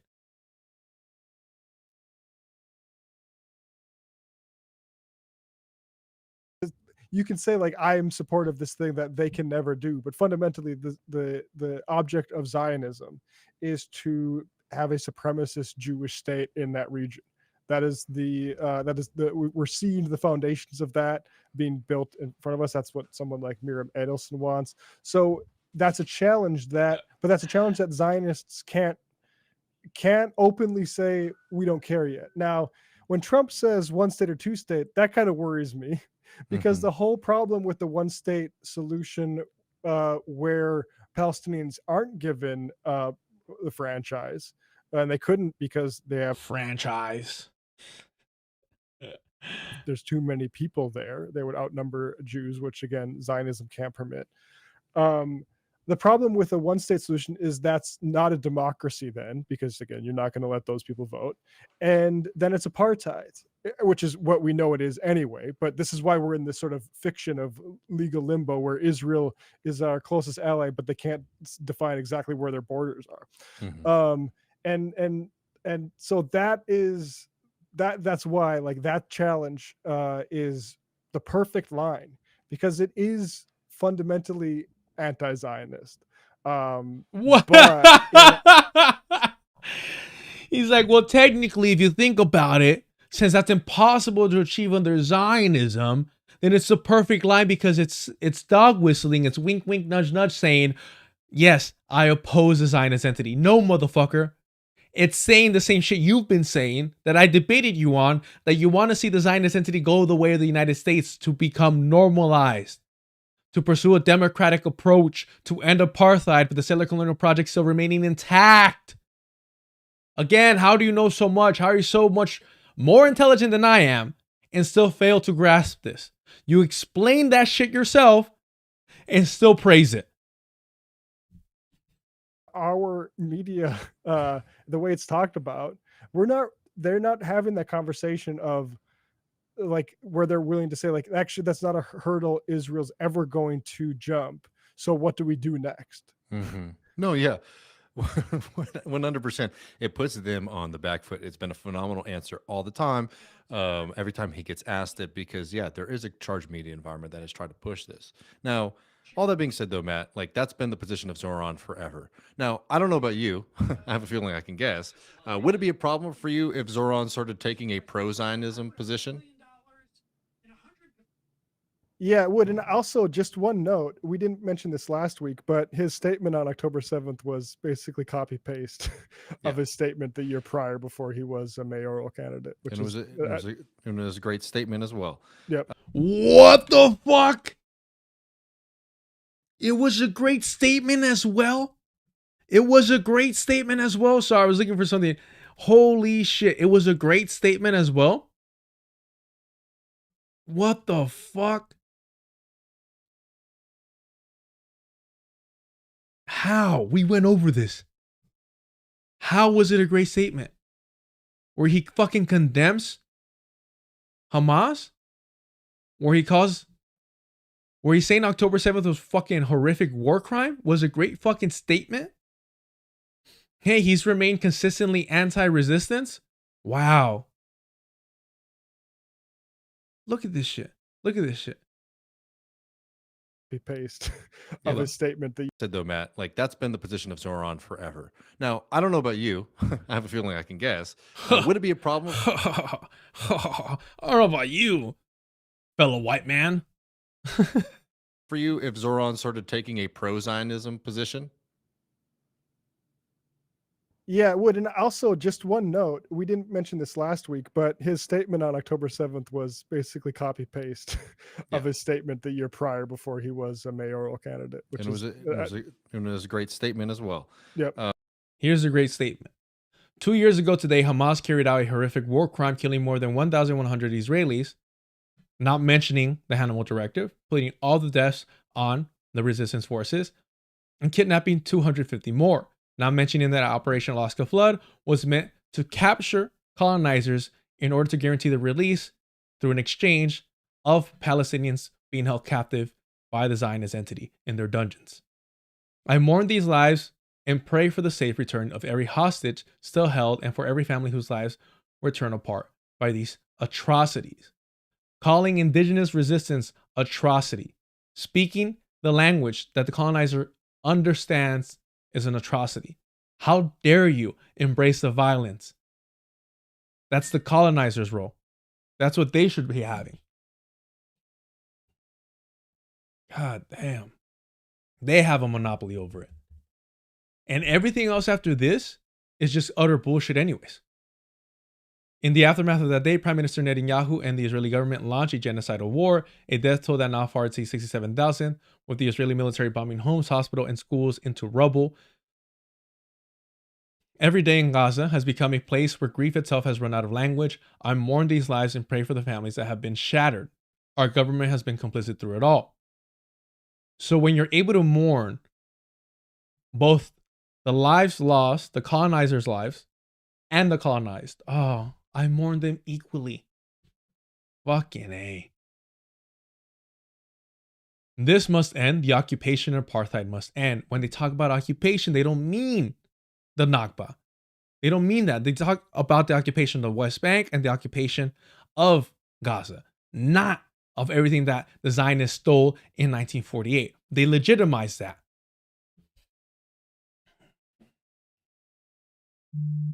Where are we? Peace must be pursued through diplomacy, not war crimes. Not war crimes, stating essentially that what Hamas did was a war crime. I mean, that's what he said up top, and he's reiterating that now. He's also being critical of the Zionist entity. Wow. So fucking brave.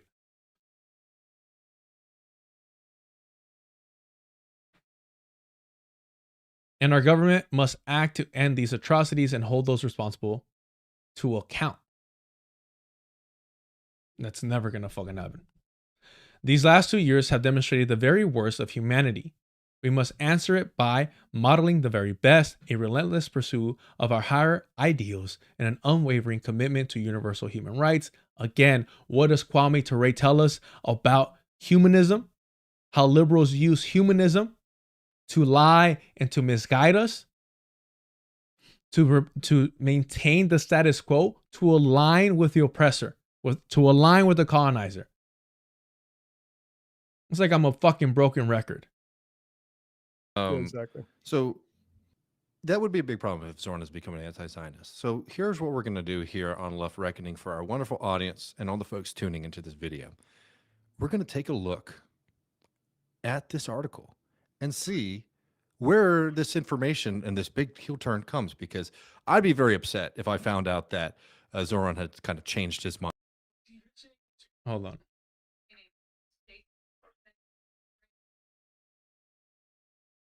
Let me share this. Mind on these kind of positions. Now, it's a long article. So let's say I'm just somebody who's learning about how to use the computer and I'm trying to figure out what's going on. Bro, so fucking condescending. You're fucking wrong. You're fucking wrong and you're this goddamn condescending. You're this fucking condescending. In your mind. So, God damn. Give me 1 second. I gotta use the bathroom. Just fucking upsetting my stomach. So disgusting. So appalling. Give me 1 second, y'all. If you haven't already, please do me a favor and hit the like button. Be right back, y'all. Yeah, just to follow up. So I've had issues with like liberal Zionism. I think Malcolm X said it best, you know, the whole Fox versus Wolf situation.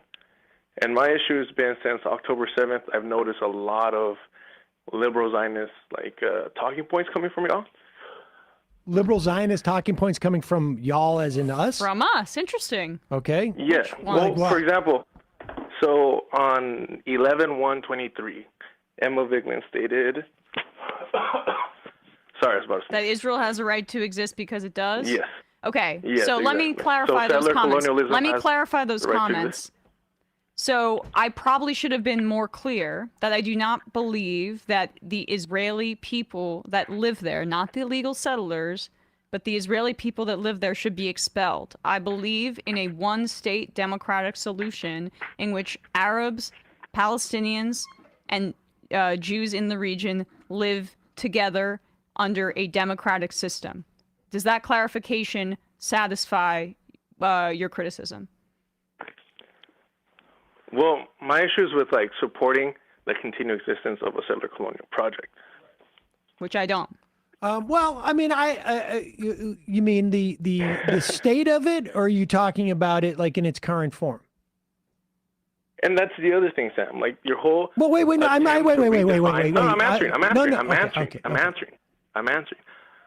The question that you just raised was my second point, where you're trying to redefine what anti-Zionism is as anti-apartheid.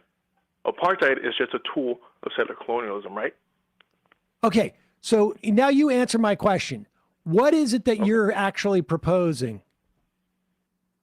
To actually support decolonization.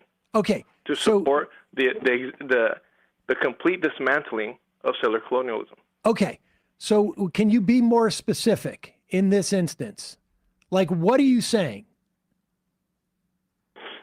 You're saying expulsion of all of expulsion of all of the individuals living there whose ancestry was not from that place. Is that what you're saying? No, I'm not doing the whole like white genocide, you know, remove all Europeans, right? I'm not supporting that. Okay. What I'm saying, I'm asking you. Well, you asked me a question. Answer what I'm asking. Yes, answer. That's what I'm saying. Okay. It's your questions are rooted in a Eurocentric mind frame. That's why I had to like dispel that first, right? So I'm not supporting like this image of a white genocide of removing all Europeans from the area. But what I am supporting is dismantling the whole structure, right? We've seen in South Africa, you could like remove the so-called apartheid state, but the people that still own the means of production, that still hold power and resources, are still the Europeans. Okay. So you have to dismantle that aspect of it in order to actually succeed in a decolonization process, right? Okay. We see it here, right? Sure, Native Americans have sovereignty to a limited extent, but it's still a settler colonial project that you benefit from more so than the indigenous people, right? And agreed, you know, New Africans, right? Okay. So you would also support the dismantling of not just the U.S. empire, but the U.S. settler colonial project as well here, right? Okay, so if I understand what you're calling for is,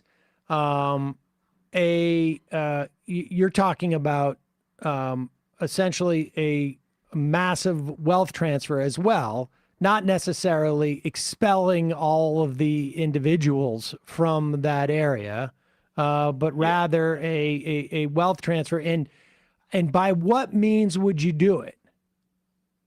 Well, I mean, come on. Like, Fanon has talked about this. You have Matt Leck there, right? Like, he's always jumping in. Oh, well, no, but I mean, So it is violent. Yes, it is violent. Okay. It's always violent. You know this. Okay. Oh no, I mean, Why look, are you playing? I'm not playing. I'm asking you a question. I mean, well, look, ultimately, you invoke me to jump in. There we Bring go. in South Africa. I mean, I think like Malema and what he points to, like with regards to what needs to be done to actually undo the economic inequalities of South Africa. Yeah, that needs urgent addressing, and like it is causing violence right now. But it needs to be covered. It needs to be taken over by a post-colonial government. I mean, I don't think you can solve the problem with just violence. I think you need to have. I mean, like we support, or at least I support, one democratic state, full right of return for everybody, and everybody wants a state should be able to live in peace. And then you have a structure like that. But go on. You want to jump in? Be more specific. That's the best part right there. That's the best part. Still condescending. Go on. You want to jump in? It's like, bro, like that's how you know he's full of shit.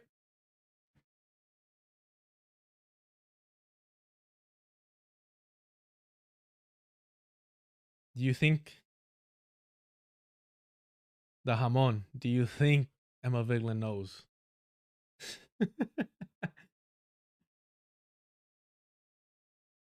Do you think Emma Vigeland's prior to? I mean, I'm not trying to brag or anything. I don't think I bring anything unique to the table, to be honest. But are we seriously going to believe that Emma Vigeland has heard the phrase "New Africans" before that very moment?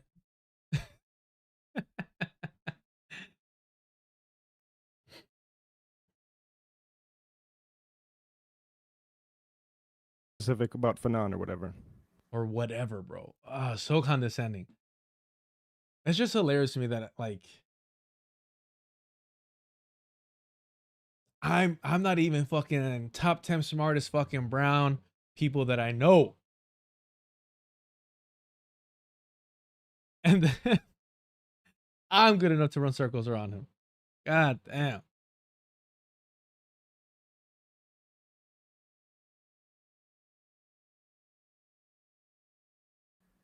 Yeah, no, what I'm stating and to what you just referenced right now is you keep saying this whole thing of like free democratic state for everybody. Like, what right do these Europeans have to have a say within this state? Oh no, I'm not saying like wait for the Israelis to allow for full right of return. I think that should. I never said that. I said, what right do these colonizers have on that land? Be imposed by the UN and out. Right. Yeah. Yeah, because when the UN gets involved, everything's fucking hunkadory. 100%. But that's what I'm saying. Like, these Europeans have no right. No So claim expulsion whatsoever for to people any who decision-making. who don't have ancestry from there. And by the way, when I said 100%, I meant like 100%. The Zionist is never gonna willingly give this up, but also the UN is never gonna fucking step in to do it. I mean, I asked you that, and you said No, you keep pushing this. I'm not promoting some white genocide aspect. No one's saying white genocide. No one's saying white genocide. You That's are what you're referring to when you keep talking about No, we're not. explosion. Wait. Okay. So wait a second. Expulsion is Hold not on. genocide. Wait a second. Expulsion is not genocide. God damn, she's so fucking stupid, bro. God damn, she's so fucking stupid. Yes, ethnic cleansing, expulsion is part of fucking genocide. It is part of it. It is part of it. And what's funny is that later on, let's see if they have the transcript here. It's been acting up, so. No.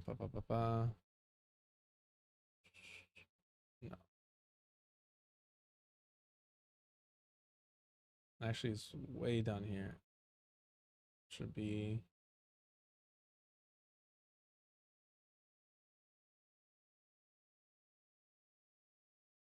Look at this. Look at this. Look at this fucking idiot. This is after the conversation. So wait a second. Wait a second. So all right. So wait. So how is it that so there? Hold on. Hold on. What the fuck? That I went to that part. Then we'll move on from this.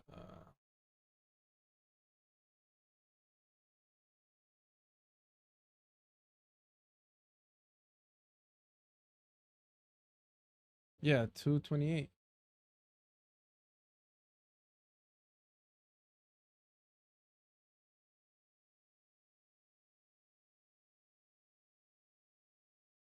Oh, here we go. Look. There we go. He kept returning to saying the words white genocide, which is something. He kept returning, meaning me, kept returning to the words white genocide. It's because I know how you fucking people think. It's because I know how you fucking people think. That's why you gotta study these fucking bastards. That's why we read that Zionist fucking article. You have to understand how they fucking think. This is why Palestinian resistance fighters learn the fucking made up language. Learn fucking Hebrew. The Israeli Hebrew is fucking made up. That's factual. That's a fucking objective fact. I'm not being fucking anti-Semitic. They made that shit up. And they talk shit on people that spoke Yiddish. Right? Things like that. They had to create this made up fucking collective language to pretend to be native and indigenous to the land. Right? But what I'm getting at is Palestinian resistance fighters learn how to read and speak Hebrew. They really at least read it right. Norm Finkelstein never even bothered to do that. Never even bothered. Too fucking lazy to do that. He's too smart already. Why does he need to learn the original language that all these documents are written in? But look at this over here. He kept returning to white genocide. Why? We never said that word. Fucking idiot.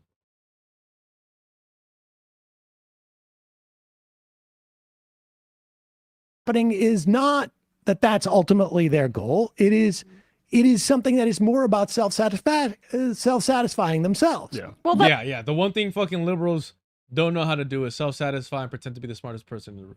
Right. That's when, I mean, he kept returning to saying the words white genocide, which is something that we never well, I think you could argue. It's how fucking stupid she is. Left and right, Sam had to fucking explain to her what I was saying. Sam Cedar had to explain what I was saying to her. If you were going to expel everyone from the region, every one of those European descendants from the region, you could argue that is, from a technical standpoint, acts of genocide. Yeah. That's what I was fucking saying. That's what I was preemptively avoiding the accusations of, because I knew you were going to call me anti-Semitic, and she eventually did anyways. And again, Sam Cedar had to step in and be like, no, he's not being anti-Semitic, you fucking moron. But this is why he hired her. She's too fucking stupid to be a threat to him and has no personality, so he's never going to be overshadowed by her.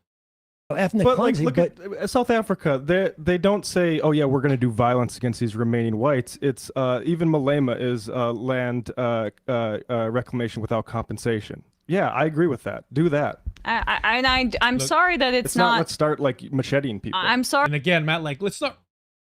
White genocide. He is spreading the fucking white genocide lie, saying, I'm sorry, we're not macheting people. Who the fuck said anything about that? Not opposed to it.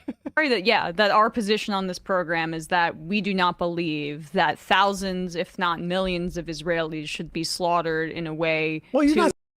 Again, Sam has to step in and be like, what the fuck are you guys talking about? This is why I said not white genocide, because I knew what they were going to do. I knew what song they're going to be starting to fucking play. Oh, the violence a lot smaller. I knew what it was.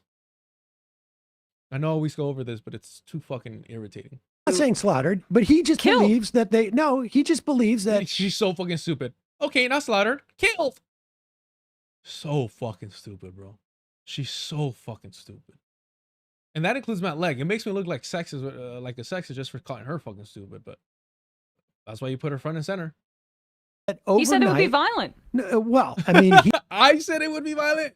No, I said it is violent, you fucking moron. She couldn't even keep up with the conversation. She could not keep up with the conversation. She has had a better education than you could ever fucking afford. Understand that. Understand that. There was no limits to the financial investment to her education her parents put. And she could not keep up with the conversation. Public school first gen. Couldn't keep up with the fucking conversation. Went to fucking community college before transferring. Couldn't keep up with the fucking conversation. Her fucking boss has to explain everything to her. He's saying that there is a mechanism in which the violence is going to win out violent. to get exactly. I mean, even Matt Leck is like, it's already violent. Yes, that's what I'm fucking saying. That's what that violence is happening.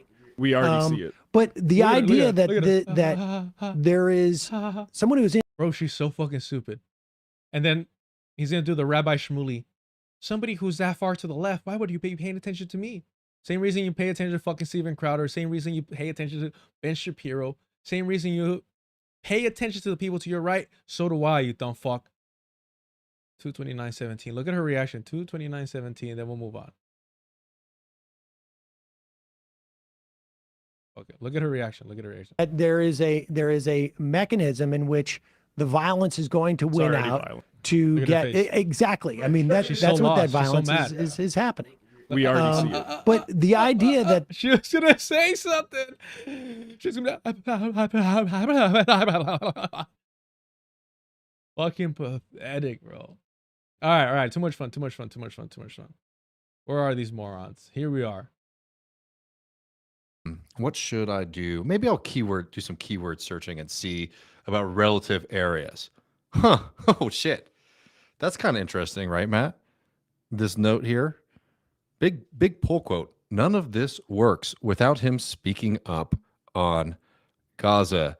Talking about Zohran Mamdani.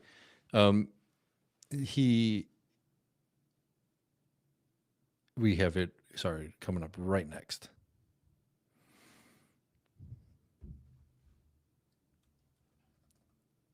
Yeah, I mean, here's the quote. Sorry, the pull quote pulled me out.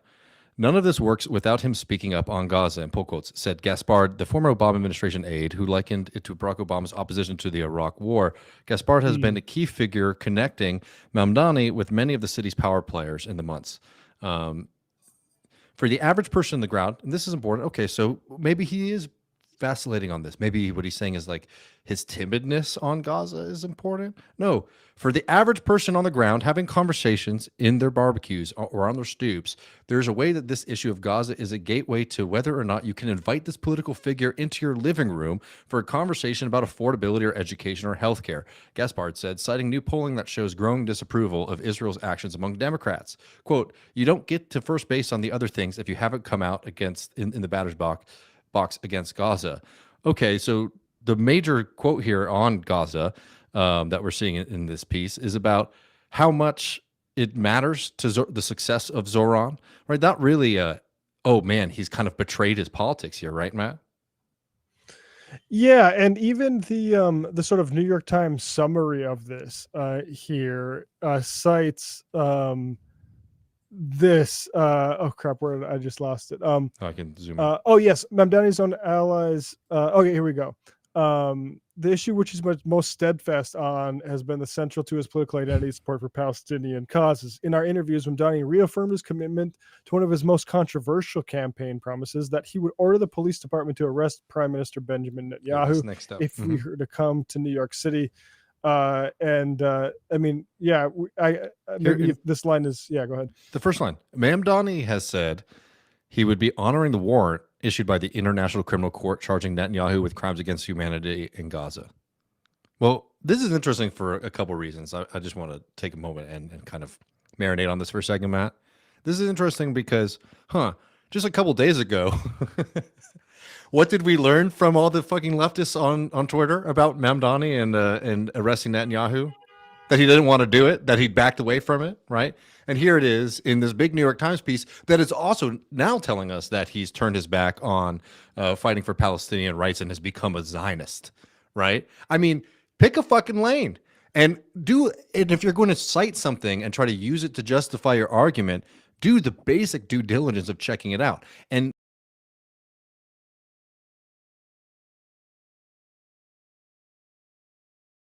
the basic due diligence. Sorry, excuse me now. The basic due diligence. We did it. We fucking did it. We fucking did it. Look, I didn't fucking even know this article existed. I was reading straight from fucking. This is also really bad for his hairline. That's not a good look. Not a good look. Y'all saw that Trump was upset at the Time magazine cover? They purposely did that shit, which is hilarious.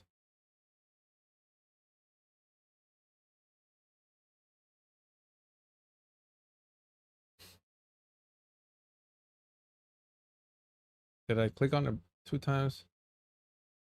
I think I did, huh? Yeah, I did.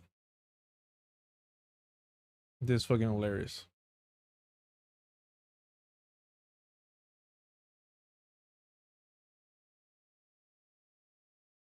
Oh, they spelled it wrong.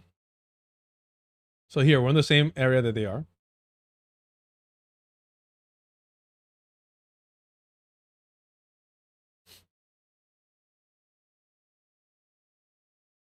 Let's see, which is why his repeated promise to order the police department to arrest the Israeli Prime Minister Benjamin Netanyahu if he were to come to New York City while Mamdani was mayor has confused several of Mamdani's allies and fed his enemies. Mamdani has said he would be honoring the warrant issued by the International Criminal Court charging Netanyahu with crimes against humanity in Gaza, but the United States does not recognize the authority of the ICC, and legal experts regard such an arrest as most likely illegal. More to the point, the act could prompt something like a constitutional crisis with the police department. Trump has already promised that he would intercede. Arresting Netanyahu is also not a primary goal of Mamdani's leftist base. When I asked Gustavo Gordillo, who leads the New York City chapter of the DSA, about what he sees as Mamdani's non-negotiable campaign promises, he named affordability. He named the affordability agenda. I asked Morad Awawide, who leads the New York Immigrant Coalition and knows Mamdani from the Muslim Democratic Club, if arresting Netanyahu was important to him as a Palestinian. He said no. Wow. Some of Mamdani's Jewish supporters warned that an arrest attempt would eminently fracture the bonds he has painstakingly sought to form. Brad Lander, the city comptroller and former mayoral candidate, who was a key validator and an ally in liberal Jewish communities, shrugged off the candidate's promise to arrest Netanyahu, refusing to comment on the record because he knows he's bullshit. What's important, Lander said, is a different promise Mamdani made on the night of the primary. He said, I'm going to reach out and listen and to try to understand. He has more than lived up to that commitment. Lander recalled sitting with Mamdani as a group of Orthodox Jews described being called anti-Semitic slurs on the street. He was just very human, empathetic listener, he said. And in the case of communicating clearly, that was awful. It continues, Representative Gerald Nadler, the Democratic stalwart, who endorsed Mamdani in June and is considered a more mainstream Jewish voice than Lander, said he believes that the pledge to arrest Netanyahu is simply unrealistic. Yeah, it was always bullshit. He continued, the city of New York has no jurisdiction to do such a thing, though, he added, I appreciate the sensibility behind it, the candidate's statements.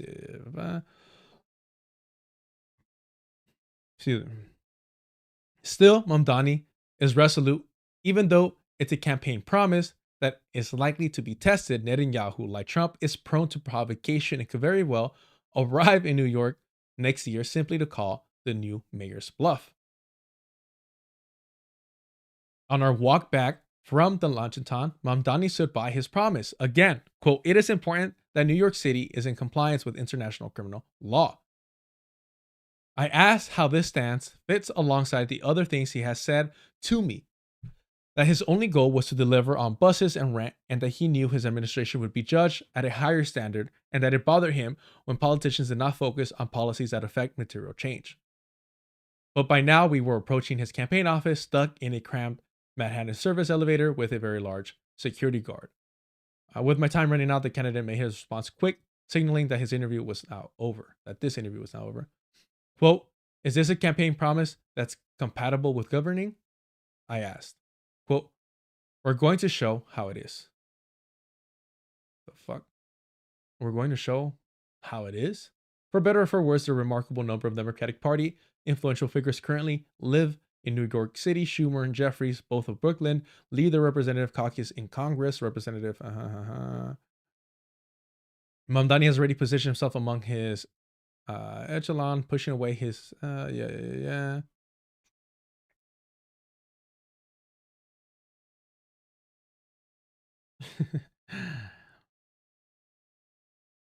Okay. So he's just still. When was this published? October 14th. Today's the 16th. So he's just walking back and forth.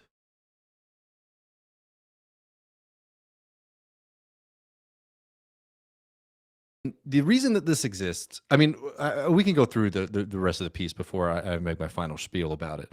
Now, the big thing about him and Zionism is, and this is where this kind of quote comes from, that he's a quote, not anti-Zionist, an anti-Zionist, is you have to remember that like the New York Times position on this is one of the most insane and ridiculous understandings of a very basic moral human rights based approach to the world, which is that somebody who is an anti-Zionist is somebody who wants to see the violent destruction of their enemies. They probably have blood dripping out of the side of their mouth, right?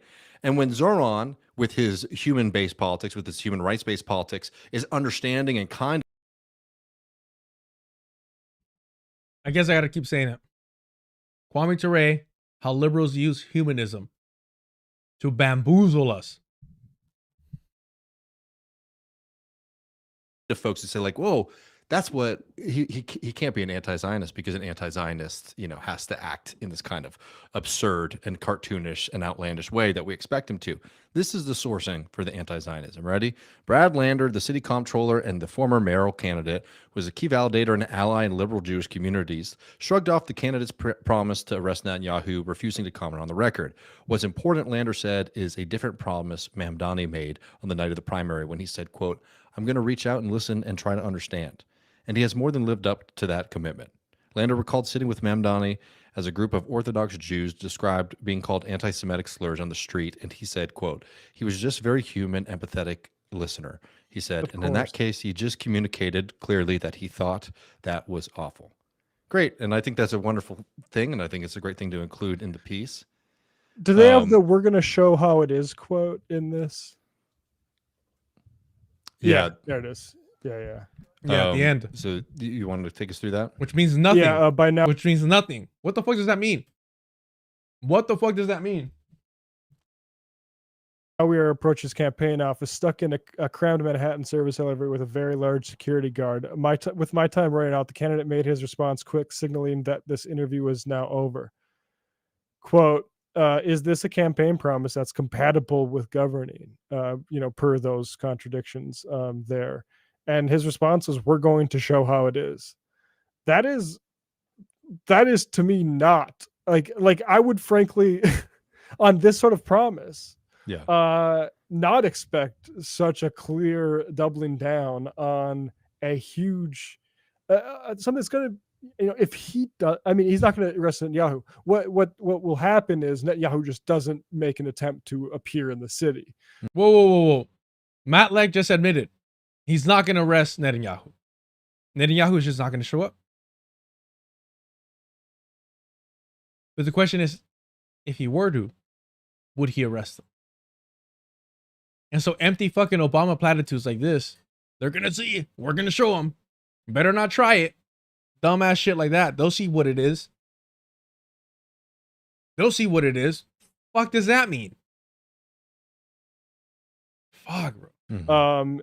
If I had to guess, and if he goes through a term and Netanyahu doesn't visit, which is possible, that is amazing. Mm-hmm. What the the goalpost, the bare minimum goes from he's gonna arrest him to well, Benjamin Netanyahu is not even going to show up. He's not even going to show up. He doesn't need to arrest him because he's not going to show up. Bro, that's not the conversation. The conversation isn't whether or not Benjamin Netanyahu was scared away from New York City. The question was whether or not Mamdani, once elected mayor, would maintain that position. Would he remain firme on that shit? And of course not. I mean, this is that'd be a gift to the world. It'd be nice if like Ben Gavir wasn't allowed here too. Like all these motherfuckers. I haven't been so disgusted as finding out that that guy was speaking like a couple miles away from me. It's so gross. So here we are. The mystery is solved. Has Zohran turned his back on his principles? No. So why is it that this shit is getting pumped out all the time? And again, I can't figure out what's going on with everybody. I'm so angry. I'm so upset at this shit. Why can't people fall for this as the way they did AOC? Why? Why? Sometimes maybe they are just trying to be malicious. Oftentimes, though, I think a lot of people are just frankly lazy and confused. And one of the worst things about the kind of current information system that we're in is that you can have just a very teensy tiny bit of understanding and propagate it out. Sorry. Bro. Y'all know I'm a fucking shop steward. I get a missed call. I have my phone. I'm off today. I'm streaming. Notifications are off. And I look over and I see I have a missed call. I'm like, what the fuck? And it's somebody from work. And they're like, hey, call me when you get a chance. I go, hey, I'm gonna be busy. Here's the number of somebody who's I know is there today and is also shop steward. You can ask them. All right, real quick, let me just ask you. I answer them. It was a quick question, but it makes me laugh where I'm like, I'm giving you somebody that you can speak to. And it's like, nah, fuck that. Answer this. It was a quick and easy question. It's a question that I've had in the past as well, so I'm sympathetic to it. But yeah, it's just funny how like, but then these motherfuckers be like, what do we pay you for? We're shop stewards. We don't get paid. We volunteer to get bothered on our off days. It's all love though. It really is. When shit like that happens, like, and I'm giving you the information of another shop steward, but you still want me to answer it, in a weird way, it is heartwarming to be like, oh, okay, like you might not feel comfortable with somebody else. You feel comfortable asking me and bugging me. That's a reward in itself, to be honest with you. That might be a weird way of seeing it, maybe too self-centered, but it's like, all right, cool. Like you trust me to answer your questions, to be honest with you. It's cool. I appreciate it. To the world where it's going to get a lot of engagement, because look, people should be outraged. If Zohran came out and he said, I am like, now I love Zionism, I think that what they're doing is correct, and I support it, and I'm against Palestine, all this kind of stuff, you should be outraged. But what these people are doing is trying to trick you and to capture that human good emotion that you. Oh my God, bro. Whatever fucking grace I gave this white man, this fucking colonizer. Wow. Did he end up blocking me? I think he did. But even then, I was like, whatever, it's cool. Some people can't, especially white people, can't handle criticism. Because I kept asking him on Twitter, like, hey, bro, like you're posting all these comments about liberal Zionists. Have you seen what your former employer and colleagues were saying? I'm a Vigland Sam Cedar. So I'm pretty sure he did block me. I don't know if Matt Leck has blocked me yet. But anywho, like even then, I was like, whatever, it's fine. But saying these people are trying to trick you. Look, I agree. Don't use quotation marks for shit that isn't the accurate quote. I agree with that part. But you're the ones proactively tricking. You're the ones doing that. Tricking them. Sorry, not tricking. But you know what I mean? Man, that is wild. These people are fucking insidious. These are fucking skinwalkers, bro.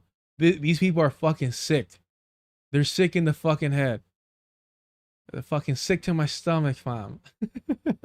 Did I not just pull this up? Was it this one?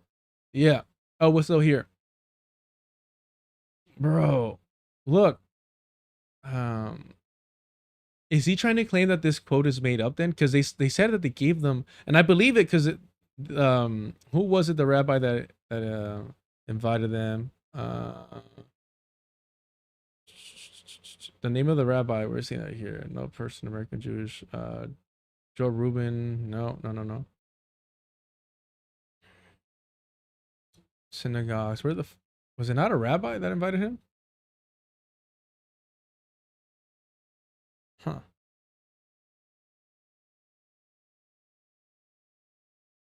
Yeah, Reuben. Sorry, Rabbi Rachel Timiner. The fuck? Why would you link something that doesn't exist, bro? Who has led Beth Elohim since 2015 for 10 years? For 10 years. For 10 fucking years. Who said that it is a proud Zionist congregation.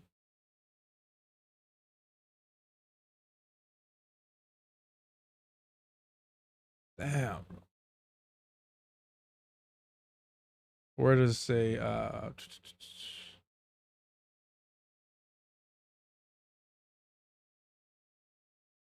Right here. The rabbi that invited Zohran said, "We are proudly Zionist congregation." I keep missing the A there. It's interesting. Same fucking rabbi. Timiner. And they gave this outlet the recordings of the event. And Mamdani said, "I am not a Zionist." All right, cool. But that doesn't mean you're anti-Zionist. If you say I'm not a Zionist, much like Sam Cedar, Matt likes boss, that does not mean that you're anti-Zionist. And we know this because he says, I'm going to have people in my administration who are Zionists, whether liberal Zionists or whether they may be on that spectrum. And some of them, I'll know about their thoughts about Zionism. Many of them I won't, because the questions I'll ask them when looking to hire them will not be questions about Israel in Palestine. I'm not going to ask them about the Holocaust. I'm not going to ask them about manifest destiny and the extermination of the indigenous people here. While, those things are proactively happening. And it still is. Don't get me wrong.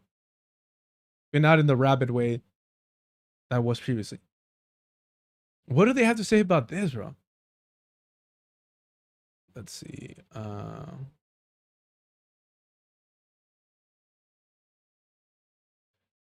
I want to see if I were to insert this, what would pop up?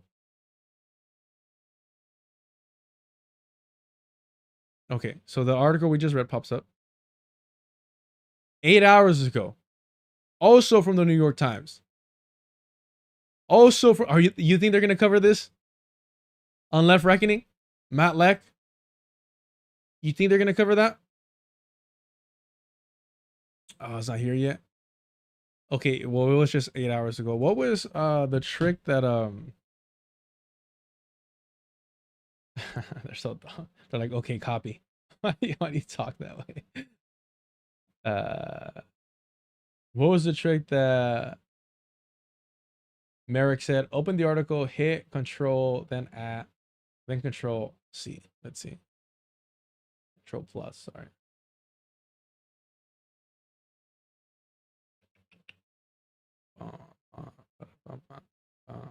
Well, no, that went in there. That's not what I'm trying to do here.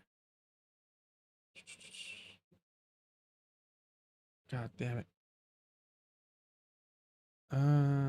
Thanks for reading the article.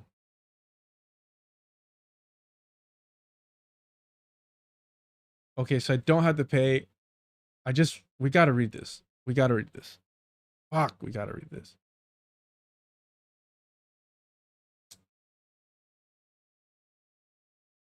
No, I don't want to fucking subscribe, bro.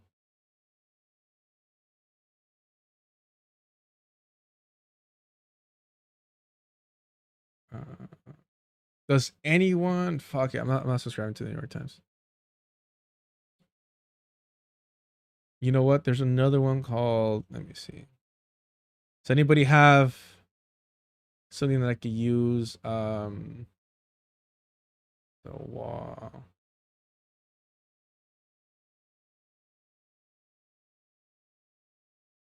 Okay, I found it. No, what? They got rid of this?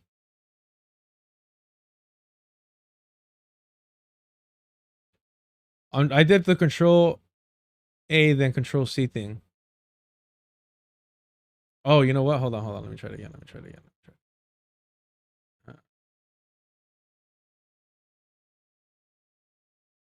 try it one more time.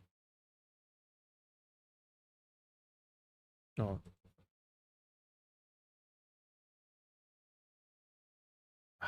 What the fuck does keep?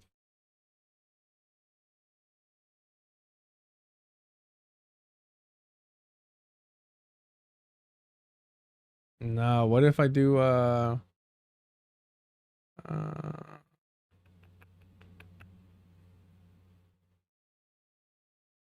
it's not even letting me do that. God damn it. Okay, Control A before. All right.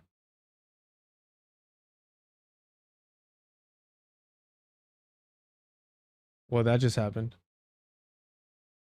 What if I now hit print? No, okay. All right, this is what I'm gonna do. Last chance. Ah, what the fuck? Ah, still only 2 pages. Let's see what we can read. Let's see what those 2 pages provide. Let's see.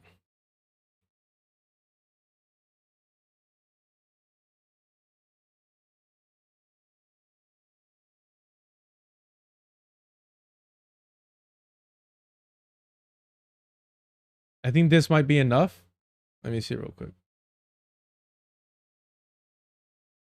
No, a lot of the ad block stuff that I know of doesn't really work with, let's see here. Camera screen back. Scene 2. No, I don't have it. Oh no, yeah, what the fuck?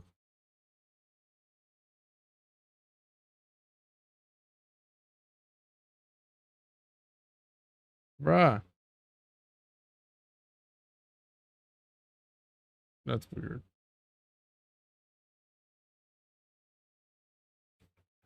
Give me 1 second, chat. Sorry. Let's add. Oh, it's not letting me add anything right now. God, fucking great. Yeah, I don't know why OBS is messing up. That's working. That's not working. That's working.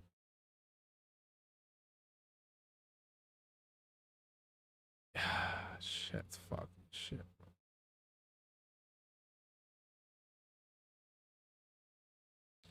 No, I have it up now. I don't know if it's in the entire article, but more importantly, let me see what if I do this?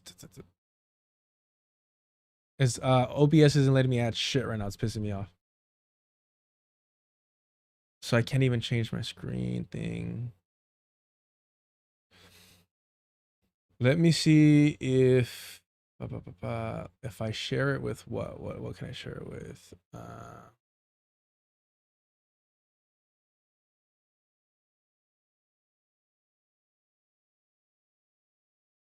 All right, this is annoying. I'm just gonna read it. You are all gonna have to trust me. Unless, let's see. If I airdrop it and then post it, I guess, on fucking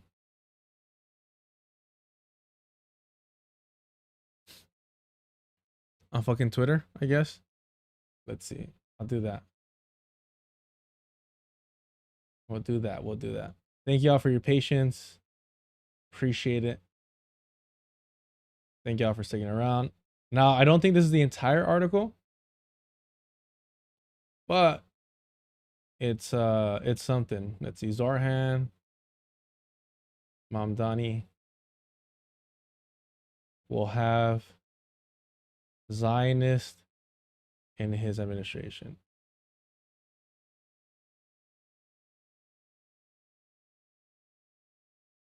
Laugh my fucking ass off. Okay. this one, then this one. All right, yeah, that's what we're doing. I'm posting it right now. All right, well, cool. We'll just do that. Fuck it, fuck it, fuck it. There's always a workaround.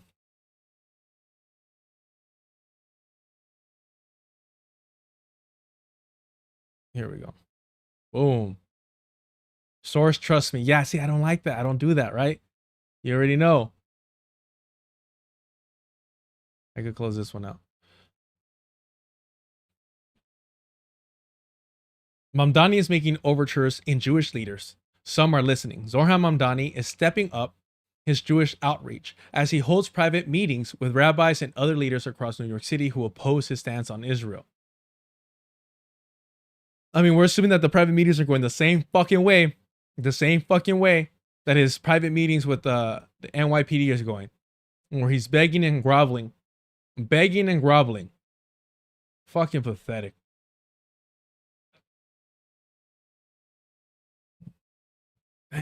Yeah, bro.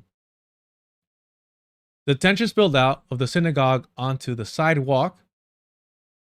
Zohran Mamdani, the Democratic nominee for mayor of New York City, was walking into what should have been friendly territory, a liberal reform congregation in Park Slope, a neighborhood in Brooklyn synonymous with progressive politics.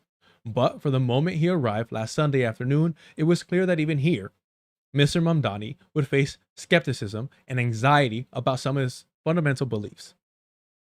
A group of protesters waving Israeli flags stood on the steps of the main sanctuary of the synagogue, Beth Elohim, chanting shame, and inside, no self-awareness, and inside, at a closed-door meeting, synagogue leaders posed questions to Mr. Mamdani, reflecting the fears that have grown among some in the Jewish community in the 2 years since October 7th attacks in Israel.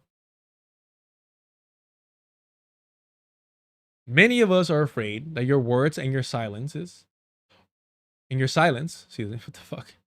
Many of us are afraid that your words and silence, even though I do not believe that you intend this, will be read as permission by people on the left who want to do us harm. Perpetual victims, white people, bro. And that someone's going to try to come into this building to kill us. Bruh! That's the right that you motherfuckers keep aligning with. That's the right that that's your fellow white supremacists that you keep aligning with. That's a white on white crime. Said Rabbi Rachel Timonor, who leads congregation Beth Elohim, according to several attendees. For 10 years, this is a person that invited him. Mr. Mamdani, who would be New York's first Muslim mayor, tried to reassure attendees of his commitment to protect and celebrate the Jewish community. He said that views on Israel would not amount to a litmus test to test.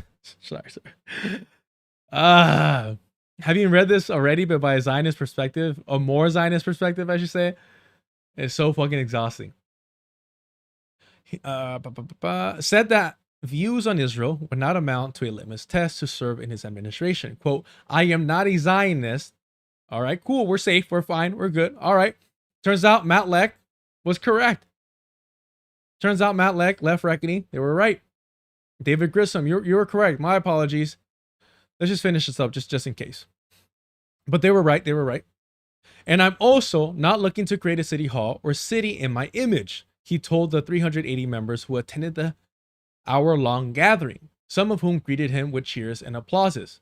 Quote, I do not want any Jewish New Yorker to think their safety, their belonging, their identity as a New Yorker is dependent upon what they think about Zionism.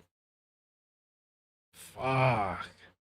Your safety is not dependent on whether you're a white supremacist or not.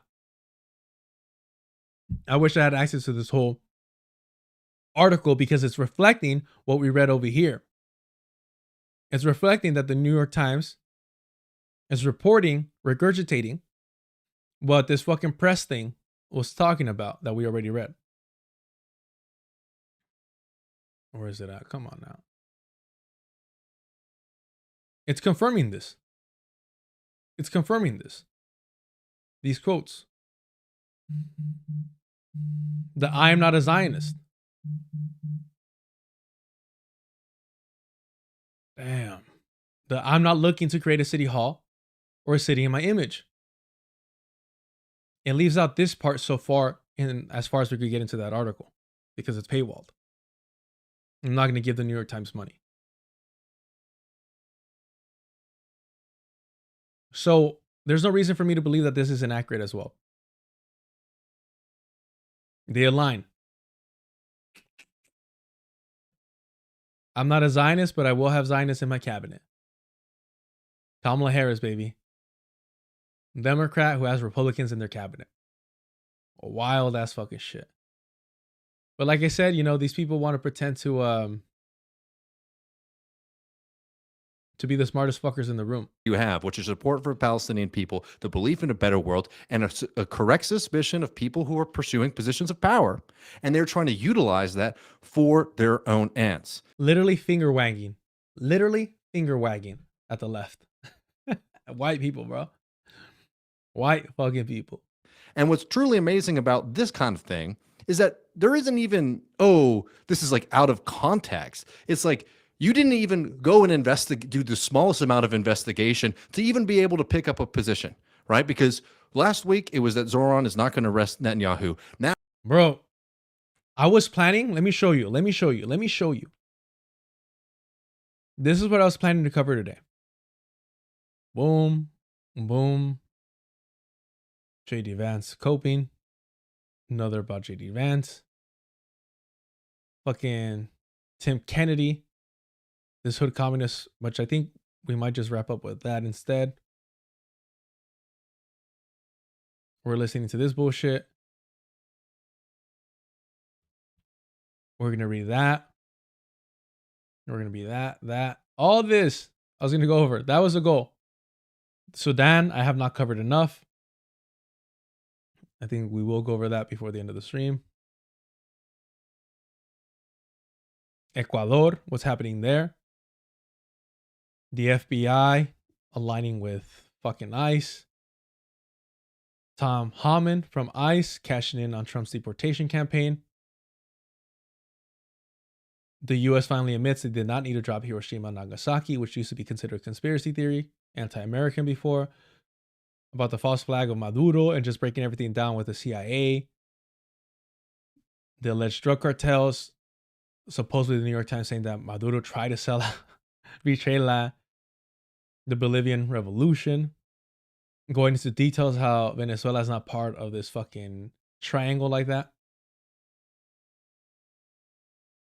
And instead we spent fucking 5 hours on Mamdani because we don't do the research. Because we don't fucking read. Damn.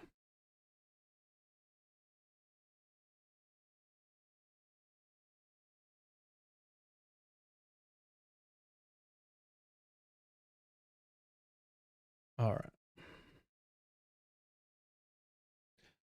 AES. What are you referring to?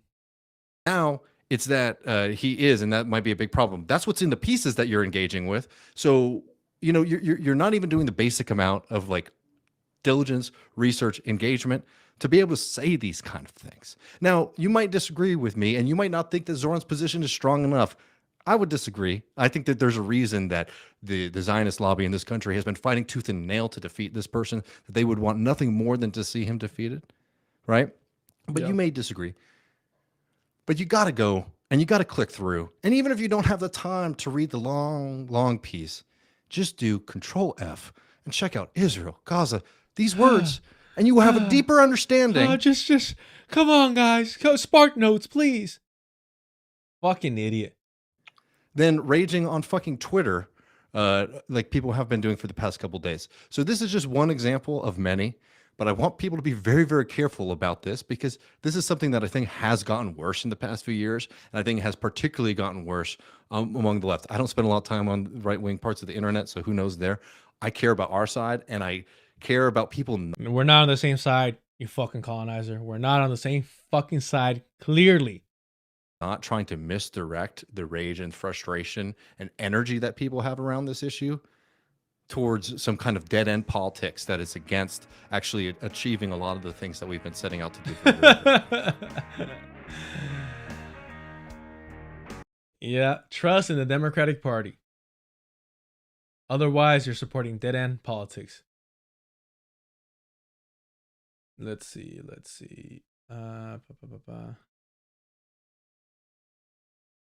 Yeah, look, for those of you wondering.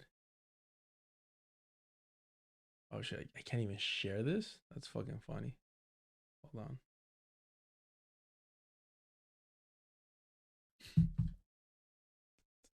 These fucking filthy fucking liars, bro.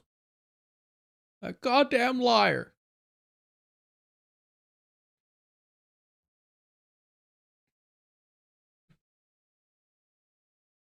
Look, judging me by who blocks me. All of fucking Hassan Twitter blocks me. David Grissom, previously of the Majority Report from fucking Jacobin. Left Reckoning. TMBS, the great white savior saying himself, Michael Brooks, forever. You love to see this. You know what's hilarious? This, look, this kind of does a good job at explaining like what type of hater I am. Look at this over here.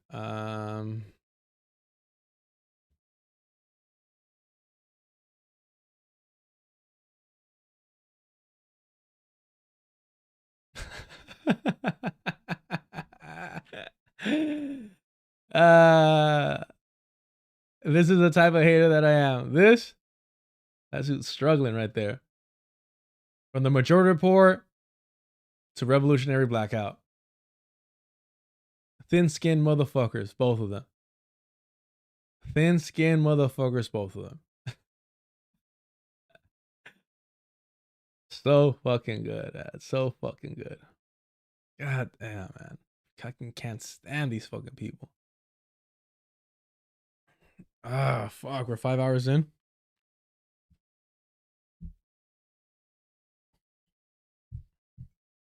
Top of the hour, y'all.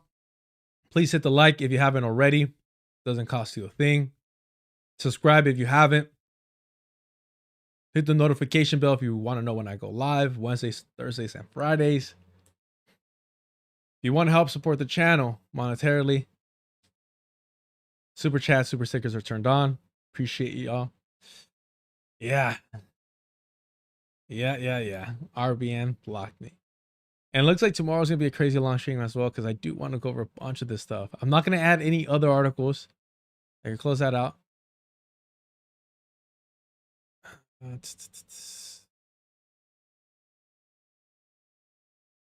When was this? This is from June. That's from June, though. I don't think this is going to include the ass kicking. Kissing.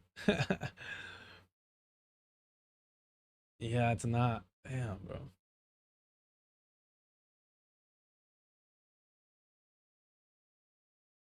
From June? Yeah, I'm not reading this shit. It's not. And that's all they've written? Oh, that's cool.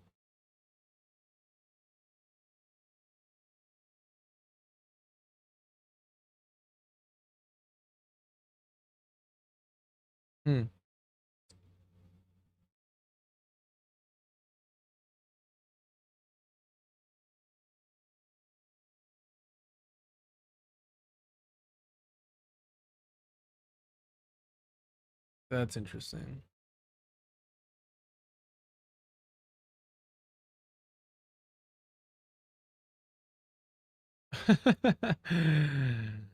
Yeah. The beginning of the end of the 9/11 era. Fuck this fool, bro. Thank God I ran out of time. I do want to read that. This is about the Qassam shadow unit. That I want to read. All right, yeah. All right. Zero PE, RBN, a bunch of clowns. Anyway, a block from them is a badge of honor. But I'm saying I got both badges. True fucking hater shit. They're afraid of accountability. That's how you know RBN is not to be trusted. When you're acting the way white people are acting, you spent too much time around Jimmy Dore, bro.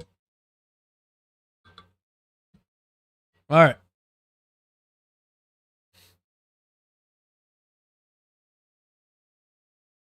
How long is this read? How easily am I going to get distracted through this? That's interesting. That's it. No, I'm just saying that's interesting. Erica Keynes. All right. The limits of lived experience. This is from 2021. Let's do this. Let's do this. I need to lock in. I need to lock in. I'm just such a fucking slow reader. All right, we're fine. We're fine. We're fine, chat. Let's see here. Online, the left continues to find itself in a never-ending series of bad faith arguments around self-determination.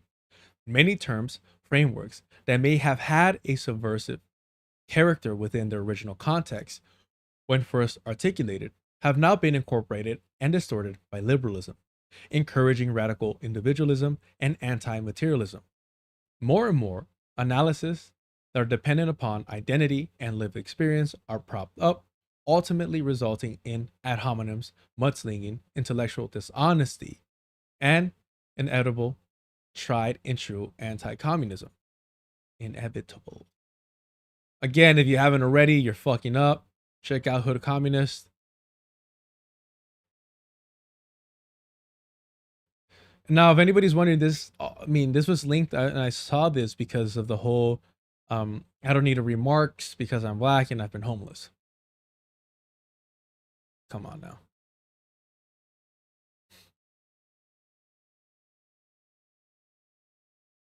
Anti-communist rhetoric from self-identifying socialist communists is not new, but the relatively recent trend of rejecting revolutionary theory in favor of lived experience shows a lack in our process of political education. The discourse following the protests that took place in Cuba in July 11th offer us a concrete example of this lack. Inside of the US, as anti-imperialist organizers and individuals work to develop principled positions in response to the protests, counter-revolutionary forces ranging from bourgeois media, university academics, and anti-communist Cubans in Miami, were able to push their own narrative by abusing the device of lived experience. The demand was that everyone should shut up and listen to Cuban voices. However, at no point was a distinction made among which of those voices we should be listening. Should people listen to liberal Cuban voices? Should people listen to socialist Cuban voices? Should people listen to Cuban voices in Miami? More often than not, the answer to those questions is covertly the latter. By dominating public discourse using identity, Afro-Cubans, as a weapon, history is negated. No account is taken for the relationship between Cubans, the Cuban state, or its ongoing process post-revolution. Therefore, proper anti-imperialist response is thwarted because proper investigation has not occurred. The scientific process has been denied.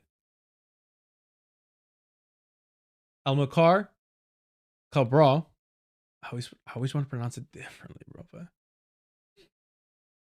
Understood this as a struggle against our own weaknesses.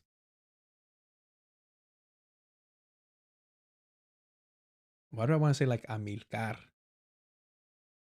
It Almilcar. It throws me off.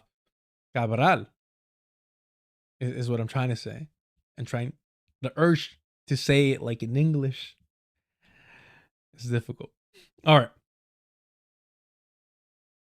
In his 1966 speech, The Weapon of Theory, Cabral says, when the African people say in their simple language that no matter how hot the water from your well, it will not cook your rice, they express with singular simplicity a fundamental principle, not only of physics, but also political science. We knew that the development of a phenomenon and movement, whatever its external appearance, depends mainly on its internal characteristics. We also know that on the political level, our own reality, however fine and attractive the reality of others may be, can only be transformed by detailed knowledge of it. by our own efforts, by our own sacrifices. In Cuba's case, identity reductionism and a collaborated bastardization of Afro-pessimism and abolition instead push forward lazy analysis from many leftists. This not only rejects historical and contemporary context around what influences current conditions in Cuba, but align with a continuous U.S. aggression towards the island. I mean, it's for me, it's so fucking obvious. It's so fucking obvious that it's like, yes, it's one thing to oppose, the current government that you're under and demanding more of it. It's another thing to align with imperialist forces when we know what the U.S. plans to do with Cuba. No different than Alaska, no different than Hawaii, no different than Puerto Rico, no different than Guam.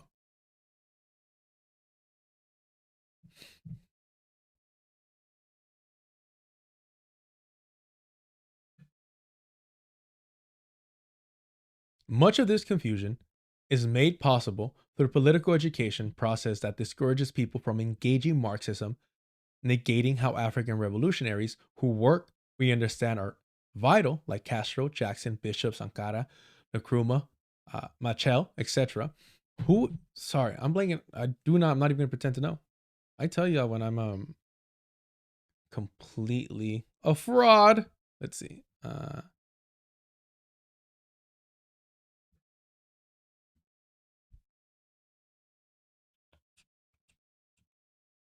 Oh, Samora.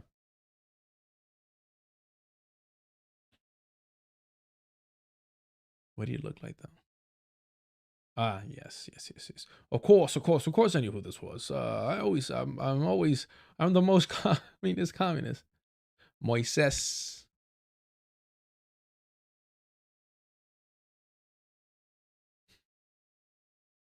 Engage and use those texts to come to understand their own conditions, understanding that materialist theory is a culmination of many lived experiences that help us scientifically analyze our material conditions is crucial to navigating the world as is. Instead, leftists are invoking lived experiences, not as enhancements or strengthening of material analysis, but as a substitution for material analysis, thus allowing for subjects to become personal and individualized while overlooking historical truths. When Walter Rodney was engaged in struggle while in Tanzania, he took up a number of debates which were happening in the revolutionary state while also knowing his place as an outsider and not overstepping. That is very fucking difficult. Very difficult. And a lot of times you got to bite your tongue and stay quiet and not try to be like the loudest person in the room. He discusses this issue in the Tanzanian socialist state pretty precisely as a struggle between idealism and materialism. For Rodney, this divide represented a class divide between bourgeois, individualist, and proletarian peasant contradictions.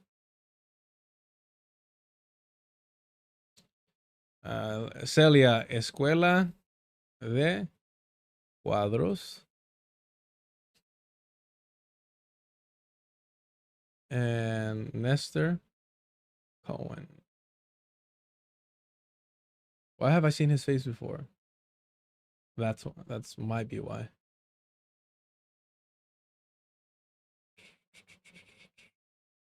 Why do I know his face? The fuck? Oh, this is why. I think. I feel like I've seen his face.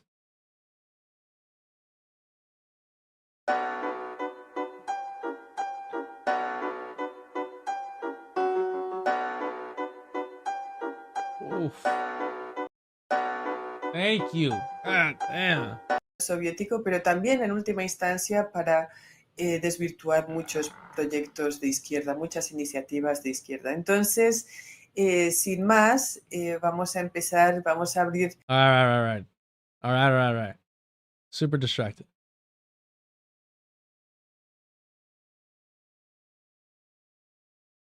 C. Mills, why revolutionary blackout block you? Because Nick Cruz is a fucking collaborator with white Christian nationalists. And he got mad that I called out the fact that his good friend Jake Shields was claiming to support Palestinians as an excuse to be anti-Semitic. And we know this because he was promoting Rhodesia White Man Rise Up fucking t-shirts while Nick Cruz was on there. Pinche vendido, cabrón. Since day one, though. Therefore, one found there's tremendous conflict taking place between bourgeois knowledge and scientific analysis, which derived from looking at actual practices of the producer classes in Tanzania and in the world at large at this particular point in time.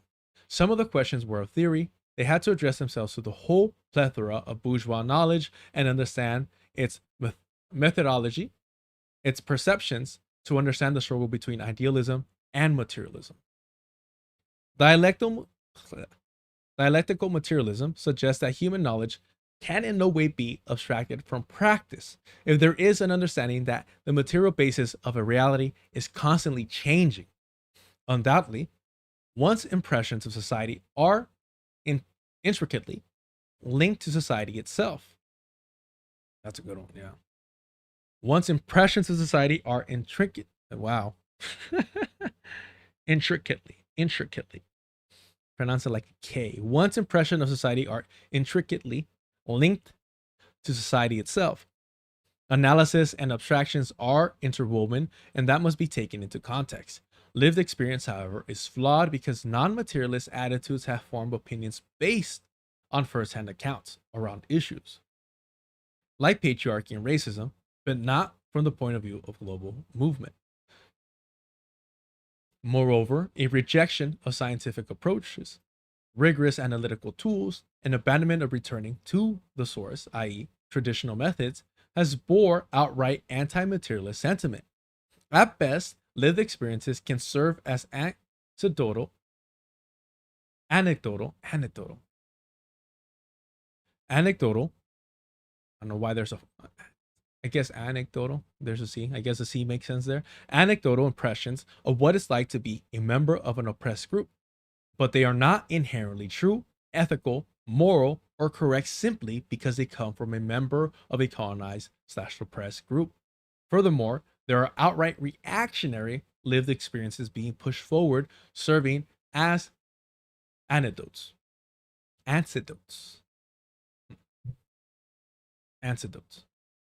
So, the beast is going to use the lived experience of reactionaries. That's where you're going to hear most. Those are the most prominent and loudest voices because they're amplified the most. The commonly retorted, listen to the people of insert group statement is void of analyzing the class character of the people and voices being elevated. This places emphasis on individuals and not what is actually occurring, because the lens to view it through is blurred by varying interests. This is the exact issue with relying on lived experience as an analytical tool. Anecdotes? Yeah. Okay. Thank you. Anecdotes. Thank you, Chirimacha. Material analysis should correctly apply dialectical materialism to a particular problem. One thing the left can agree on is a changed society, but that change cannot come without knowing how society functions. That requires an observation and analysis of class, national, ethnic, and cultural characteristics of a society, not an emotional appeal with no material basis. That requires a scientific analysis that is far removed from an individual point of view, that evades the fact that experience cannot adequately describe the material structure that dominate our lives. Society isn't a collection of individual experiences informed by nothing. Experiences are fundamental, but they are not pure.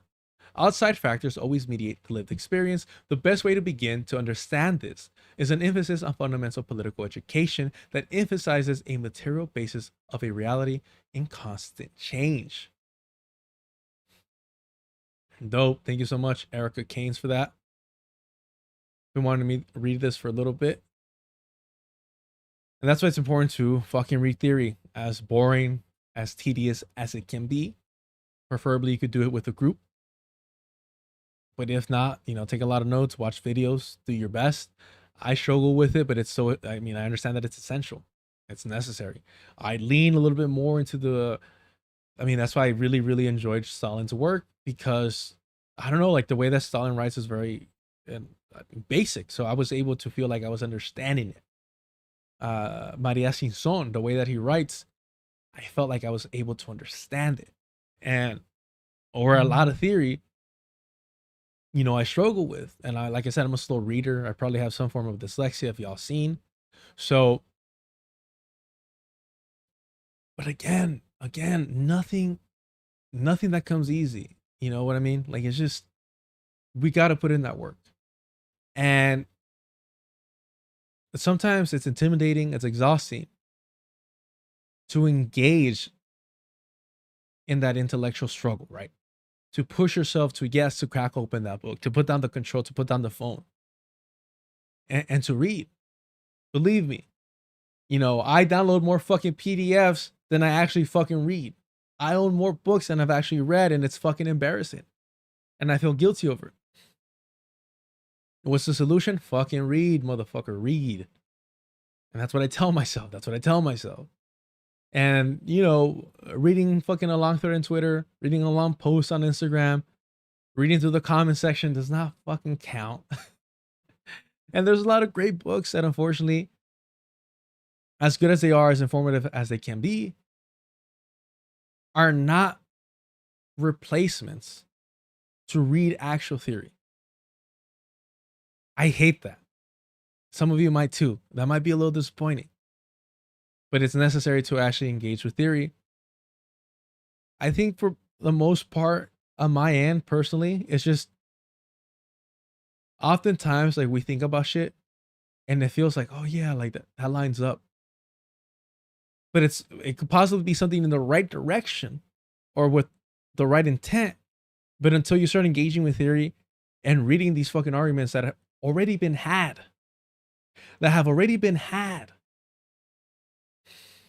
and you read that shit and you're like, either I was wrong or I was looking at it like, you know what I mean? Like just too minimalistic.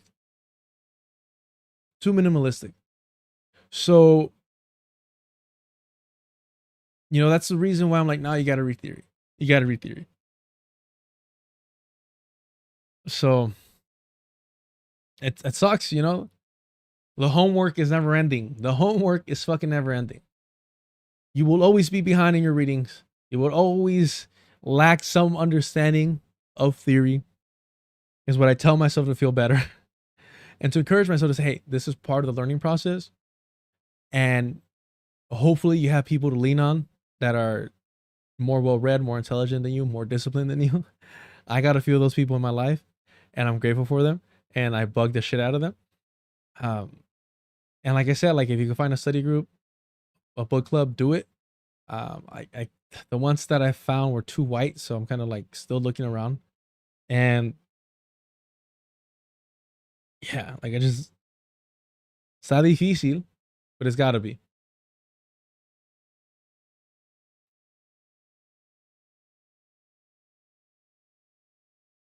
Yeah. Chat, you are right. Okay. You know what? I want to give this a damn piece the time that it deserves, and I don't want to feel like I'm rushing out. So lucky. I'm so grateful for you finding that, Chirimacha. If you can't find something in person, it's always better. All right, y'all. Con eso, we're wrapping up. Do me a favor. If you're sick and tired of Wonder Bread Tube, go ahead and hit the like. Subscribe if you haven't. Why wouldn't you? Why the fuck wouldn't you subscribe? Come on. Hit the notification bell if you want to know when I go live. Super chat, super stickers are turned on if you want to financially help the project channel like that. Help me out. But more importantly, just get busy in the chat. Let's see more fucking people piling on and being anti-white. Hating on these white rad libs. The board left over here. Pero con eso, remember what Glenn Ford said. Organize with eyes wide open. Ya estuvo.